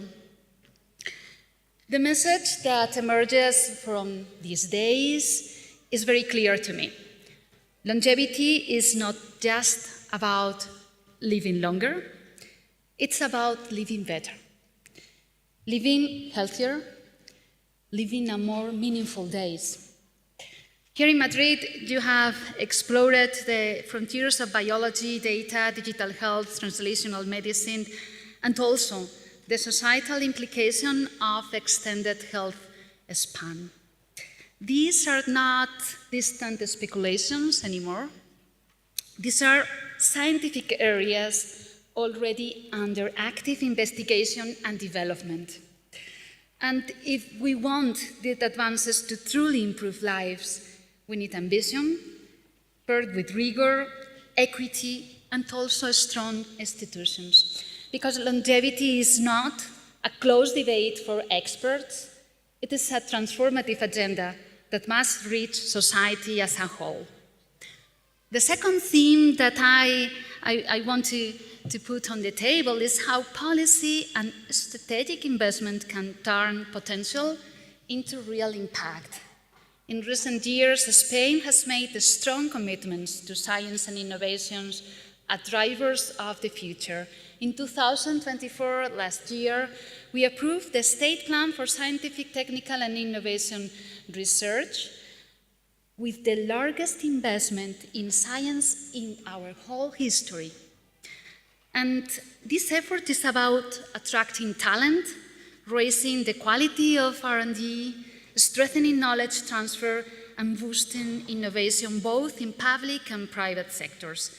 Alongside these, we've launched new tools to accelerate the tech and disruptive innovation, and the National Strategic Program for Vanguard Health, the PERTE Salud de Vanguardia that I'm leading, is a prime example. The goal of this program is simple but ambitious: to improve healthcare through advanced procedures, digitalization, artificial intelligence, innovation, and precision medicine. And PERTE is more than a funding program. It is a framework that brings together universities, industry, hospitals, and public administration. It strengthens not just science, but also industrial capacity in Spain, territorial cohesion, and above all, the patient access across Spain. It is a mechanism to institutionalize innovation, transfer, and incorporate research into health systems and solidify Spain's role among the frontrunners in health technology. And the third and last point is about making sure knowledge translates into real, tangible benefits for society, and the coordinated action that is required to ensure these advances are ethical, inclusive, and sustainable. There are some we are now at an inflection point, and the ideas exchanged here are powerful, but their true value emerges only when they are applied, responsible, and equitable. A few principles stand out: ethics, governance, and inclusion, making sure advances don't deepen inequities or create false expectations. Second, sustainability, planning carefully for longer, healthier lives with solid funding, prevention, and resilient healthcare systems. Third, collaboration, bringing together universities, startups, hospitals, and public institutions.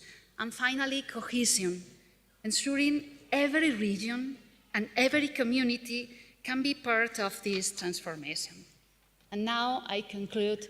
TransVision Madrid has given us a window into the future of health, longevity, and human potential. Spain is ready to turn ideas into action. Our ambition here in Spain is clear: to be a place where science, technology, and society come together to shape a healthier future. So please keep working side by side. Investors, innovators, researchers, please keep challenging assumptions and keep focusing on making a real difference in people's lives. I wish you much success. Thank you.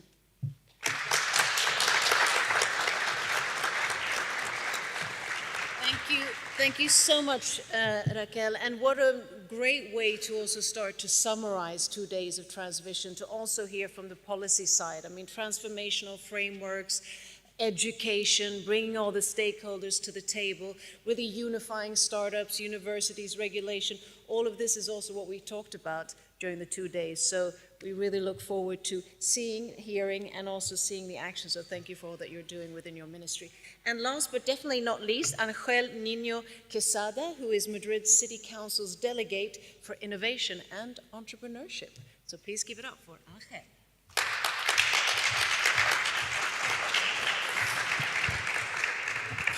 Good evening.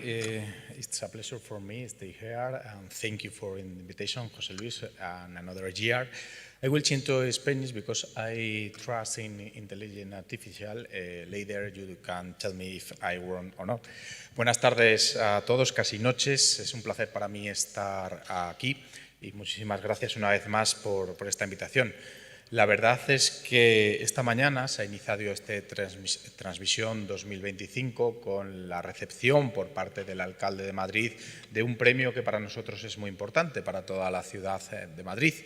Y es que la ciudad de Madrid ha recibido el premio de ciudad longeva. Yo creo que esto es un dato a tener muy en cuenta y me gustaría poner encima de la mesa una realidad acerca de la esperanza de vida en la ciudad de Madrid. Somos la ciudad con más esperanza de vida, pero más allá de los grandes datos, me gustaría daros además un dato más concreto. La ciudad de Madrid tiene algo más de 3,5 millones de habitantes ya es la segunda ciudad de la Unión Europea, en este caso por detrás de Berlín en población. Y el dato que me gustaría poner encima de la mesa hoy es que el distrito que tiene la peor esperanza de vida, en este caso es el distrito de Villaverde, tiene mejor esperanza de vida que la ciudad de Berlín completa. Esto quiere decir que en Madrid se vive bien, o al menos se vive mucho, aunque yo también creo que se vive bien. Pero no nos podemos conformar. Hay que seguir trabajando. Tenemos que seguir trabajando en terapias como las que durante el día de hoy hemos podido ver. Y por hacer un pequeño chascarrillo, creo que es mi tercera edición en un TransVision. Yo estoy más joven que la primera vez, con lo cual algo está funcionando al venir a este congreso. Me gustaría también poner en valor todos los expertos internacionales que están viniendo a este congreso, a esta ciudad, a demostrar que evidentemente esta ciencia funciona para todos. Es una ciencia que además en muchos casos es asequible y que además tiene implementación de manera continua y constante, por supuesto, pero tiene una implementación seria, en este caso, y rigurosa en el cuerpo humano. Además, no quiero dejar pasar la oportunidad para hablar acerca de algo en lo que todos tenemos que trabajar. Y es que la salud es ya el sistema, en este caso eHealth, es ya la primera vertical de startups en Europa, de creación de startups en Europa. Nos hemos dado cuenta, y puedo decirlo aquí, de hecho, esta misma semana inauguré con algunos compañeros el Madrid Health, de que la salud ya es un gran tractor también en el ámbito de la innovación. Cientos de startups en España, pero también en toda Europa, se están creando a fin de solucionar los problemas que actualmente todavía no hemos conseguido resolver respecto a cómo envejecemos. Hay una frase que a mí me ha gustado mucho de José Luis, ya lo conozco desde hace muchos años, y es que el envejecimiento es una enfermedad que se puede curar, y yo estoy convencida de ello. Y parece que la ciudad de Madrid tiene algo que ver con ello, dadas esas esperanzas de vida. Por eso, y porque sé que ahora muchos de ustedes van a ir a un cóctel en el que van a disfrutar mucho más que mis palabras, solo quiero terminar este día de hoy del Congreso diciendo que antes era del cielo a Madrid, ahora ya es del cielo al revés. Es que me has liado, José Luis.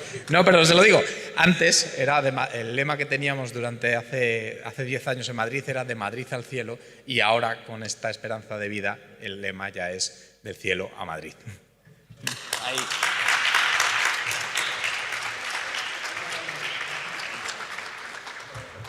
Not only for my love of this city and for coming back again, but what I do realize being trilingual, I have to come back and be here longer so that I can fluently understand Spanish. But what I would like to add to you, Ángel, is that he's also living proof of longevity is necessity. He's already been to 8 events before he came here today. So I think knowing about stamina, and you have a regime, workout, and your breakfast and everything, so you're also not only working with it, but you're also working with yourself to achieve the goal. So we really appreciate that. And here we are, 2 days later. Yes, fantastic time here. And I see that some people have already gone to the party. People are excited.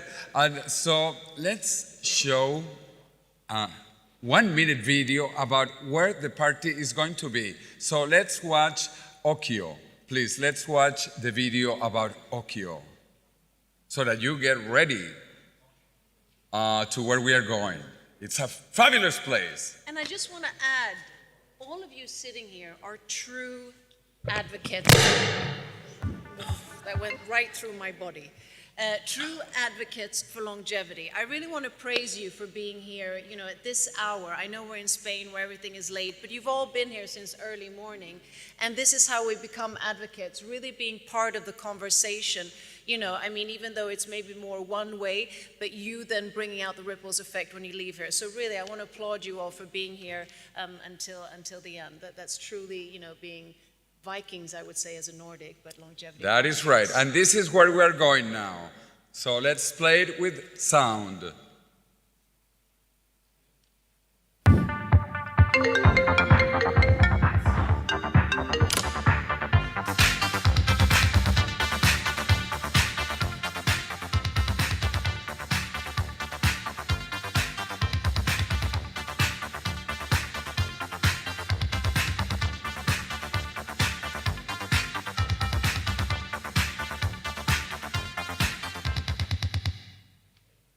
Okay, so you can Google it if you get lost. You put Okio in Google Maps and it will show up. Also, if you really want to go the old way, it is Paseo de la Castellana number 77. Castellana number 77. And now we have to acknowledge all of our sponsors. We are so proud, so happy, not only of the fantastic speakers, participants, of course, but the sponsors that make this possible. So let's play that quick video with the sponsors, classified by their contributions, their help, and their belief in longevity. So let's play that short video as well. So we have collaborators. Who else do we have? We have institutional sponsors. Absolutely. Many speakers have been here from them. Yes, and we have silver sponsors. Also many speakers, and of course gold sponsors. Yes, and our main sponsor, the platinum sponsor, which is Omniscope. And after thanking the sponsors, I want to thank our team. Our team, including volunteers, of course, people in the logistics, and I have a little present here. Well, our audiovisual people, thank you so much. They have been working non-stop. Yes, clap for them.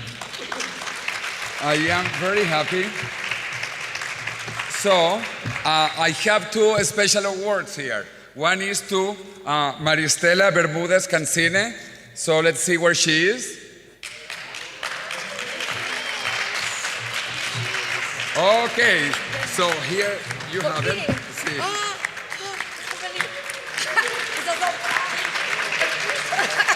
Okay, vete para allá. Vete para allá.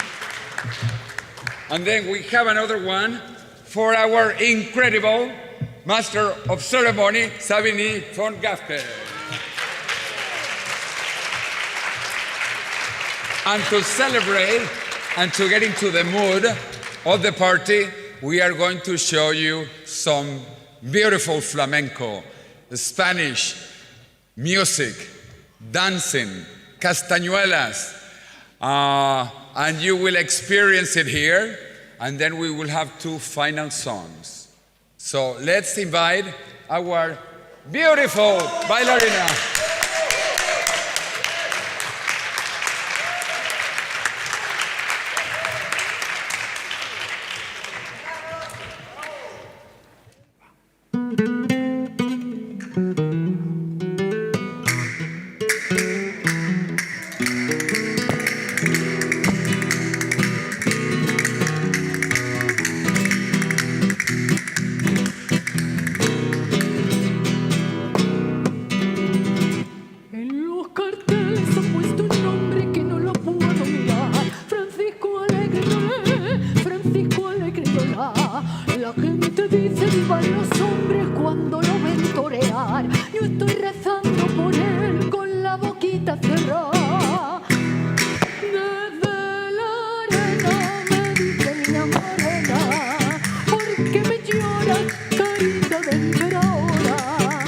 Dame tu risa, mujer, que soy torero andaluz y llevo al cuello la crudeza que me diste tú.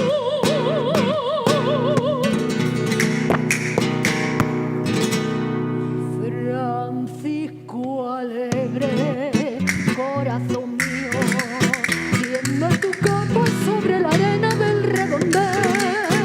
Francisco alegre tiene un vestido con un te quiero que entre suspiros yo le bordé.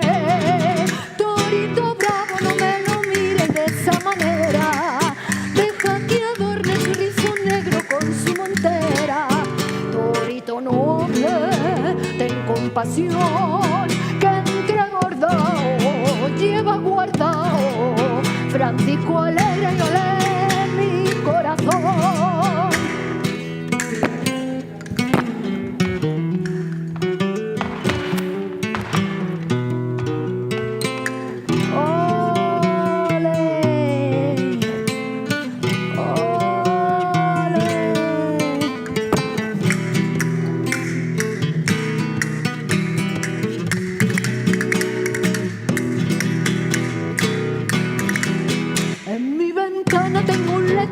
Pa' que lo venga a mirar. Francisco alegre y olé, Francisco alegre y olá, en el que dice cuánto te quiero, pero qué pena me da. Por culpa de otro querer no nos podemos casar. Desde la arena me dice niña morena, te enamora carita de emperadora. La cuerda mujer de este torero andaluz que lleva el cuello a la cruz de su que me diste tú.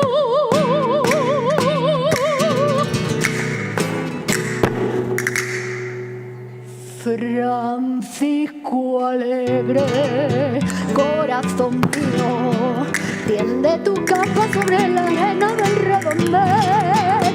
Francisco alegre tiene un vestido con un te quiero que entre suspiros yo le bordé. Torito bravo, no me lo mires de esa manera, deja que adorne tu rizo negro con su montera. Torito noble, ten compasión, que entre bordado lleva guardado. Francisco alegre, no lee mi corazón.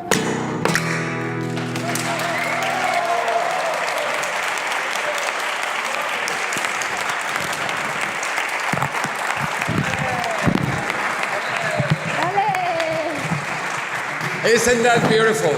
So you feel the Spanish music, the Spanish joie de vivre. And now, all together, we are going to sing all together two very, very famous Spanish songs.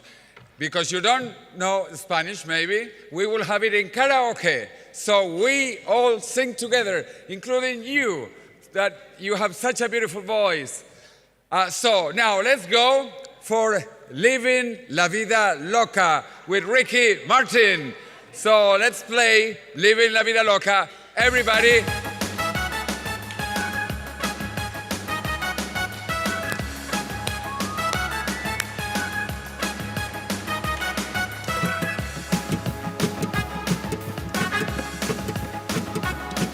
You have to read.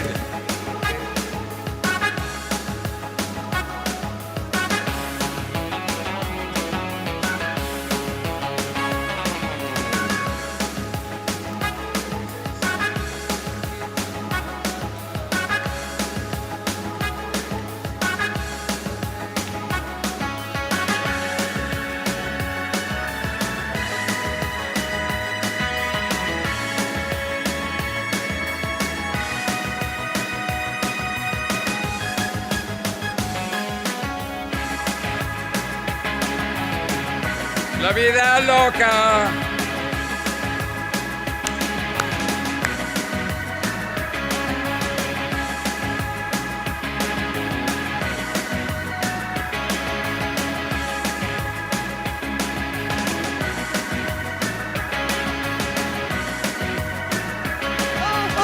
Viví la vida loca.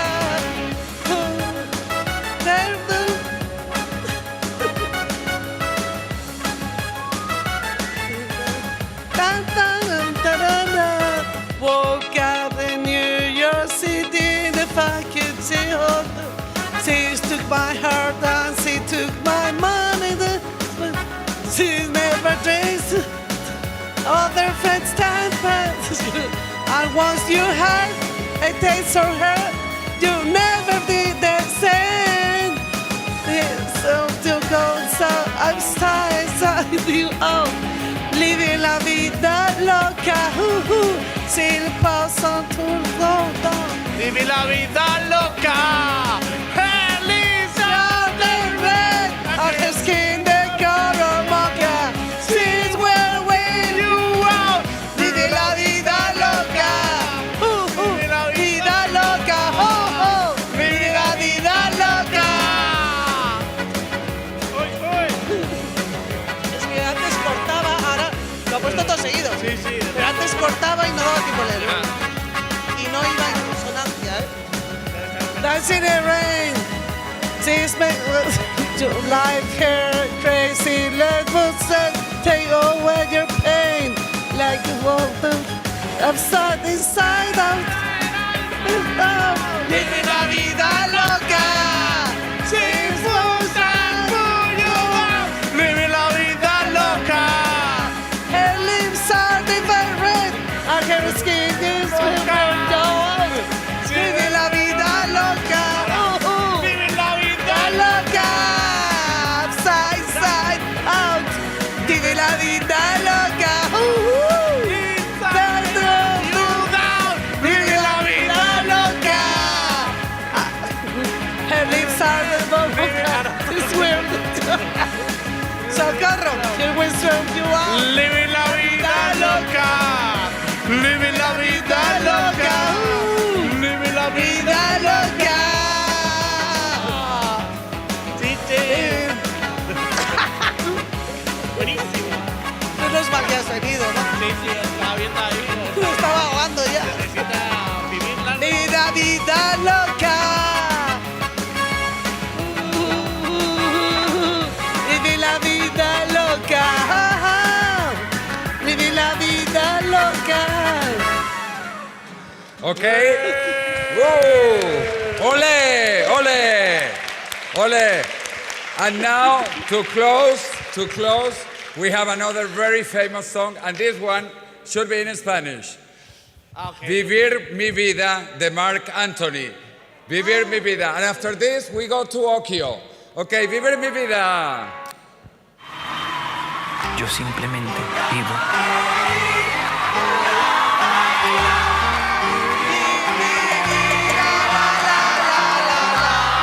Voy a reír, voy a gozar, vivir mi vida, la la la la. A bailar, vivir mi vida, la la la la. Voy a reír, voy a gozar,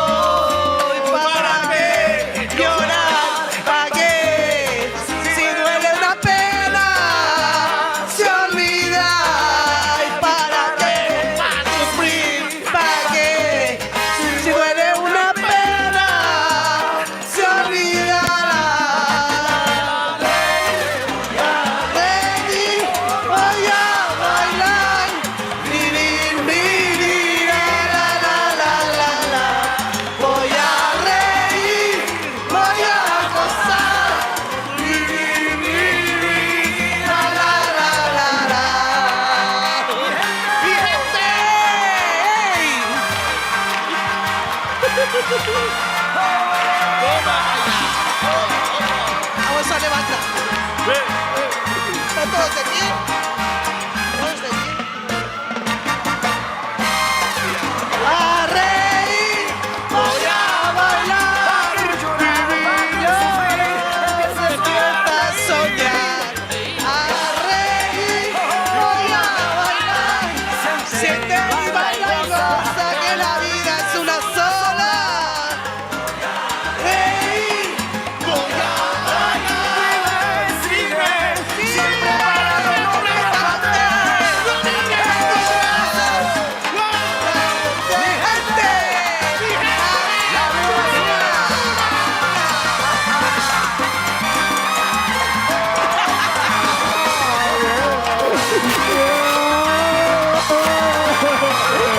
Voy a reír, voy a bailar y vivir mi vida, la.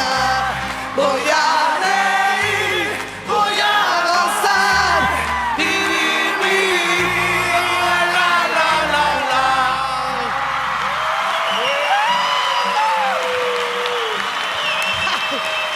Va, que le hemos cogido el gusto, ¿eh? Hemos pillado finales. Nos hemos venido arriba. La parte era como todo silencio. Nos hemos venido arriba. Buenas noches. hemos venido Buenas arriba. noches. Good night. Buenas noches. See you in Okio. Buenas noches. Good night. Good night. Gracias.